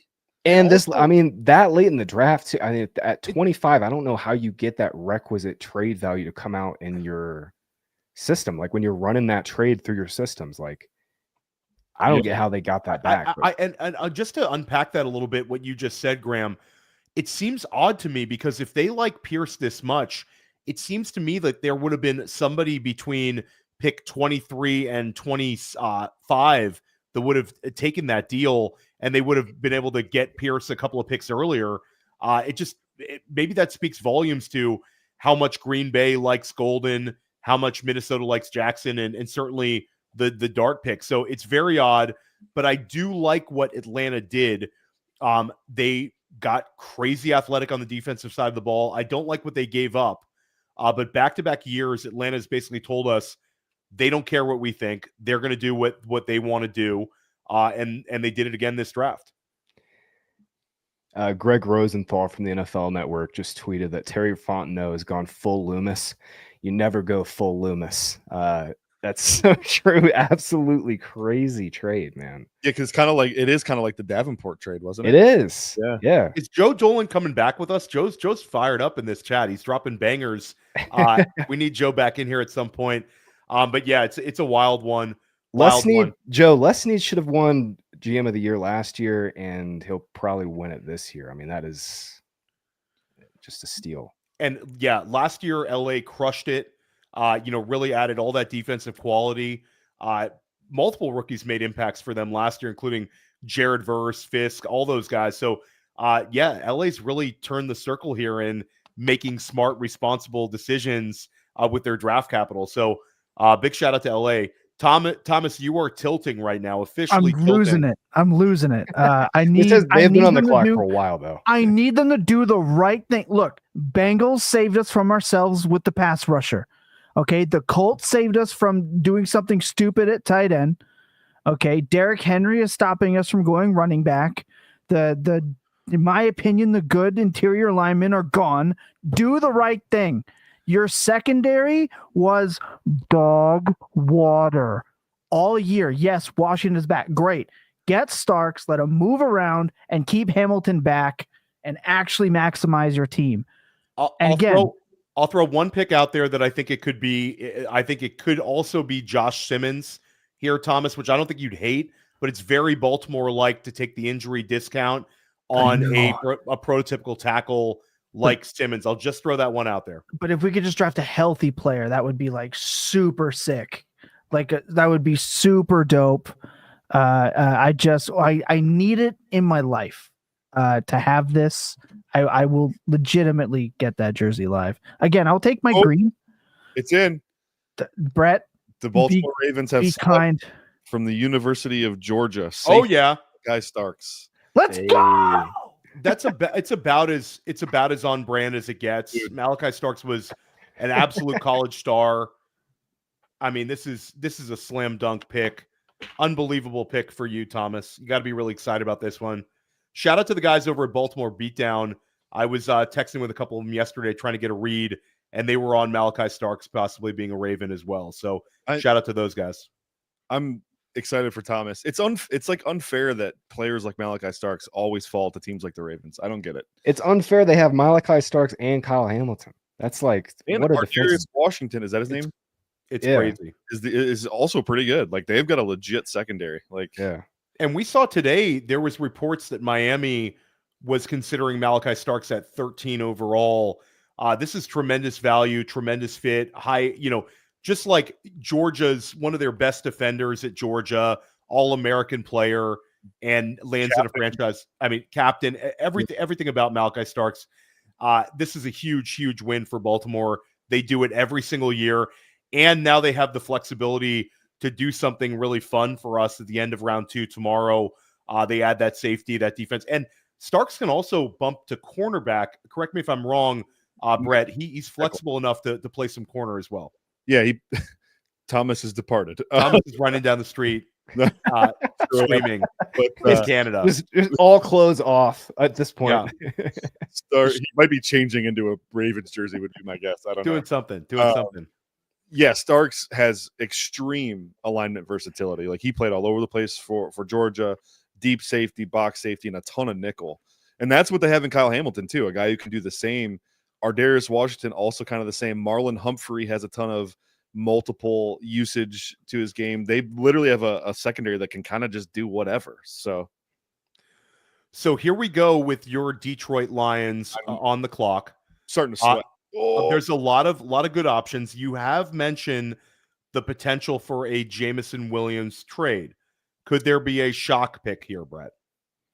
I think if they're going to do receiver, it was going to be Golden. That's really the one guy that they've done a ton of work on. And him and Egbuka both have that like high character trait, which they value. We can argue about if they value it too much, right? But they're like those were the two guys I really think that they were in on, especially Golden. And so with them off the board, I don't want to rule it out, but I can't see them going wide receiver. I think this has to be Ezeraku or Jihad Campbell. If I had to bet money, I would say Jihad Campbell. I know that they love Jihad, what he brings to the table. I know Alex Anzalone is on the last year of his contract. They probably can't afford to pay him what he's going to get on the open market. Jack Campbell also coming up. Also, it'd be really cool to have the Campbell bros at linebacker when your coach is named Dan Campbell. That'd be pretty sweet. So, and Jihad Campbell also gives them a lot of versatility on the edge. He can rush the passer from edge alignments as well. He was really good at that at Alabama. So, kind of checks a lot of boxes for them. But Ezeraku, if they just want a pure pass rusher, he is dynamic. He's a top 12 player in this class for me, maybe top 10. Well, I'm rooting for Ezeraku to go here simply for fantasy football purposes, because I think if Ezeraku's on the board, Washington's taking him at 29. And if he's gone, I think we could get Travion Henderson with the 29th overall pick. So we're burning some sage out here for the fantasy football community, hoping for the Ezeraku pick. Thomas, you jumped off. What did you do in that moment? So as I was basking in near post-coitus bliss after that pick, I might have kicked the cord that has my router plugged in. I needed a cigarette and I needed to order this jersey. So I think I actually shorted my system with that pick. I just want to thank my fans. I want to thank my family for this glorious victory that we have today. And I want to thank the rest of the NFL for letting good teams stay good. And I'd like to give us a couple of props here because we predicted the Malachi Starks pick in the pre-show. Yep. And a reminder to everybody watching, we're going to be back here for all 3 days of the NFL draft. Tomorrow is my favorite day for the NFL draft because day 2 is where a lot of action happens for fantasy football. Tons of fun. We're going to be doing a lot of fun things with a lot of cool guests over the next 2 days. Brett, you're tilting though, bro. What are we doing here? We getting no leaked pick yet?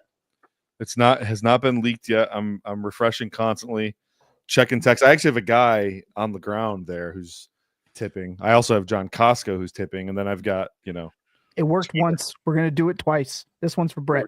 There we go. What's the nightmare pick, Brett, of a conceivable name they could call that would make you feel gross? Luther Burden. Oh God, yeah, There you go. Luther Burden. Shadur Sanders. I'd puke all over. Yeah, Shadur. I like Shadur. I'll never fault the team for picking a quarterback. Yeah, and a shout out to the fantasy points. Just saying that Coach Speak Index had the Ravens taking a safety at plus 600 in the article on the site.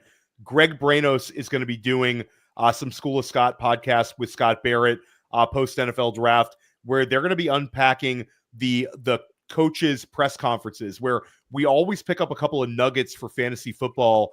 And Scott and Greg are going to listen to like 20 hours of these press conferences and unpack it into some short, manageable pods. So make sure you're subscribed to School of Scott podcast for those. All right, Brett, we're almost here. We're almost at the end of the draft. We need this pick to come in. A few picks to go. Here we go, man. Here we go. I'm dying here. Now, is there a... It's in. The pick is in. We should get word any second here. Is Come this on. green, maybe? No, because No, they wouldn't do green. Okay. off the Okay. field stuff. I'm not as locked in as Brett with the off field stuff. I think I mocked Mike Green to Detroit once, like 2 months ago, and Brett chastised me for like an hour about how that's not a Detroit on-brand pick. So, yeah, Brett, I high mean- character guys. It's listen, if they vetted this, I mean, he's kind of local too. He's plays right in Ohio here, so if they vetted the situation and it was something deep in his past and taken care of, maybe they sign off on it. I just can't see. He's falling here for a reason, it seems like, right? So Okay, it's Tyleek Williams Okay. of Ohio State. So they get the interior Yep. presence, not necessarily who you wanted. Your thoughts on Tyleek here? Shout out to my guy Josh Liskowitz from PFF. He called this pick a couple days ago. Told me he thought they were going to go Tyleek. So good, very good player, nose tackle type, but he's got some pass rush chops for sure. DJ Reader didn't play great on the first deal of that contract they signed him to last year. And then Aleem McNeil's got a torn ACL he's coming back from. So they need help on the interior. I'm never going to be mad about a defensive lineman. So it's fine. It stinks that they left Donovan Ezeraku on the board and Jihad Campbell on the board, but it is what it is. It's almost law of nature here that the Philadelphia Eagles are going to get Jihad Campbell with the 32nd pick. It's happening. We should all accept it, and he'll be a multiple-time Pro Bowler on that defense. This is a tilting pick for fantasy football managers. We had so the Omarion Hampton go to LA. We've circled Washington. We've circled Kansas City as potential running back landing spots. Travion Henderson has met with Washington multiple times, met with Kansas City. I believe the Kansas City met with Henderson over the last week, Brett. So we have 2 more chances to get Henderson inside the first round here, barring a trade up from someone else. Yeah, Henderson, he seems like an Andy Reid guy, right? He's got some Shady McCoy to him, some Brian Westbrook to his game, so that'd be fun. Washington also, they do some zone stuff that would be cool with Travion Henderson, but I'm not sure. Yeah, I'm rooting for Henderson here, but I think it's going to be Ezeraku. Washington last year, I believe they had like 9 picks, and I think 7 out of 9 were college football team captains. So that's something they're really valuing, getting these guys who are college team captains in the building. Both Travion Henderson and Ezeraku both fit that criteria. So that'll be an interesting one. We've also got the Buffalo Bills at 30 coming up. Very intriguing there. Brett, that could be a defensive back. Eman Worry is still on the board. Harrison is still on the board. Trey Amos. And, of course, Will Johnson is still on the board. Yeah, Will Johnson to Buffalo makes a ton of sense. Tons. Fits the McDermott system perfectly. I've been told by my Buffalo guy, Joe Marino, that they are not going to take a safety in the first or second round. So I think Eman Worry is probably off the page there. But Will Johnson to Buffalo would make a ton of sense. Yeah, it's Will Johnson. It's sort of shocking to see him slide to this level.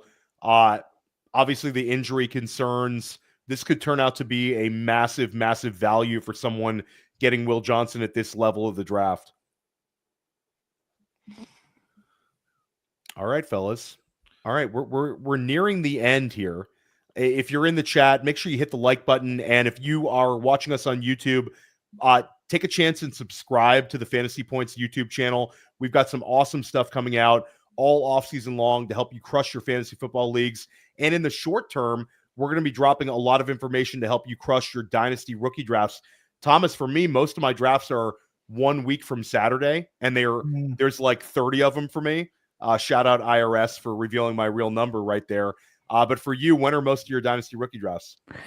I'd normally be doing the same, but I am going home for a weekend. And I was like, seeing as how I commish 80% of the leagues I'm in, I get to have the final say when it is. And it's not going to be when I am watching the Blue Jays get beaten terribly by the Guardians. So it'll be probably the weekend after to give most people a little bit of time. I don't know if that's an advantage for me or not, but probably I did a couple I'm sure some will kick off like Monday, but for the most part, it'll be probably a week or two after the draft when I'm back from holiday. Yeah. And so just to follow up, the league that I'm in with Graham Barfield and that Davis Maddock trade. Davis came on Dynasty Life. Make sure you subscribe to Dynasty Life, my Dynasty podcast, and make sure you subscribe to Dynasty Points, Thomas's Dynasty podcast, both here over at Fantasy Points. But I had Davis on to kind of unpack the trade we made. So Graham, Ashton Genty, I traded the 101. I end up getting the 105, 106, 108. Travis Hunter, Tet McMillan, and Colston Loveland. I think at this point, I won the trade versus Davis. What do you think? I liked that trade for you process-wise when you did it because of just obviously the state of the roster. You're taking over, a team that just desperately needed some awful. picks. It's an awful roster. Yeah, it was. And you quickly turned it around, I think, with just straight, like I said, straight up the process. And I think you've had some really nice run out too. Loveland, I'm taking Loveland over Warren right now among Dynasty rookie tight ends. I mean, it is scary hours for Anthony Richardson and the Colts quarterback group. So yeah, I like how that ran out for you. So I took in that draft, Omarion Hampton at 102, and I still think I would. I still think I'd take Hampton at 2. And then, man, it is really close between McMillan and Hunter, but I think I'd go Hunter at 3 and then McMillan at 4. That's where my head's at. Where's Cam Ward at for this guy? For you guys right now, because those are 4 great spots for 4 elite prospects. They got the draft capital and good landing spots. I'm of the opinion that Cam Ward now is going to become a value for us in Dynasty rookie drafts because, like you said, there was all these great landing spots where Ward has the number 1 pick insulation. Brett's talked about his mobility. We didn't see him putting up running numbers in college, but I don't think that's completely out of his wheelhouse. So for me, anytime we have a pick in, yeah, and it's not what I wanted, and it's not what I predicted. It's Josh Connerly goes to the Washington Commanders with the 29th overall pick. They add Laramie Tunsil, and now they add Josh Connerly. So pragmatic decision for them. One of the better offensive linemen still on the board. But a really crappy one for us for fantasy football because the Travion Henderson dream attached to Jaden Daniels is officially dead. Ezraku's just sitting there, Brett. I'll say he might be a Buffalo Bill, even though we have not necessarily been projecting a lineman there. So a cascade effect here. And also this was a pick where Connerly, a lot of people were projecting Kansas City to select him. Your thoughts on this pick? Yeah, I wonder if he's going to play guard. Or probably. Yeah, I mean, he's kind of not gifted with length, natural length. He's a good mover, though. He's got a good first step. And in that, zone duo combo scheme, I think he'd be good at guard. Needs to add some play strength to his game, though, which is true if he stayed at tackle. So I think it's a good developmental pick for them. I don't know that he gets on the field year 1, but yeah, he's should be a starter for them in the years to come for sure. Yeah, I mean, the whole offseason, Deebo Samuel, they get Deebo Samuel, a big upgrade at wide receiver 2. Also, they have no one who on the roster before Deebo that could give him any sort of yak ability. They trade for Laramie Tunsil. Now they draft Connerly. Connerly was really good against Abdul Carter. Senior Bowl, I think, was a week where people wanted a little bit more. Guys like Ray Zabel were bigger winners there on the offensive line. So I don't know. It's a boring pick, but I don't necessarily hate it. Travion Henderson, we're crossing our fingers for Kansas City, I guess, at 31 here, hoping he gets inside of the first round. Getting back to Graham, we were talking before, and I cut you off because of the pick. What was that? I'm sorry, Theo. Now I'm a little confused. We're kind of all over the place here, guys. But yeah, we're talking about the team context for all the picks. You were talking about where you were at for Cam Ward. Right, yeah. We were talking Cam Ward. Yeah. Where are we at, Thomas? I want to get your opinion on this because you've been my quarterback whisperer for Dynasty for years now. Where are you at, Cam Ward? Because I mean, 2 great receiver spots, 2 great running back spots. What do you think? I think like 111. Like Dart's gonna jump him. Wow, for sure. But he doesn't. He's not. Look, Tennessee's not a sexy landing spot. Let's be honest. And 2, he doesn't run enough to be there. So it's one of those rare cases where the quarterback that went 101 isn't going to like a Burrow situation and isn't the athlete to push him up. Yeah. Give me the guy earlier that has neighbors and, as Brett has talked me into, way more rushing side than someone like Ward. To me, that's the quarterback I want early. Ward, I will not let a first round quarterback fall out of the first round of a super flex rookie draft. And seeing as how the draft has been somewhat unkind to some like we wanted more running backs, we wanted to see maybe some better spot, like etc. So maybe it gets pushed, but there's still tomorrow. So as of right now, I got to say like 111 for me, 110 max. I'll push back on that one. I don't think he falls that late in the super flex realm, because like the 101 quarterback, that would be the lowest we've ever seen a 101 quarterback go in super flex. I agree. The lowest. So I think he's got insulation. We were seeing some people take him at like the 104, the 103. I think he slides into still a sweet spot, the 6-7 range. And I will bet on Jackson Dart to potentially score more fantasy points than Ward in year one. But I'm not out on Ward at that price. Like, I think if you have a high volume of dynasty teams, like think about Bryce Young. Think about Baker Mayfield, like guys who go through struggles and get multiple chances. 101 quarterbacks get a incredibly long leash. Cam Ward, if he falls to even the middle of first rounds, you want some access to that just by a like dynasty game theory perspective. So I don't know. We'll see when push comes to shove and we actually start drafting. And we'll know on Saturday, at least an early indication, Thomas. But I'm a little surprised you have him at like the 111. I think for me, 106, 107, even with the quality guys in this draft class, I want that 101 insulation. It's just how I view the quarterback situation in Dynasty to begin with. Like I am an ultimate punter of even a QB2 constantly. Like it is how I ended up with, so much Geno Smith as my QB2 for so many dynasty teams, because I will just punt it. If I don't see the ultimate upside with a quarterback, chances are I'm punting it here. I get his insulation and his value, but this is also why I don't take Jared Goff in round 4 or 5. I just don't take those guys. I pass on those guys in startups. So Ryan Heath just spit out his coffee when you said 111. That's fine. If you want him to start, that's cool, but his upside it's fine. But again, I'm just going to take Dart instead because he has that rushing, and that's just where I have him right now. Like I'm looking at tomorrow's possibilities for the running backs, for things like that. I bet you they get seamed up more, because I just think, remember too, if we're talking super flex, like there are times I'd rather just play a wide receiver in a super flex, and I don't know what Ward has in terms of maximum upside.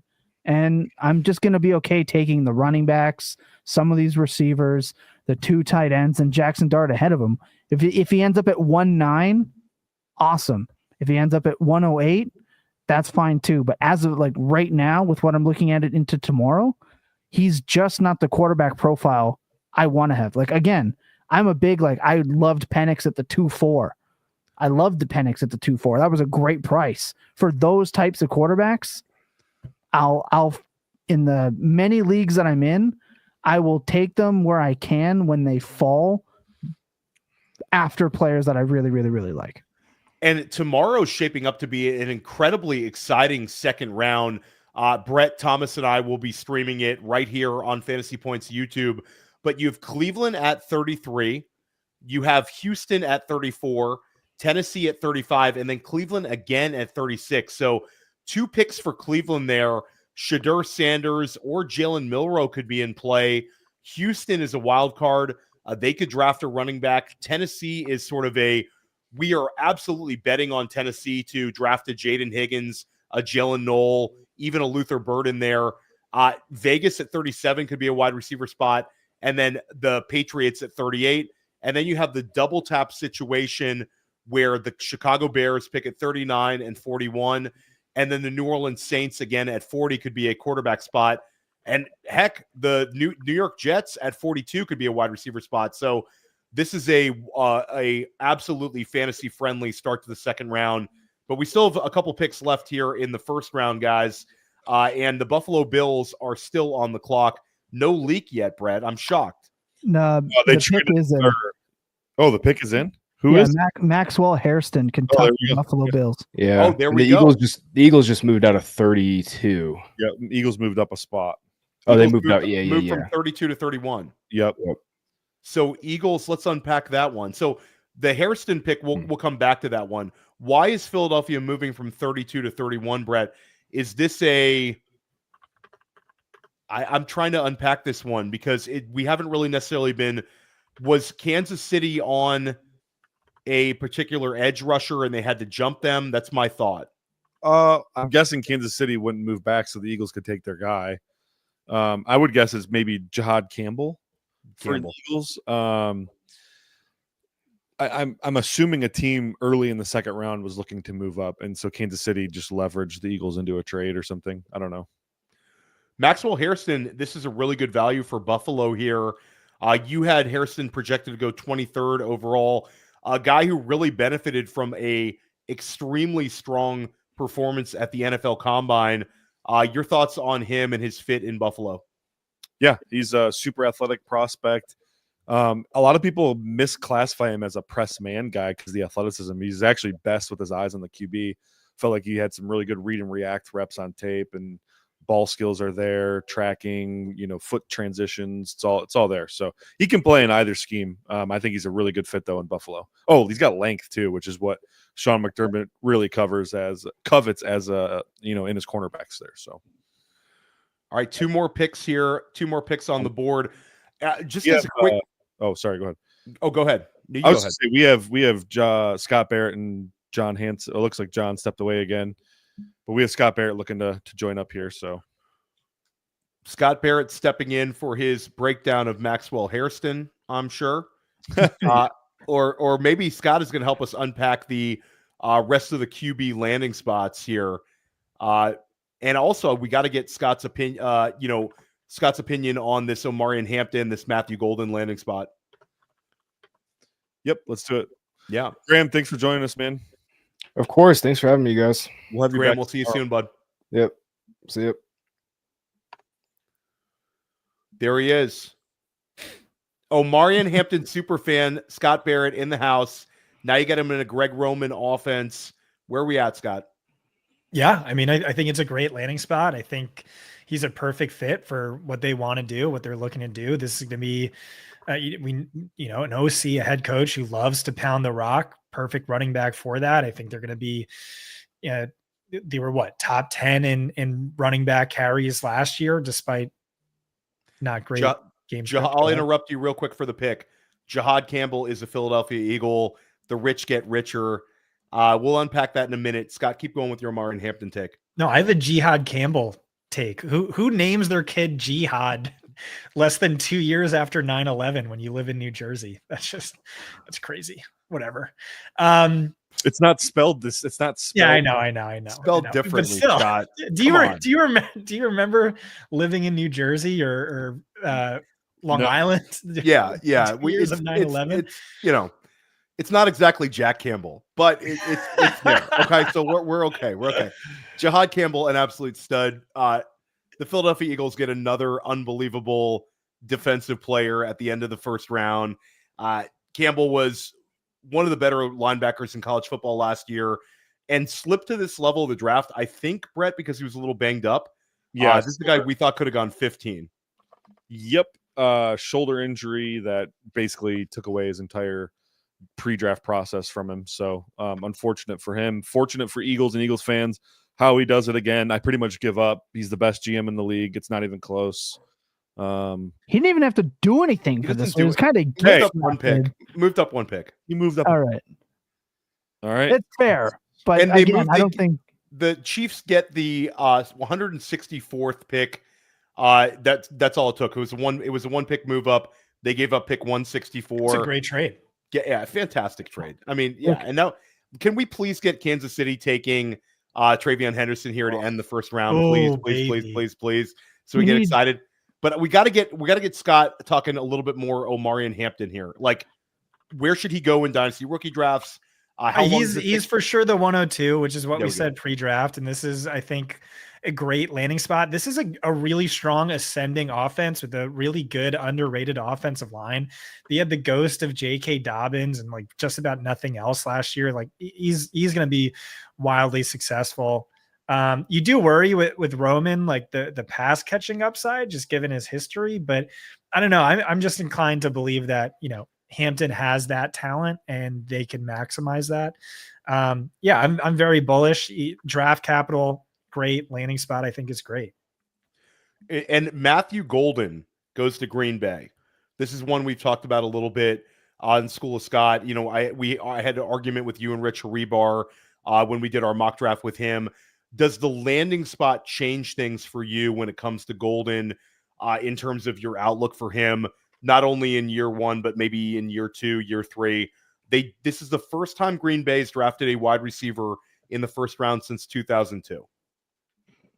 Yeah, I really like listening to you guys and hearing Brett play devil's advocate, and I agreed with it. It's like we've heard LaFleur say he doesn't really feel a need to have a wide receiver one, at least post Davante Adams. And you look at the Packers wide receivers, they have the grossest wide receiver by committee situation in the league by a landslide, where their wide receiver one has like a 70% route share, which is like, lower than many teams' wide receiver threes. And that just kills you for fantasy. Maybe that was just due to the talent he had, and Golden's going to buck the trend. But like Brett and I both said, is like, we don't think he profiles as a true wide receiver one. He kind of seems more like a rotational piece. So I'm pessimistic, but I have to dive into the press conference and see what they have to say. Shock pick earlier was Emeka Egbuka at 19 overall. Yeah, I crapped all over that when you said that was a possibility. I said that was impossible. I was like, no, they just took a guy in round 3. They just signed Godwin. They have Evans, and man, that was surprising. Very, very surprising. So your favorite pick of the entire draft is? Well, I have to say, Travis Hunter, just because I love Travis Hunter, but also, what about? That's got to be your favorite pick of the draft, Jackson Dart. That's what I'm saying. That's what I'm saying. I didn't even ask you about Dart. No, I know you didn't. My bad. First of all, they gave up nothing. They gave up 2 round 3 picks. The next pick, the literal next pick, the Falcons gave up a future round 1. Like that could be a top 10 pick. I do not have faith in the Falcons, picking in the back half consistently. So Terry Fontenot got absolutely hosed. Great value for the Giants. And then he took Brett's QB1. So I want to hear Brett talk about his QB1, Jackson Dart. Tell me, where would you have had Dart if this was last year's class? Would you have had him above Penix, above Nix? Is it close? And what's his upside? Because he's knocked as a guy who doesn't have the upside. He would have been behind J.J. McCarthy, Jaden Daniels, and Caleb Williams for me, but he would have been ahead of Drake May, Bo Nix, and Michael Penix. Oh, baby. Oh, baby. So we killed it. Way to go, Giants. You killed it. Absolutely.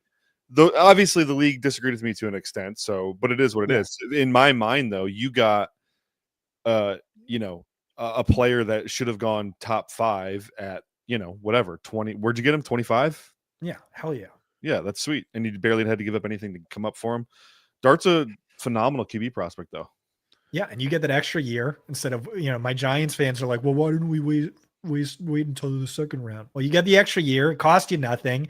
And this is Brett's guy. Brett's the QB GOAT evaluator. And I'll double tap that one. Brett really is. Like last year, the JJ McCarthy stuff.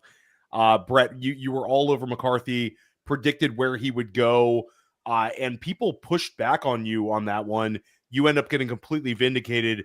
Get vindicated a second year in a row. So no matter who you like next year in the buildup for 2026, we're going to hype the hell out of that player because that player is going to be a lock first rounder. So big shout out to you, Brett Whitefield. And a reminder to anybody who's watching this who hasn't downloaded and gotten access to Brett Whitefield's prospect guide, you can get it for free at fantasypoints.com just by registering on the site. And we got the guru back on the show, John Hansen. We got to unpack your thoughts of the last 10 picks. Actually, the 2/3 of the draft here, John, since you left us. Yeah. Omarion Hampton pick, Golden pick, Dart pick, you name it. Yeah. Tyler Warren, I like the prop against it. I think I thought maybe that Booker kid who went to the Cowboys might be in play for them. Maybe he was. We'll never know. Certainly a need pick, obviously, but I don't know how much production there's to go around there. The Ibuka pick was unusual to say the least. That really shook up that wide receiver room, to say the least. And I thought Hampton, I was a little, I definitely thought the Chargers were going to get somebody else. I thought it would be someone a little, varying in skill set, perhaps. So, hey, he's a good football player. They like him. They're going to run the block. Golden to the Texans. Packers. Or Packers out of Texas. Golden to the Packers, like, goodbye Christian Watson. Goodbye everybody, really. Not really everybody, but like he could be the guy, like the main guy. We'll see about Jaden Reed, but the ancillary guys like probably Watson, again, they're in trouble, big trouble, and rightfully so.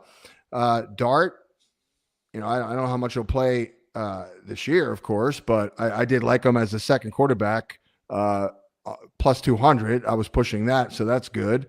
But overall, the main thing it looks like I'm going to get wrong is the 3 running backs going in round 1, but I guess it's not a shock. It's right, not guys? dead yet, John. We have Kansas City. We're burning sage in the Gremminger household, rooting for a great landing spot for Travion Henderson here at the end of the first round. I mean, it Not could dead work. yet. The pick is in. Ooh, it's a Please great tell one, me. too. Tell me. Shadur Sanders. Josh God. Simmons. Ohio Okay, State so tackle shout down. out to whoever it was, and shout out to somebody in the I forgot who it was, but say something if you're still watching our stream. Someone predicted this in our Fantasy Points chat. A very, very sharp audience all night long. The chat has been lit. But Josh Simmons, Brett, if he didn't get hurt last year, would have been going where Kelvin Banks was going, like that level of the draft. Yeah, top 10, man. He probably the best true pass protecting left tackle in the class. Wow. He fell because of the injury. When you look at, Will Campbell, he's got the arm length issue. He might end up being a guard or a center. Armand Membo is a right tackle. Kelvin Banks probably best as a guard as well. So Simmons was prime. He was on top 10 track, and then unfortunately tore his ACL. So Chiefs get a steal. And what's nice is that Jalen Moore contract's just a 2-year deal, $15 million a year, and Josh Simmons recovers and then slides in at left tackle. It's a good situation for the Chiefs there. What do you guys think of Hampton going to the Chargers? I mean, what was the thought process? Just, I guess, Theo, I'll ask you from a fantasy perspective, opportunity perspective. I mean, I think it's a great fit. I think we completely take Najee Harris out of the equation. Yeah, I think Najee Harris, I think not quite dead, but I think it'll be like a 60-40 type split. Yeah. And then eventually Hampton takes over in the time that matters for us in fantasy football, the second half of the year into the fantasy football playoffs. Stylistically, it's fantastic because you have a coach and an offensive coordinator who want to run the rock. I think if we were doing this, John, before free agency, and we said Omarion Hampton ended up in LA at the 22nd overall pick, we would be pounding the table for that pick. So yeah. I'm thrilled with the landing spot for him. I think it's great. If you're holding Najee Harris bags, you're done. You're done. I guess my thought process was you sign Najee, you have Najee. If you're not prepared to give him some volume, then what's the point? I guess that's what my thinking was. I can take a crack at that, John. Look at last year, how that offense changed when Dobbins went out. I'm imagining running back was on their mind the entire time, and they said, we can't have this again. I think the only times the Chargers had a pass rate over expected in the positives was when Dobbins was out of the lineup. I think they want to have these two backs to do what Greg Roman does, which is nonstop hammer the football. And if one guy goes down, they have Mr. Durable back there who can carry the load. I just think Hampton does everything Najee does a little bit better. Yeah. What's interesting is, guys, when it's reported, and I certainly talked about it on podcasts where I would say Najee got this 1-year deal that was $9 million. It's actually a $5.25 million contract and you have a $4 million are incentive based on rushing yards. So it's a win-win for them. Yeah. Either Najee hits a bunch of rushing yardage totals. It sort of reminds me a little bit of the Kirk Cousins, Michael Penix outcome last year, where I think Atlanta signs Kirk Cousins because he's the best free agent quarterback available. Then they love some guy on their board in Michael Penix, and they double tap it. This is a much cheaper bet doing the exact same thing.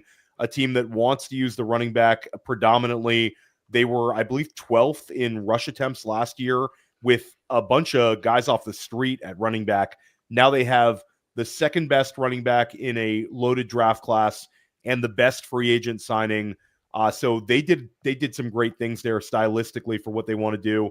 I think Hampton, if you're holding Hampton bags already, you feel great about it. And if you have a dynasty rookie draft, I don't think you adjust really anything. I think Thomas would, and I'm interested to hear your thoughts on this, John. When we have dynasty rookie drafts now coming up, though, like we're happy and thrilled about Hampton, but we had the nuts landing spot for Tet, the nuts landing spot for Travis Hunter. Yeah. Now you have I think fourth overall pick is more valuable than it was when we started the night, Thomas and John. But I think that like you actually have some decision making. I'm still probably on Hampton at the 102. Curious where you're at, John, for those three guys. Yeah, I mean, I don't know. I think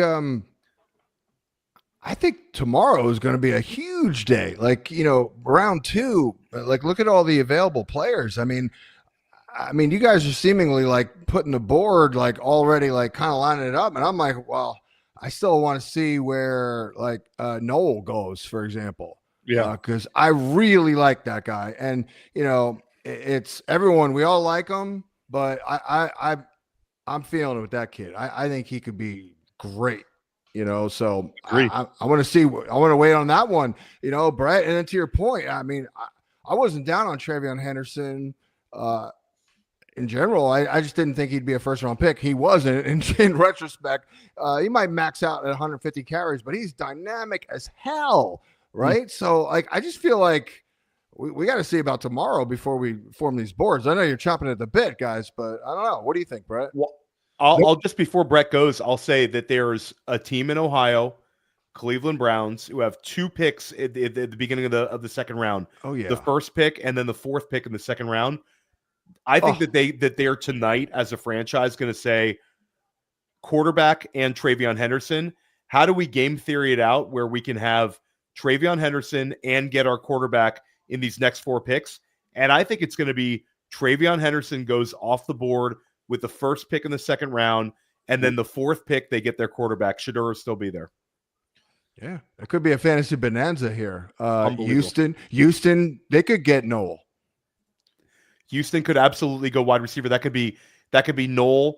That could be Higgins for Houston. Mm-hmm. And then, like, I mean, honestly, we about a little while ago we kind of went over this, but we could take some time to unpack it since the draft is over. John, if you look at the first 12 picks in the first round, actually take it from pick 33 all the way to 44.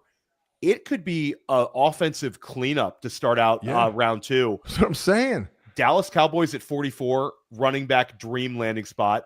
Chicago 39-41, running back dream landing spot. The New England Patriots 38, dream wide receiver landing spot. Tennessee 35, dream wide receiver landing spot. New Orleans 40, quarterback spot. Cleveland quarterback spot. And then the Raiders at 37. The wide receiver spot. Or Jalen Milroe at 37 would make some sense. So, or Shedeur, if you're wrong about Shedeur to the Browns, the Raiders could take him. So tomorrow's going to be 42. unbelievably fun. 42 to the Jets for a wide receiver. The Browns legitimately could go QB, running back, or wide receiver with one of those picks. So, yeah, no, this is a sweet spot right here, quite frankly. Yeah, and that's why I'm a wait and see too on the dynasty stuff, because like, Jaden Higgins in New England to me, or even Las Vegas, I probably like him better than Matthew Golden still. Jalen Noel, if he goes 35 to the Titans. Yeah. I can't wait for tomorrow. That's kind of what I said earlier too, right? Where I said, does someone like Golden, I'd rather have the wide receiver 1 in New England with May than some of that stuff. But I think we can pretty comfortably walk through the first 10 picks. Not to mention we've got I think the two biggest, I'm going to say 3 biggest losers of this so far, right? It's got to be Shador, Judkins, and Burden, who were all top 11 picks in ADP rookie drafts from April 1st to today. Well, I'll That's push back on pretty- the Judkins one though, because he's got a bunch of chances to land. Sure, A bunch of chances to land. I'm saying for today, like day today. I mean, one, Cleveland round could go one, Judkins. exactly, and then it would boost him back up again. But just for today, I think we could pretty comfortably walk through like 8 picks and be pretty sure that they're going to be somewhat close. The 3 of us are in a dynasty league together, and I got Genty obviously at the 101. I got Matthew Golden at the 201. How you feeling about that? Yeah. I mean, I feel great about it. In the league that I'm in with Scott and Graham, I got Golden later than that. I think I got Golden at like the 203, 204 on top of Hunter, McMillan, and Colson Loveland. It was that trade I made with Davis Maddock where we were kind of going back and forth on who won the trade. It was Genty for this insane package, and all of my guys landed well. So I think Davis is still obviously super thrilled because he got the Vegas one, but my guys all landed well. So really a fun day for fantasy football. Just to pivot over, Brett, there's a bunch of very strong defensive names that are still on the board. Will Johnson falls out of the first round. Yeah. Unbelievable career at Michigan, but the injury concerns are real. Mike Green led the nation in sacks at Marshall, Senior Bowl standout, but you brought up the off the field stuff. You got to think he goes at the beginning of the second round. Nick Imanwori, the safety out of South Carolina, ridiculous athlete, tore up the combine, still on the board. He's not. Go ahead. So Nick Imanwori, I kind of knew he'd fall to the first round. He's a very raw player. Doesn't have a lot of instincts. Just you're betting on the traits with him, which are a lot of traits, but it's that's a tough sell in the first round at a devalued position too. That's fair. And then your guy, Donovan Ezeraku, falls out of the first round. Yeah. He was the second leading sack guy in college football, and a guy who some people were projecting to go as high as 17 today. And then Darius Alexander, defensive tackle, Toledo. Siobhan Ravel, I know you've talked about him. So there's a ton. And Trey Amos, I'm a little surprised by that one too, Brett, because we saw a lot of people projecting Amos as well. So really going to be, second round's going to be amazing at fantasy points tomorrow. Yeah, Nick Scorton too. There you go. Yep, there's a bunch. This is the sweet spot of the draft, though. We've said all along, that what pick 20 through 40 is like you're getting roughly the same caliber player. So if you can get to that middle or late of that cluster, you're getting a lot of value. Yeah, this was an incredible. A big shout out to our chat. You guys were lit all draft long. This is, I mean, guys, we're coming up here on 4.5 hours on the air, and the chat has been lit the entire time. This was unbelievable tonight. Really, really fun time. And I'll give you one more plug. Brett, you crushed it.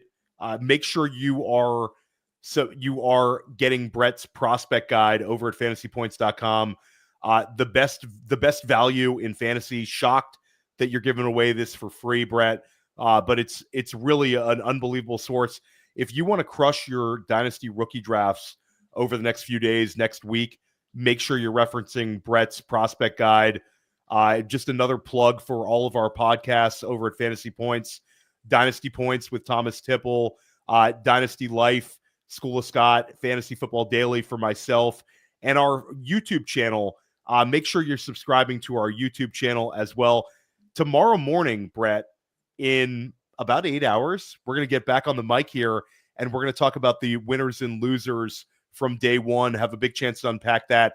If you want access to that, make sure you are subscribed to Fantasy Football Daily Podcast. It helps us out when you subscribe to our podcast, helps us out when you subscribe to our YouTube channel, and it doesn't cost you a thing. And then Thomas, Brett, we're back in the streets tomorrow for about 6 hours. That's going to be a lot of fun.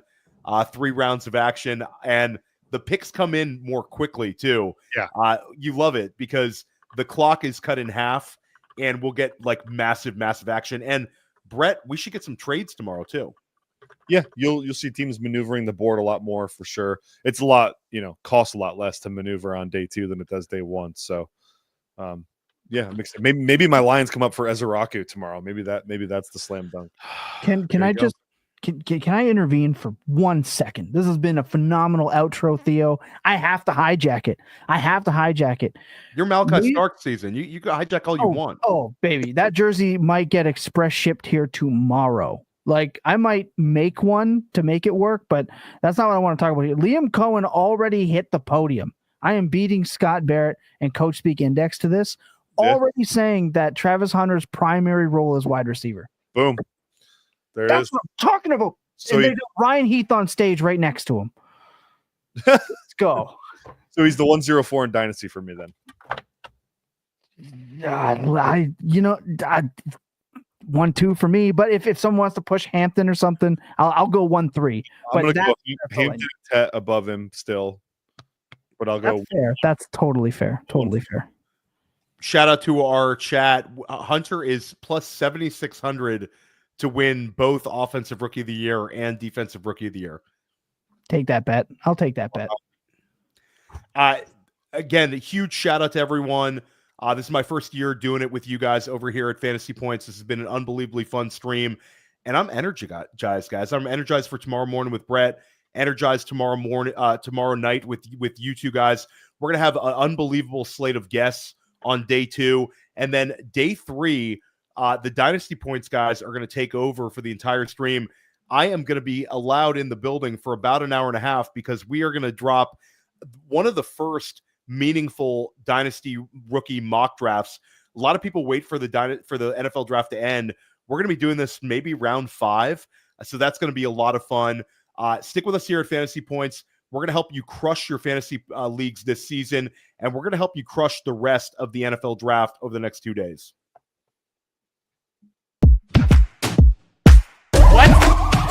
What? Why are you shaking your head? You're welcome.